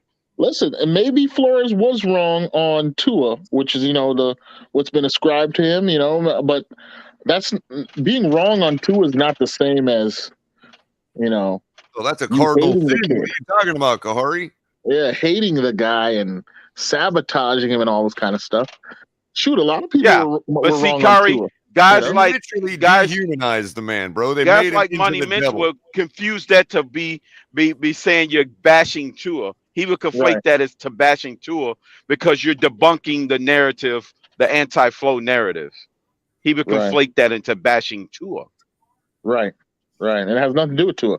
And even his development this year, I was saying earlier in the chat, this might just be part of a normal third-year player's development, it takes that long for a quarterback to figure out what the hell is going on, and a guy of his pedigree, even a guy of Tua's pedigree, it takes some time to adjust to the NFL. Maybe he would have made this, just as big of a jump with another head coach. I mean, granted, you got to give a lot of credit to McDaniel's so-called quarterback-friendly system, but the kind of growth we've seen from Tua is admirable for Tua, but it may just be part of his normal maturation as a player, as a person, as a man. So I don't know. Either way, Yeah, whatever's good for the Dolphins is what I'm rolling with. So exactly. that's it. And that's all you can ask for. Mm-hmm. Yeah. If it goes from freaking criticizing the water boy for not bringing the water out in time, or criticizing the kicker or quarterback for not doing their job. Yeah. It's And about the listen, Dolphins. when we get to the Super Bowl and we win the Super Bowl, then yes, the whole baby Jesus Tua talk, then it becomes more legitimate. I get it at that point because the Super Bowl trophy is in hand. You know what I'm saying? Then Yes. let's make him into an idol at that point. Then we can enter the debate about Mm-hmm. about the Marino comparisons, but But and y'all have to stop. I don't care yeah. if Tua becomes 50 times the quarterback Dan Marino was. Y'all have to stop with that stupid changing numbers bullshit. That freaking number will not be unretired. I don't care what y'all say, nor should it. Yeah, Right. that's blasphemous numbers talk. thing. Yeah. They want him to wear 13. Come on, man. Right. It's one of the memes I see once a day, Kahari. Yeah, Somebody I know. I've About seen him too. changing numbers to and his official number. they actually Wow. they always pose the question like it's a true intellectual question, like, is it okay to really start talking? I know this is blasphemy, but is it really okay to start talking about the possibility of this? No, it's not. I don't care how easy you bring the question. It's not okay. Right. Right. Right. It's just like the LeBron and Michael Jordan debates. Usually it's the younger guys who say LeBron James is the greatest player ever. It's because they never saw Jordan. There's a reason we've only had 3 numbers retired. You don't unretire a number. That's right. Right. That's right. I don't even think Dallas has one. Yeah. A retired jersey. You're right, because I saw what's his name? Doesn't Lamb wear Michael Irvin's jersey? CD Lamb was waiting to grade Michael Irvin's jersey. So yeah, you're right. Dallas doesn't have one. Yeah. And they had a lot of great players on their team. They have a reason to retire a lot of jerseys. Yeah. I mean, yep. That's just the type of stuff that makes people like, okay, this is not about the game. This is about just being a complete jackass and stupid. You know, like quit embarrassing yourselves with that nonsense. Should we start to think? Is it okay to start to think about the possibility of having the conversation that we might be able to start having the conversation? No. Yeah. Stop using 500 words to ask the question. Should we Yeah. unretire Dan Marino's number and give it to Tua? No. Yeah, the problem is though when you call that when you call it Apparently, all you disrespectful, need to they do is say break you're toxic. one of Dan Marino's records to get the conversation going. When that record is taken out of context as far as volume. How about we retire number 1 in 20 years? Yeah. Exactly, because we haven't had no number 1. that was worth retirement. Exactly. Retire number 1 in 20 years. There you go. Well, not number 13 again. Coattails for. You know what I mean? Retire your own damn number. No doubt. Yeah. Man. That's how you make a legend for yourself, not in lieu of somebody else, living in somebody else's question to even ask. Like coming from that perspective, I just thought about that. Like it's a disrespectful question. It really is. like oh, I got a trophy for this certain accomplishment, right? But because somebody else fucking did it too, to take mine away and give it to him? Right. Yeah. I mean, how is that even in the realm of Culler, reality? you were the first to Culler, you were the first to do it, you know? You the first to get that feat. Yeah. Exactly. It's just nuts. Yeah, that's crazy. It is nuts. No, they going crazy with this whole. Yeah, man. Like, listen, I'm trying not to call out any other content creators' names, but man, there was one the other day, like a couple days ago, and I was with my family in Port St. Lucie up there for Thanksgiving, and this guy was saying how much of a courageous decision QB1 made by announcing that he had a child. I was like, what the hell? God. Man, I mean, it was like so over the top. It ruined my Thanksgiving. It almost ruined my Thanksgiving. It really didn't, but you know. Kahari, remember at training camp, I don't remember who it was, but somebody's wife brought out their little newborn out to the player. I can't remember who it was. But nobody said a word. Like, you got it, Mike C. They're adults. You know what I mean? Like, of course they're gonna have a kid at some point. Right. That's exactly. And this dude is saying he's gonna use this courageous decision as fuel to go after the Tua haters. I was like, really? What? Him having a kid in his personal life to go after his haters professionally on the field. That makes sense. It's tits on the bull. Because that one obscure loser person in his mom's basement said something about Tua's sexuality. That's why they feel the need to throw it in all Tua haters' faces. Right. Like there might have been one guy that said that nonsense on Twitter. Yeah. It's like, really, people, just get off of Twitter, man. It's like not real. It's poison. Yeah. Right. Yeah. The people spewing hate towards Tua are doing it precisely because it bothers you. Right. They don't even, half of them don't even care. Yeah. It's virtual. It's trolling. It's trolling. Yeah. You know, at the highest degree. You know? That guy that said something about Tua needing a girlfriend or whoever brought that stuff up. Whoever started it, right. Those people are not real. Exactly. For anything, Color, I'm gonna go a step further. It could be people in the somebody's we basement. Didn't do it. You're a liar, Shag. We did not do it. Clip it and show me. And if you clip it and show me, I'll apologize for it.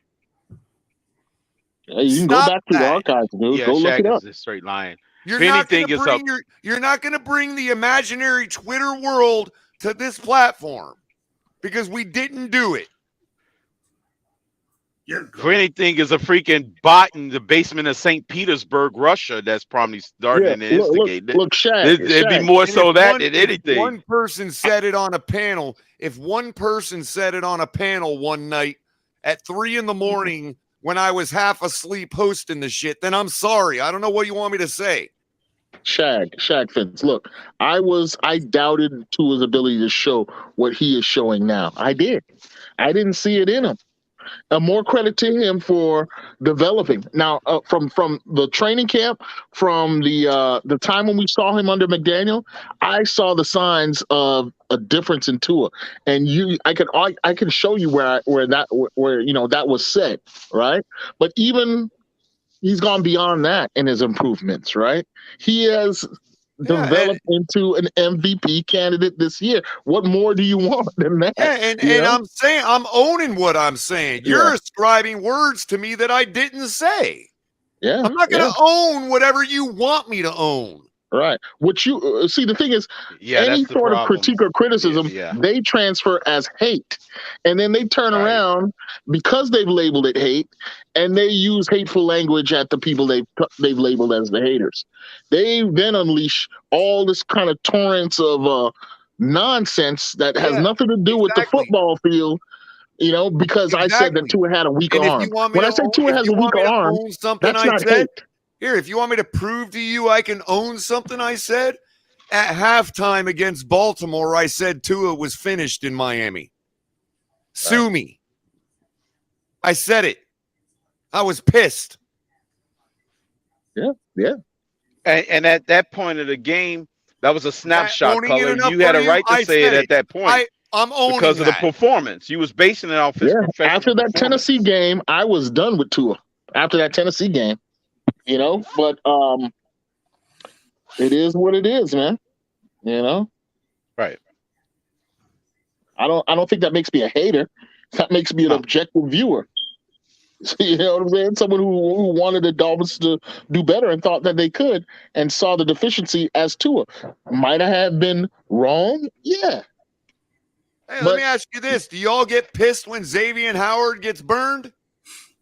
Right. They probably don't. They gloss over it real easy.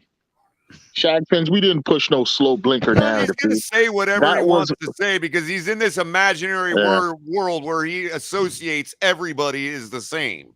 Right. That was there was a commentator on ESPN or something who brought up the slow blinker comment.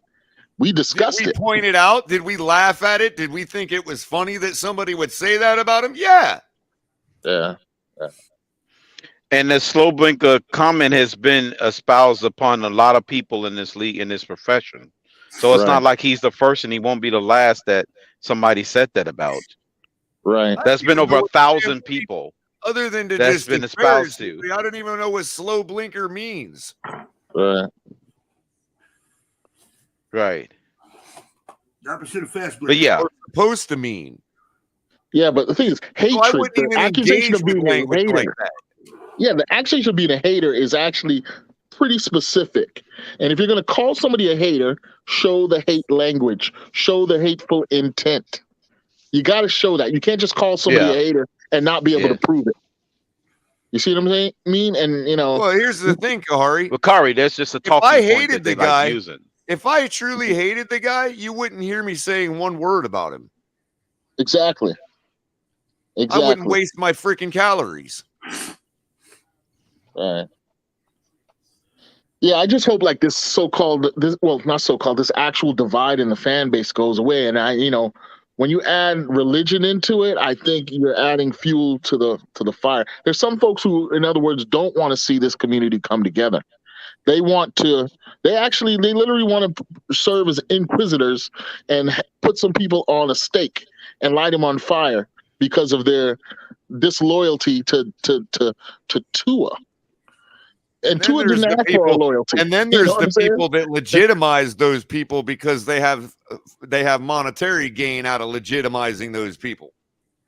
Right. Just like to stir it up because they like to stir it up. Yeah, but it's getting cult like. It's beyond that though. 'Cause, see, after I went on that content creators, after I heard his little thing, I then went on to the live show from another content creator, whose name I won't use, and he was literally telling his folks that he wants apologies from the haters and that he was right and the haters were wrong, and he was going pretty hard too. So oh man, and you probably know who I'm talking about. Wow. You know, first of all, I wasn't wrong about one damn thing I've ever said about Tua. Right. Just because he decided to fix what I said he needed to fix, don't mean I was wrong. Exactly. But I was wrong about Green Rat. This is what Kahari. Yeah. This is going to answer Shag's question too. Who added religion? I'll tell you how religion got added. Because I will admit to being wrong about something. I'll admit to where I was wrong in their eyes. Where I was wrong was not believing blindly and faithfully that he could fix the things that we all agreed he needed to fix. That's the difference. That's where I was wrong. And I will not apologize for being wrong about that. Right. Well, Green Rat, since he is not my God. Since you asked, Green Rat, the first content creator I was talking about, it was only because you asked. That's why I said that, right? It was that Barry Cunningham guy. And I left a comment on his page challenging him about his psycho talk, right? And why it's dangerous, right? And the second person, since you asked, Green Rat, was Reason. And I left my comments in there too. And Reason, tried to skirt around it, but he addressed my challenge to him on this crap he was talking there too. So credit to him. At least for responding to it. But we got to be able to tone down some of this divisive. There should be no more divisive agenda here, guys. And there should be no apologizing over anything. If y'all look, you know what? Y'all must function in some kind of weird ass world with your family. Like, what happens when one of your buddies gives you a restaurant recommendation and you go there and eat and you don't like the food? Do you go knocking on that person's door asking for an apology letter? Right. You've got to be kidding me. Grow the fuck up. Right. Yeah. Right. That's a great point. He ain't going to ask them for no letters. That's what I'm trying to say, Tyrone Hall. Exactly. Let's let the season play out, man. And let's build some season on it. Yeah, Barry Brennan, you were there too, so you know what I'm saying is 100% factual. You know what I'm saying? But we got it ain't mine, Joseph Riss. It ain't mine. I ripped mine off the wall, man. I took the battery out and ripped it off the wall. It ain't mine, man. And Joseph, I'm not a content creator, but I do have an agenda. I want the Dolphins to win. That is my agenda. I want us to have a winning team, right? And anything that helps us get there is what it's all about, bro.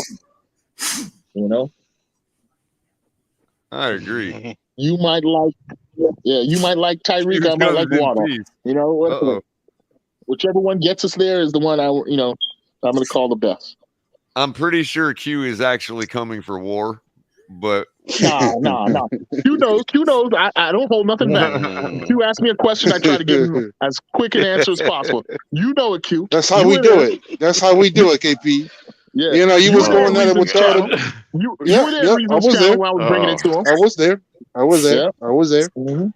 Okay, KP. Shag, I get it. Shag, I get it. You'd give him hell, but you'd mention it. But would you really be like, yo, give me an apology letter, and you can never recommend a restaurant for me again? Me and Q disagree a lot, right? And I actually respect his advocacy for Tua. I get it. You can be a Tua fan more than me. I'm not saying you have to be on my level, right? I understand why some people might have him as their favorite player. I don't got beef against you for loving Tua. You know what I'm saying? But when you start throwing that other stuff into it, it gets problematic. And that's when you're going to hear me comment. But go ahead, Q. Sorry. Go ahead, bro. You got it. No. KP, you know how I do it with you. Right? You can get into it with other people in recent chat, but when I talk to you, I talk to you respect, and you show me the same thing. But man, as far as the tour 9 or tour nears, I think the reason is, and this is coming from me. I'm not speaking for all of them. This is for me, right? So we've been behind this kid for the longest. We've been, banking on him to be who he is now, right? And I think he's going to be even more. That's my thing. Right. I think it's just that for so long, we've been taking the brunt of the bad talk and all the mockery, and it's just I think that some people It's a gotta get release. yeah. Like so when you see this from 2 so you're like, oh man, I got to go back and I gotta let these fools know, they were talking nonsense. And we get that as adults. We get that, Q. You know what I mean? But it's like Yeah, at yeah. some point, it's like, okay, you said what you said, enough already. You know what I mean? Yeah. But real quick, Shag, I'm sorry to let you know, you just walked right into my trap. You just walked right into my trap. You said you'd give him hell and better say sorry, and then you said, don't make me waste my money, right? Okay. Now, play it out further. Let's reverse it right there. He tells you, no, bro, trust me. They just were having a bad night that night. You're missing out. And I've gone there another 5 times, and you just, you're missing out. Now, let's say you find out because you finally, like, you know what? I'm going to go check it out one more time, and they're fantastic. And you now missed out on all those 5 times.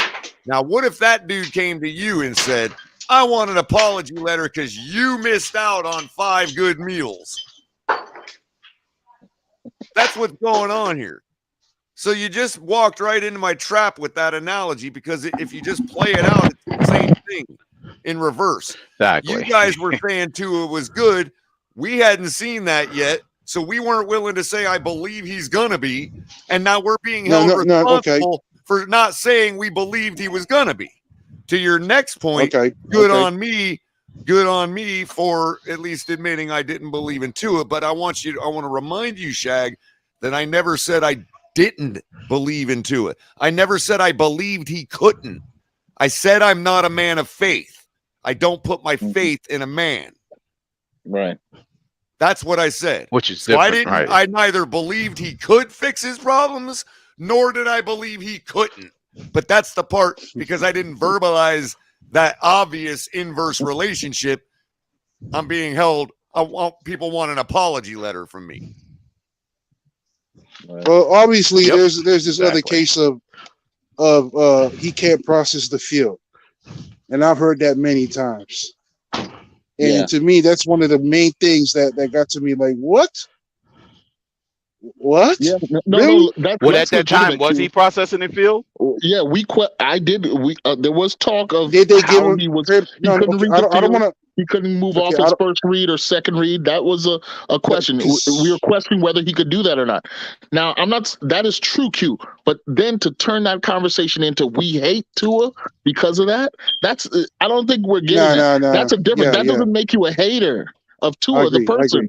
You see what I'm saying? That makes you question your quarterback's ability. That's not hate.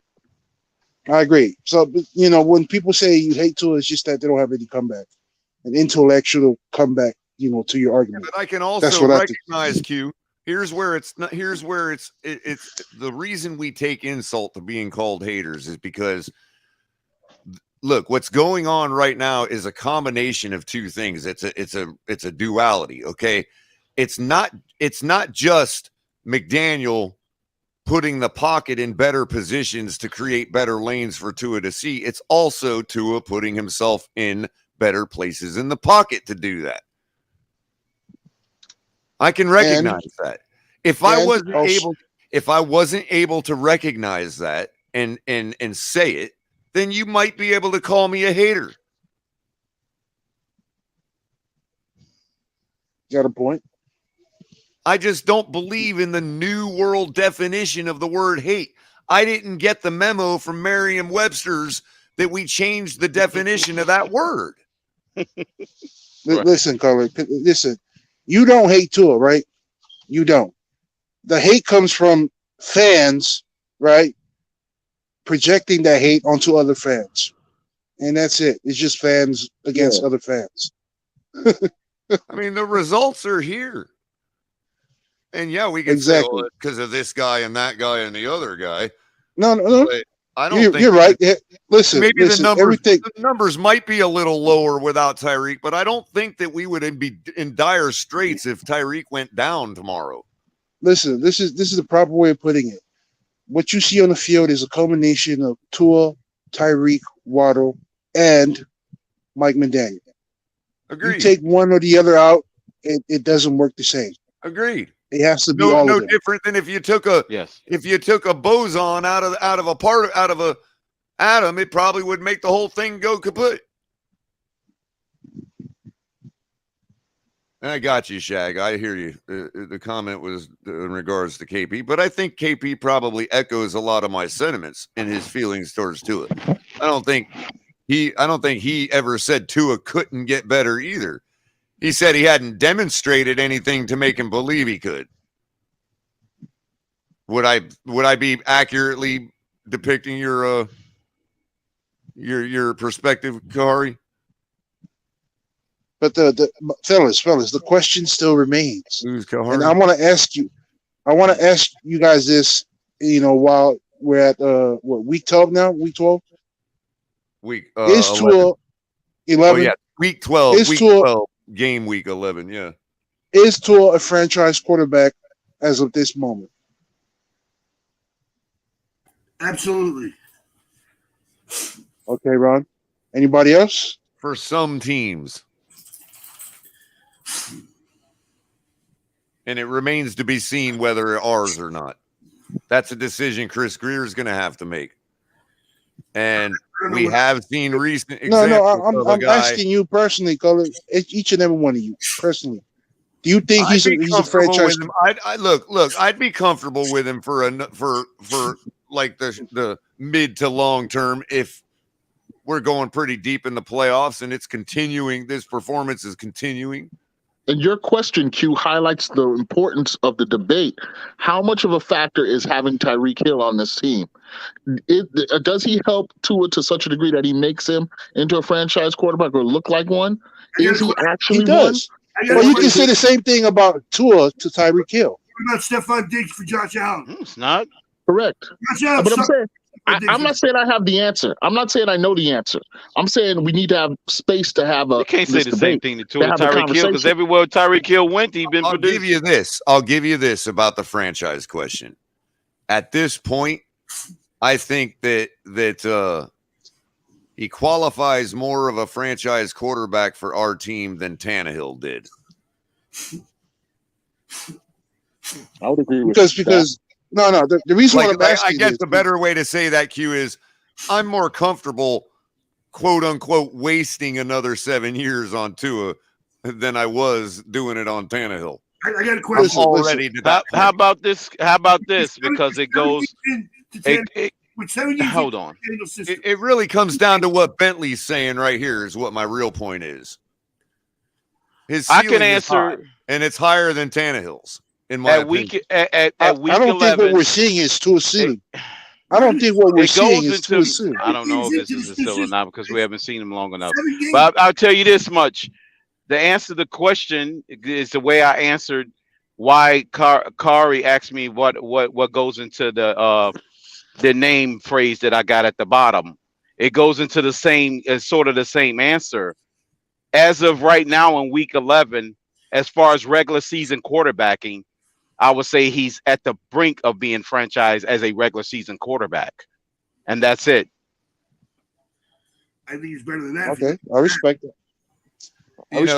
I'll tell you this much, Q. That particular thing that gets thrown in our face doesn't bother me as much as other things do. Like I let that go. I'm like, yeah, whatever. If you think he's a franchise guy at this point, then yeah, because I bet half the teams in this league he does qualify for that title on. You know what I mean?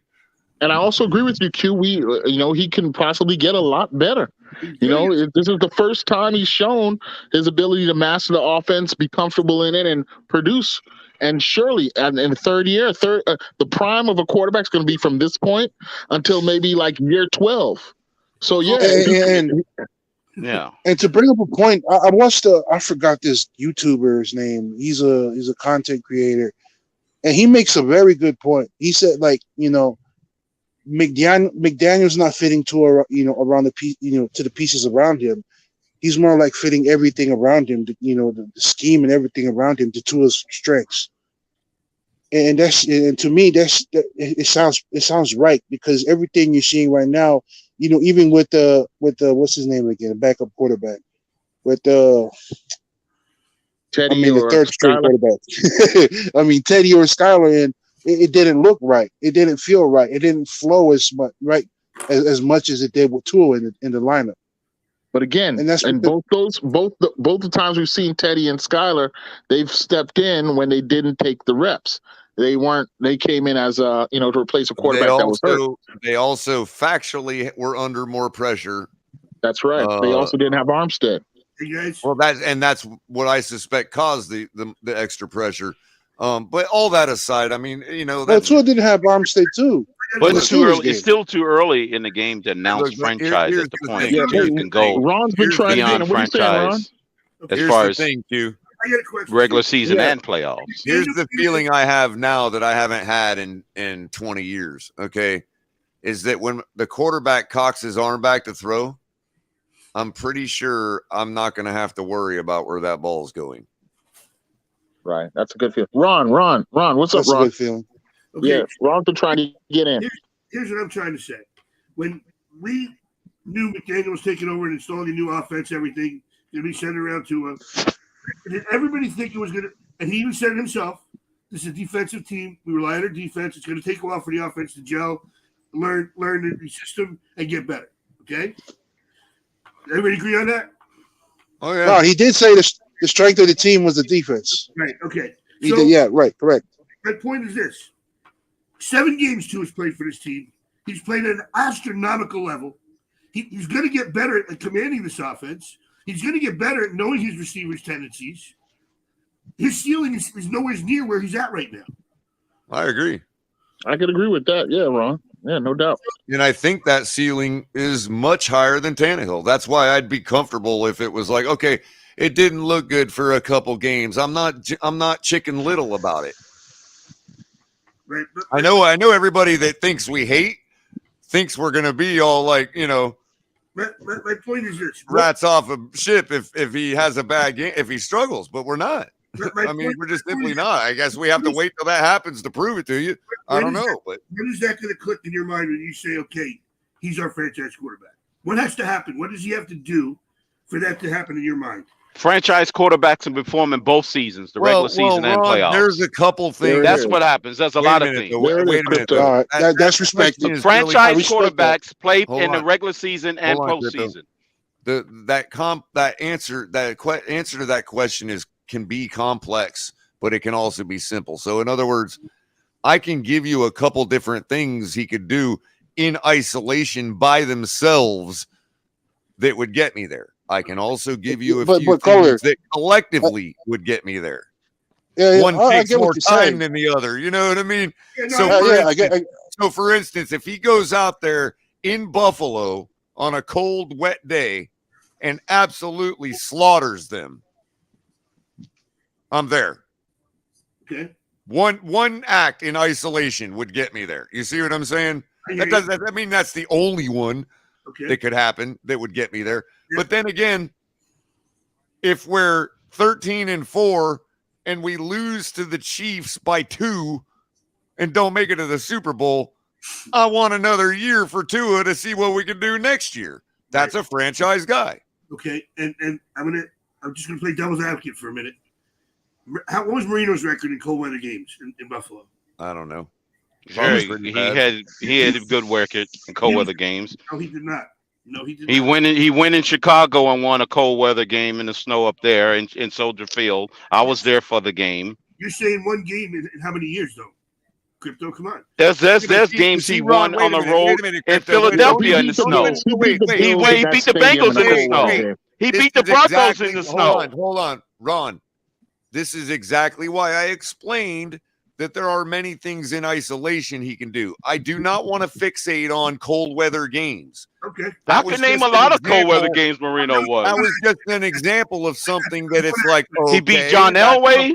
He beat the Kansas City Chiefs, Steve DeBerg. Crypto, please stop. We want to keep naming them? Let me finish, Crypto. Please let me land. Crypto, go check the temperatures in those games. I'm just saying that That's Under just 50 one of them. degrees. If he slaughtered Buffalo in a warm weather game, I would probably still feel the same way. That wasn't the point. I was trying to be exaggerative to illustrate that there are some things in isolation he could do that would get me there without having to wait till the end of the season. Understood. That's all I was saying. I didn't want to fixate on cold weather game. I just meant to say it could be warm weather. It could be in Hawaii if he slaughters Buffalo. I'm just pointing out that pile it on. There are things he can do in isolation that would get me there without having to wait till the end of the season. I got you. And then what about the fact that he doesn't turn the ball over? He protects the ball. He doesn't. Well, that's why I feel like I don't have to worry when he lets the ball out of his hand. Right. So he's not responsible for them losing because he's not giving the game away. Bingo. Like, let's say. I mean, Ron. Those stats aside, I think the main thing that would put everybody on tour is when he gets to the playoff, when he has accomplishments. Okay, fair enough. It shows this same And level Ron, of efficiency and a effectiveness backhanded in the playoff. down slap at Marino to throw him in there was so disjointed because even that one game, even if that Bears game in isolation was only one game that Marino won in his entire career, which it wasn't, with the weather under 50 degrees, that's still one more win than Tua did. Crypto, I wasn't trying to do any kind of backhanded slap. Marino's my favorite player ever. My son actually caught a pass from him, so believe me, there was no malicious intent there. Okay, I was just trying to prove a point as far as him being a franchise quarterback. And listen, his record is not good in temperature under 40 degrees. Under 50 is not what they consider cold. Yeah, but I guess what I meant to say, Ron, his record is fairly exceptional compared to everybody in his division over the years. Again, this is why I didn't want to fixate, because what I was meaning to really say, Ron, is that I don't think if he never plays good in a cold weather game for his whole career, that doesn't mean I still couldn't see him as a franchise quarterback. That was just one instance that you were pointing out. Right. It's not a requirement for him to be good in cold weather games because he can make up for it in other ways. If we're 15-2 every year and those 2 losses are in cold weather games, but they don't affect. I mean, you understand what I'm saying? Like, I hear you. That's another reason I just didn't want to fixate on it, because I didn't mean to suggest that it precludes him from being one. You know what I mean? I just think he's shown so much growth. Or discludes. A lot of growth, Ron. So much growth. He's shown so much poise with everything that he's been through. All the negativity. There's absolutely signs that he wants that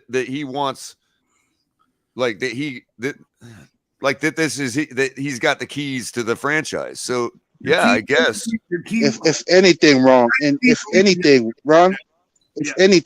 know people, has him in the conversation on MVP. If anything, I think he's up for the comeback player of the year. Comeback player of the year. I've been saying that all along, Q. I know. I heard you, Cole. I heard you. You know damn well, right? You know damn well that the narrative is such that last year is every bit part to do with him still recovering from the hip in the rib injury as it is any of the Flores garbage, right? So that narrative is already solidly created. The NFL could easily, and the networks could easily parlay that into the comeback of the player of the year story. Easily. I want to see a Super Bowl just like everybody else. That's the more likely. It didn't happen in the same. That's more likely what's going to happen. Watching him play. Let's all be real. Watching him play this year gives me the confidence if we're all, that he can take. Well, Ron, if we're to Q's point, if we're all being as real, it should, Ron, as it should. If we're all being real, okay, and we all are willing to admit, like we have, that Tua did have some deficiencies. We thought, well, it's a possibility that he still has some recovery to do and that things are still being worked on there. We pointed out how good he looked in his training film during the offseason. I said myself that the guy in that training film should have no problem performing the duties of an NFL quarterback. You can go back and watch the film. I said it. My point is that if now we are seeing a difference where, okay, we're seeing not Tua just at his Alabama level, but in an NFL form of that level, you know what I mean? Then there is a correlation to, was he fully recovered from everything in the hip and all that? It was that devastating an injury. We all saw the footage on the TV. You know what I mean? That he needed 2 years to come back from. And maybe if the NFL themselves underestimated that, then they would certainly parlay that into a comeback of the Player of the Year accreditation. You know what I mean? But let's return back to the suggestion of hatred here. If you are a person at this stage who is still denying Tua's ability to be an NFL quarterback, then yes, you then would become a hater. I could agree that person is a hater because they're ignoring the evidence that's in their face. They're ignoring the progress that's been made up to this point. You are a hater if you cannot still acknowledge that up to this point, right? But again, that's not what's happening. The people who are identified as haters, and we did have valid questions about his training, absolutely, during the offseason. And that training has been proven through this year. There is no problems with him. There's no problems with his arm. Look, everybody has their limit as to how far he can throw. As I've said all offseason and all season, as long as he's able to throw deeper than the deepest safety, he's perfectly fine. And he's been able to do that. So it's not even the deep throws. How about the throws from the hash to the sidelines? He's made a few of those that are normally were a little stress for him to make. But yeah, you're right. I mean, to me, that shows more. Larry, on a couple weeks ago, I think maybe, or a week and a half ago, he had pulled up the spray chart to his passing and all that, and it was not that it was surprising because I know what I look at when I'm watching football, but to be confirmed in my head that I saw what I was seeing correctly is that he's shining over the middle of the field at the 15 to 25 yard depth right now. That's like the majority of his passes. 80% over the middle. Yep. Yep, and that was like one of the big areas that where he found fault in his play in his first 2 seasons. Hey, Q, mute yourself. Coming in. What's the biggest knock on a quarterback who don't have big arms? Is one of your volcanoes erupting or something? Just kidding, bro. Well, it sounded like a volcanic. He's like, no, bro, we only got one and it's dead. Glad you survived, Bentley. They won't find me out there. Bentley says he just got home from Santa's Enchanted Forest. Man. One of the biggest knocks on weak-arm quarterbacks is they can't throw over the middle because the ball's going to get intercepted. But Tua is dispelling that every game. That's right. He's exploded that myth. That's right. I mean, it is what it is, and you guys are right. You all are right. If I couldn't admit that, if I couldn't say what's in front of my eyes right now, I wouldn't be a man of my word. I'd be an asshole. No one's saying that. Hey, fellas, just to get off the tour talk, I'm kind of tired of talking about that. Yeah. I need some help with you guys. I got a pool going on. It's at a 8,000 jackpot for this week. Hey, check this out. 20 winners, 0 mistakes. Wow. I was like, what? Really? So these are my picks for the game. So it's really simple. Just pick the team who's going to win. No spread. So the Denver, no spread. No, it's pretty simple. It's just pick the team who's going to win. Just pick the team who's going to win.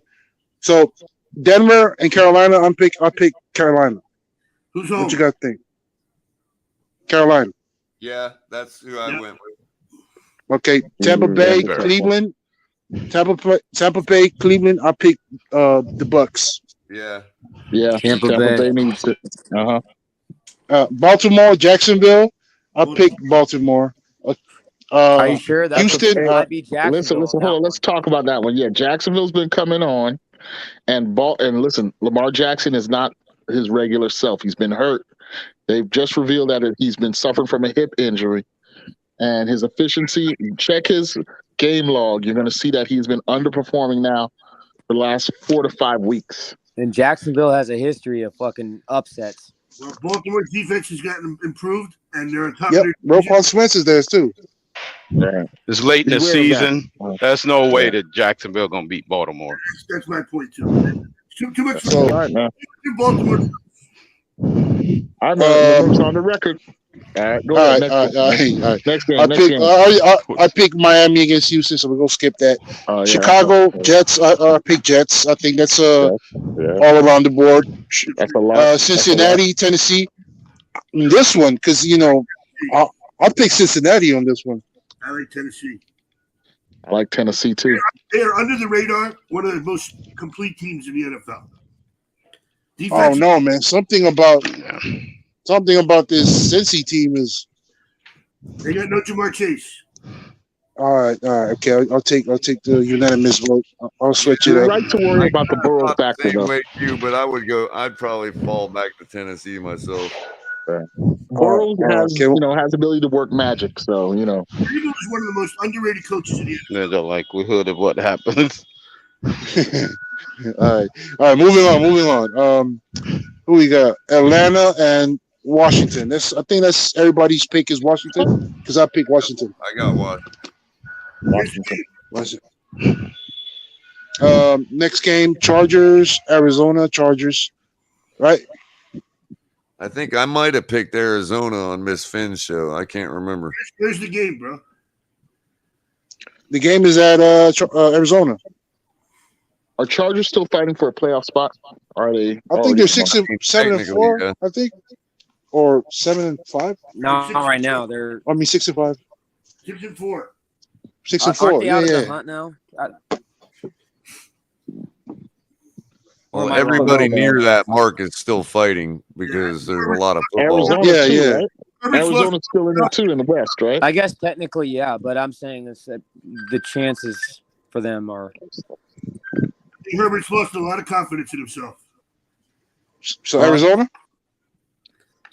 That's a tough one, man. I don't know how to call that. I'll go with the Chargers. Me too. Chargers are currently in the 9th seed behind the Patriots at 5-5. That's surprising. But the Patriots have played one extra game. Oh, okay. Okay, next game, Vegas and Seattle. This may come as a surprise, but I pick Vegas, bro. I got Seattle, man. It's in Seattle? At Seattle. Yeah, I got Seattle all the way. Seattle coming off a bye. Coming off a bye, they're playing at home. That's one of the toughest stadiums in the NFL to play at. And they're still neck and neck with the 49ers for the division. And Jacobs is not 100%. Jacobs is not 100%. Michael K, you bitch so much, bro. You bitch more than any Bills fan I've ever heard in my life. Let me just run through the rest of the games. Got three more games left. You want the Rams, NFL Kansas City. to make rule changes? I pick KC. You guys aren't going to have leaders on the sideline. Yeah. New Orleans, Frisco. I pick Frisco. Frisco, yeah. San Francisco. Yeah, Green Bay and Philadelphia. I pick the Eagles. Philadelphia, correct. Green Bay. All right. We can't go by what we want to because Dolphins. Right. We got to go by what's the most likely. I got Green Bay. You got Green Bay. We couldn't hear you, Ron. Green Bay is my standard upset pick. I've been picking them like every week for my upset for some reason. Well, you're going to end up jinxing them and upsetting us. Culler, did you already do your pick'em thing with Miss Vince? Yeah, I did. I think I might have picked the Packers again. They're playing. Who the Packers playing again? They're playing the Eagles. Oh, yeah. I think I take the Eagles for that one. Although it is Aaron Rodgers, but I've been saying that the whole time, and it doesn't. They're terrible. I know, right? Green Bay's tapped out. They're trying to get the number one pick. Yeah. Why would you take Washington? Well, believe it or not, the Raiders are only in the 12th seed. Even the Raiders at 3-7, if like a whole bunch of teams collapse, could find themselves still in the playoffs. I mean, there's 7 they're not games mathematically eliminated. Yeah, that's true. Always Guys, I said beginning of the season, everybody's saying how great the AFC West is. And I said they're going to beat up on each other, and it's not going to be that. You're not going to need 11, 12 wins here in the playoffs. And I think Crypto's outside putting his Christmas lights up. Wait, bro, who told No, you I'm that? not.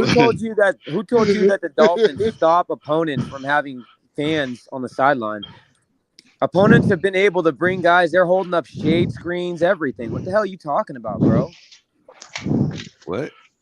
Hmm? You're talking Michael Michael K, Opponents? man, in the chat, bitching Said about something what about Miami fans? doesn't allow any teams to have anything in the heat. So NFL needs to change the rules. What are you talking about? Couches are Michael K in the chat is saying that NFL needs to change rules and shit because They are Miami allowed to have apparently pools. Miami They do apparently have doesn't They cool are. allow zone opponents. They Mike, if it's too hot, should they move the game to a different state? I don't know what Michael K is talking about because they do have cool zone machines for the That's what I'm opponents. saying. That's what I was trying to say, Yeah. Colder. I don't know what the hell he's saying. Bill me ask you- Belichick I'm The just telling you, Vikings bro. had a cool zone Bill fan Belichick right literally there has on their like sideline. yo, He's trying to. He's just. yo, He's yo, guys, gaslighting, bro. guys, He's gaslighting. remember, That's definitely Nah, nah. gaslighting. hey, remember back in Roman days when there'd be them 4 dudes and 4 boys holding up the freaking tent over big- Like a Julius palm? Caesar? Yeah, Bill The palm Belichick leaves. has them guys Leaves on the and palm sideline. leaves Yeah. and shit. Yeah. And did that heat stop them? They had guys. They literally have fans, and they've got guys holding up fucking shade screens. So I don't know what the hell he's talking about. Yeah, they But got I cool got zones. to tell you, buddy, the NFL does not need to fucking change rules for your darling ass team. All you fans, like, They always getting babied. bro, these fans are crazy. The Bills fans are starting to panic, man. They're starting to panic. And That's what they is. They panic. Damn right.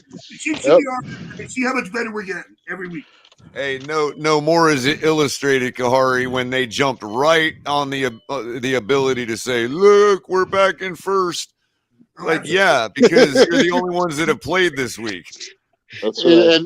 And the rest of the time Right. they just Keep complain if reaching. they don't get Bro, it their way. did y'all enjoy that 4-day stay? Enjoy that 4-day stay. Did you all see him on Twitter going fucking absolutely berserk because they got that first and AFC East spot when they all know that they're gonna fucking only have it for 3 days? Enjoy that 3 days. Right, they're only gonna have it for 3 days. Yeah, That's what I'm saying. They're Yeah. delusional. exactly. 3-day visit at the freaking Holiday Inn Express. Really? Acting like they're acting. They're all up on that shit, acting like just won the Super Bowl and like they fucking we're back in our place where we belong. What do you? Unless there's something catastrophic goes wrong, you guys are only gonna have it 3 days. That's it. Only.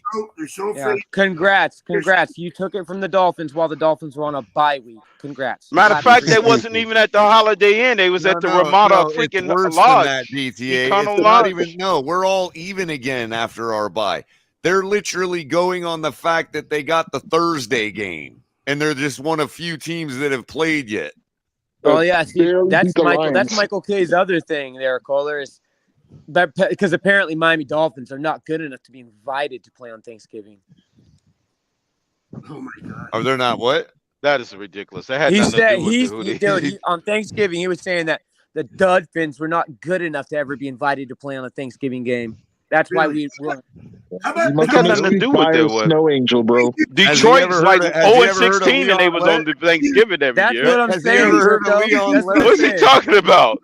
That's what I'm saying, Detroit bro. was literally 0-16 and still had Thanksgiving the following year. Exactly. So that debunked this whole narrative. It Has shows he his ever heard of fucking. It Leon shows Lett? his intellect. Keith Byers, snow angel. Ring a bell? Right. Right. And how about Exactly. The Leon Lett. He beat your ass 10 straight years, twice a year. 10 straight years. Yep. Now he's saying 10 don't straight, whine. 20 Now in a row, he's 20 saying don't straight. whine when you don't have heaters. Bro, what are you gonna do? You gonna call the organization because you got like a red phone that connects you to fucking McDermott? Tell them not to give us heaters? Is it like the Batman phone? Are you gonna call in that and they tell can them? control the equipment that they bring in. Who's OJ in jail? Like if they had Yeah. all that shit, They're in going to call duffel him to bags, call the game, Ron. Look, if they Yeah. had all that equipment in duffel bags and brought it to the sideline, how would the Dolphins even know what they brought in for their equipment? That's a And dude. hey, And that Ron, stuff's Michael supposed to be K. provided by the Michael K. NFL anyways. You're Ron, just a proving little quick trivia for That's you, an Ron. NFL managed Pretty thing. sure the Players Association has their hand in on that crypto. You're right. He knows Yeah. Ron, when OJ was before he went to prison, right. you know, he actually lived right across the street from Miami Killian High School down here in South Florida. Oh, I didn't know that. I thought he was in California. Yeah, right across the street, man. And Michael, you might be right. That's This not the dude's point. such an idiot.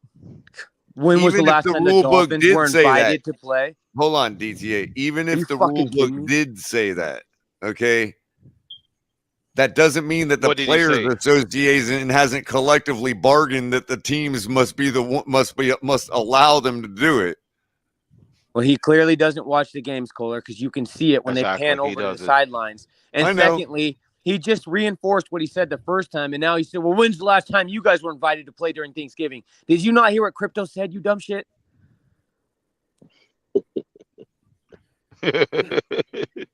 Besides, who wants to be invited to play the lesser of two traditional teams on Thanksgiving? Yeah, like And when we if do, you guys were playing Dallas, okay, fine, that's some respect. You know what I mean? Hey, just a little They side. gave you Right. Detroit.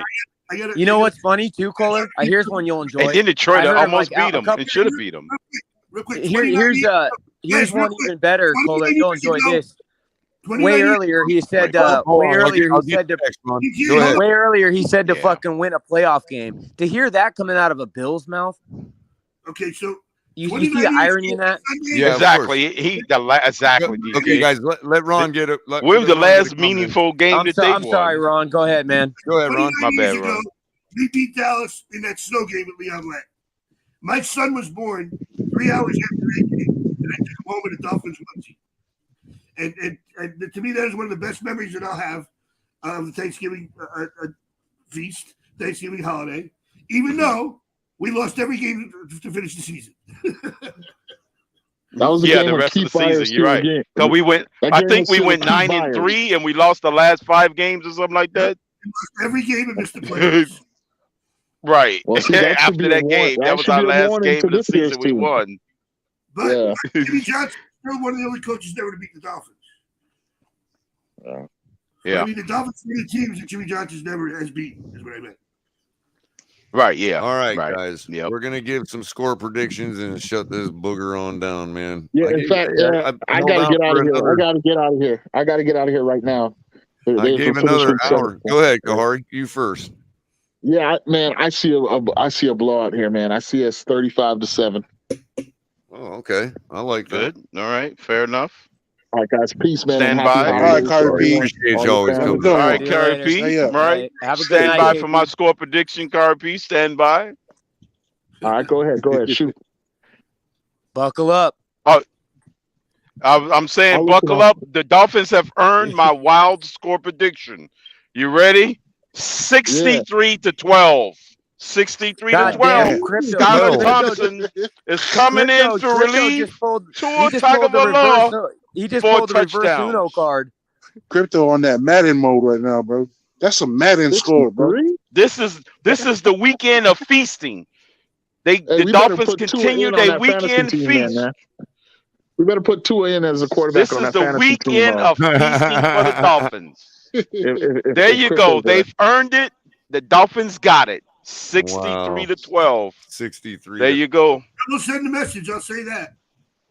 Oh, man. The league is being put on notice this weekend. All right, Crypto. That's it. Well,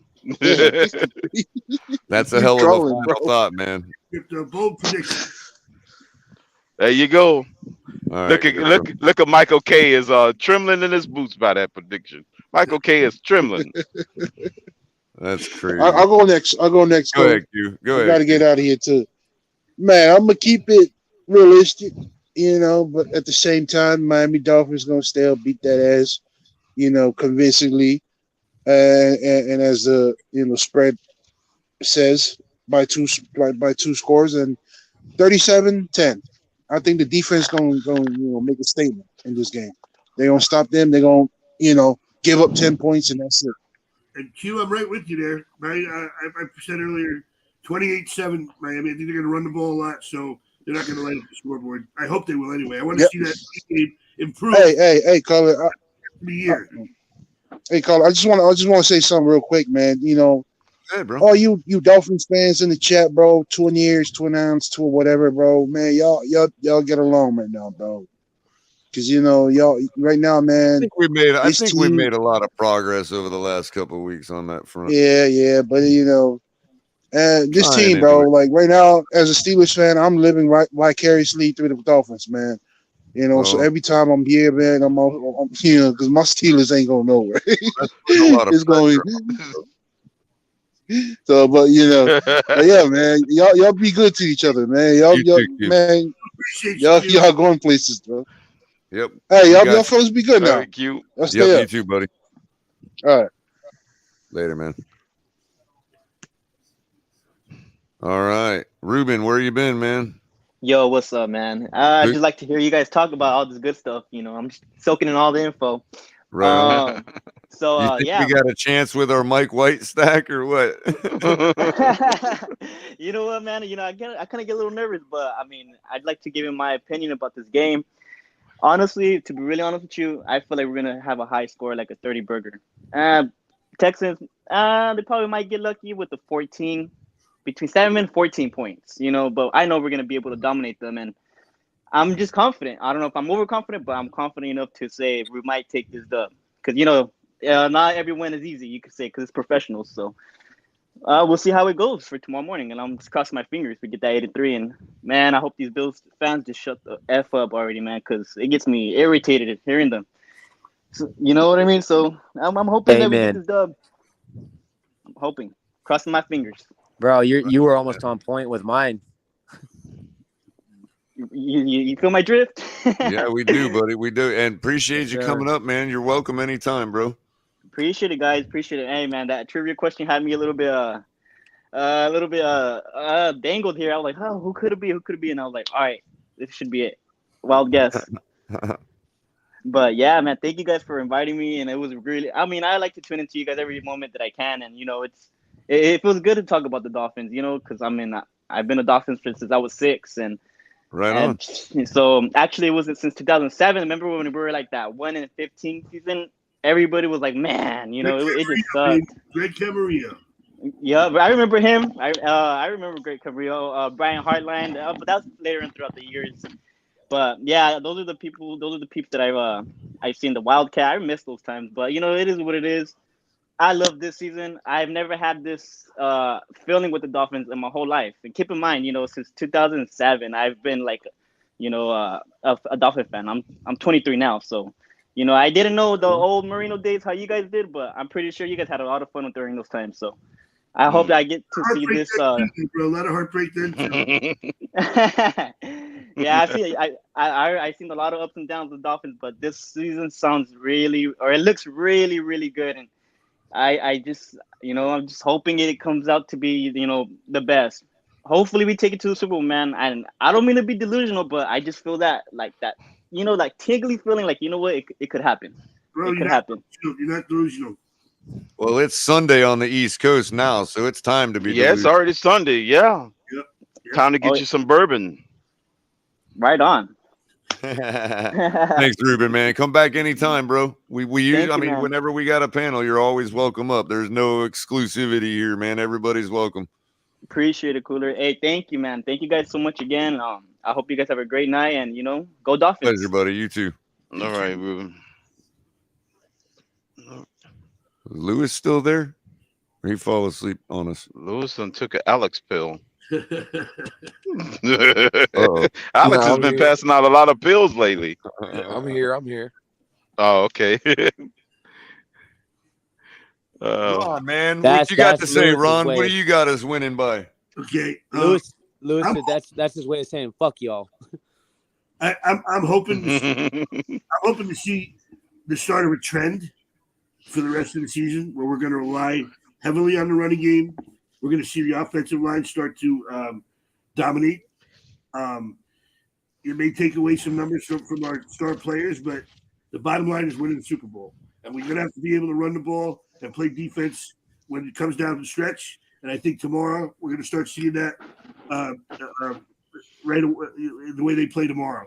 I'm going to say 31-7. I don't think we're going to let them score. They only have the one running back that has any kind of juice in him. The only thing I can think of is maybe they get a special teams touchdown. But other than that, I think that if we're going to coast to this victory, we're going to see Skylar Thompson play a little bit, get some experience, and we're going to continue our winning streak, and we're going to be dominant. Okay. And one of the things that I love about this team is it's not one player, it's not two players. This whole roster has talent up and down the roster. We can win in all different ways with this team. We can win throwing the ball, we can win running the ball, we can win on defense. So that just tells you how versatile we are. That it bodes well for the rest of the season and even the playoffs. Absolutely, Ron. So you said 31-7? 31. Yep, Yeah. 31-7, yep. All right, man. I'm going to hold you Texans to are going to the Super Bowl. All righty. Have a good night, Ron. Appreciate you always coming up, man. Thanks again, Culler. I always love coming to your show. You got great content, and I love talking football with you guys. Yeah, you too, buddy. Have a good night. Hey, Ron. You always appreciate it, bro. All right, Ron. All right. Crypto already gave his score prediction, 63-12. I'm going to give you and Lewis we'll chop it up, bro. Give us some final thoughts. I'll just end the show with us all up here. Yeah, for me, I got it probably a little bit closer than most people. I got it 27-17. I say we still win by 10. I think it's probably a little bit closer for our liking, Culler, to be honest. I can see this game, maybe fourth quarter, we're looking at a 20-17 ball game, in my opinion. Couple minutes left. Well, not a couple minutes to go in the game, but like fourth quarter, and we look up and we're like, damn, I can't believe we're letting this team hang on. I just think after, the bye week, I think there might be a couple full stomachs in the aspect of, people might come in being a little lazy, kind of maybe looking at next week, maybe the 49ers. And I think it takes maybe a little bit of while for us to get going.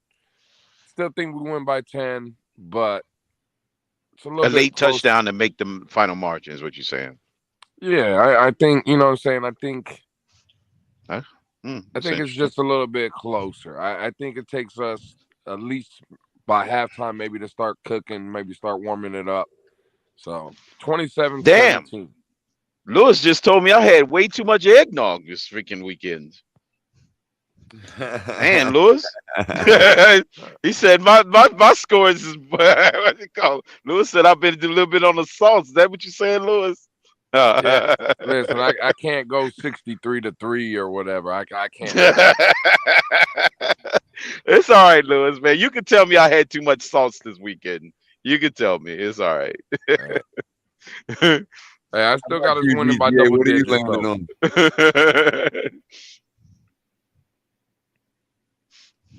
Did you say my name? Yeah, I said, what are you landing on? Oh, I had it at 34-13. Right, Texans. I think I'm out there. I'm thinking 34-17.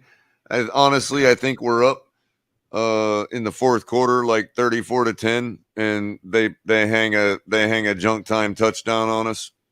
Did you hear what I said, Culler? Interesting. Did you hear what I said? Lewis actually might win the freaking jersey. What's that, DJ? he said, predicted closest squad everybody. Wait, one more time, DJ. I said, did you hear what I slipped in at the end there? No.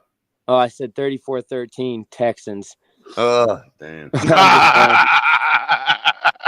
But no, I ain't get that part. I ain't get that one. Man, you want to talk about burning pitchforks and torches. If that's the score and we're on the losing end of it, oh my God. Oh, yeah, it might be rats off a ship if that's the outcome. I tell you that much. If that happens, wow, 100%, bro. Oh my God, Monday morning gonna be so unbearable. Oh, it's gonna be so unbearable. That will be so unbearable. You know what? I might not even come on stream because I'm the one that predicted the most ridiculous, outrageous score. They're gonna come at me first. That outcome happens. I'm toast, TTA. Well, just remember, I'm gonna be roasted for good. just imagine, crypto. What happens if your score prediction comes true, but we're on the losing end of that? If they put up Oh 60 God, something on us, bro. God, I damn. think that dude, Ross would have to like fire sale the entire organization. It would be done. Yeah, like he did with what's his name at halftime. He fired. Who was that? Somebody got fired at halftime one time, right? Like Yeah, this like season. yeah, the defensive coordinator. Somebody they didn't even get make it home. You know, I think it was I'm the like dang. Lions game. I think it was the Lions game Yeah. because of us. But yeah, man, I'm with you, Culler. I think that I don't. Mm-hmm. How do you see them getting? So you're what you said 17, Culler, for the Yeah. Texans. How do you? So how do you 17. see them Okay. getting there 17? Well, I think they're going to probably they'll probably get out, to a 7-0 lead on their running game. Right. Mm-hmm. We answer, of course, and I can see somewhere in the second quarter they drive enough to get a field goal, and we just keep putting more scores up after halftime, and all of a sudden it's 34-10. And To they your get an point, extra Color. touchdown in junk time, I think they're Yeah. gonna run for one touchdown. I think we shut it Yeah. down, hopefully, and then they have like 2 field goals, and that's the entirety of the game. That's as close as they get. To your point, I think they score first because I think 9 of our 10 games the opponent has scored at least first on us. The only game the opponent didn't score on us first was the first game of the week against New England. Right. So we kind of like that's the only time we haven't had our opponent score first. Yeah, So it's we actually, tend to Kevin, win the toss and defer. right. And Kevin, it's actually 15.4 we allow at home. And so Yeah. that's why I figured it could be anywhere from 10 to 17 that we give up, really. So I'm thinking we probably give up 10 early, and then they get a junk time touchdown maybe from Brandon Cooks or somebody. You know what I mean? Okay. Yeah. I think we lose the toss again because we lost every toss all season long. So, and we're going to defer. That's what's going to allow them to open up and score first. And then we're going to come back, even it all up, and take control from there. That's how I think it's going to be. And I think we likely get a defensive touchdown tomorrow too. That could push the score over maybe a Okay. right Who do fumble you have return doing or that? interception return. Who do you have doing that? Like your best guess for Melvin Ingram on a strip sack scoop score. I was going to say Phillips, but yeah. I say sack, fumble, touchdown. Well, I could also go Noah on a pick six. Mm-hmm. What's the over-under on X getting his first interception of the season? I don't know. Is it possible he breaks the bank with this one? If they throw it enough, he have a chance. I don't even know if they're going to throw it enough. At least early on. Maybe late they will. So X might got a shot. I think we'll see. They're gonna run on us, and then it'll either be some quarterback running, running back running. I think that's what they do most. I think the passing game, or the thing is though, is like I almost feel here's the problem. Mm-hmm. You go up by a couple touchdowns, or you go up by 3 touchdowns. At that point, I think they have to abandon the run game and just use it as a situational like thing. a decoy, and they right? Have to go to the pass game. First and goal at the 9 type deal. Yeah, unless they don't give a shit and they're just like, hey, you know what? They're 3 up, whatever. Who cares? We're just gonna keep running the whole game. I don't see them doing that. Like I think once you get up to a certain point, if you still have hopes to try and come back or win the game, you have to abandon what's not working and go, because you can chunk more yardage. I don't know. The reward just might be better in their eyes to pass. But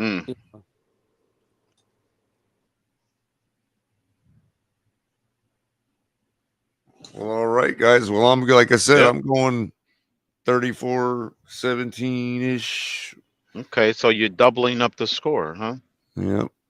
And thank you guys DTA, are Appreciate you guys are all cowards, not predicting a 60 burger, leaving me out on a limb. How dare you guys? You guys are not real fans. Listen to this guy. All right, I can't handle that nonsense. You guys are not real fans. Stop it. I can hear the tired in Culler's voice. I can tell you had a long day. Everybody, like and share this shit. Comment in the in the description below. Leave a comment. That's what I meant. And you know what I got to say, Culler, to finish it off? Go ahead. Dud fins up. Dud fins. Right on, man. Fins up, guys. Have a good night. We'll catch you tomorrow.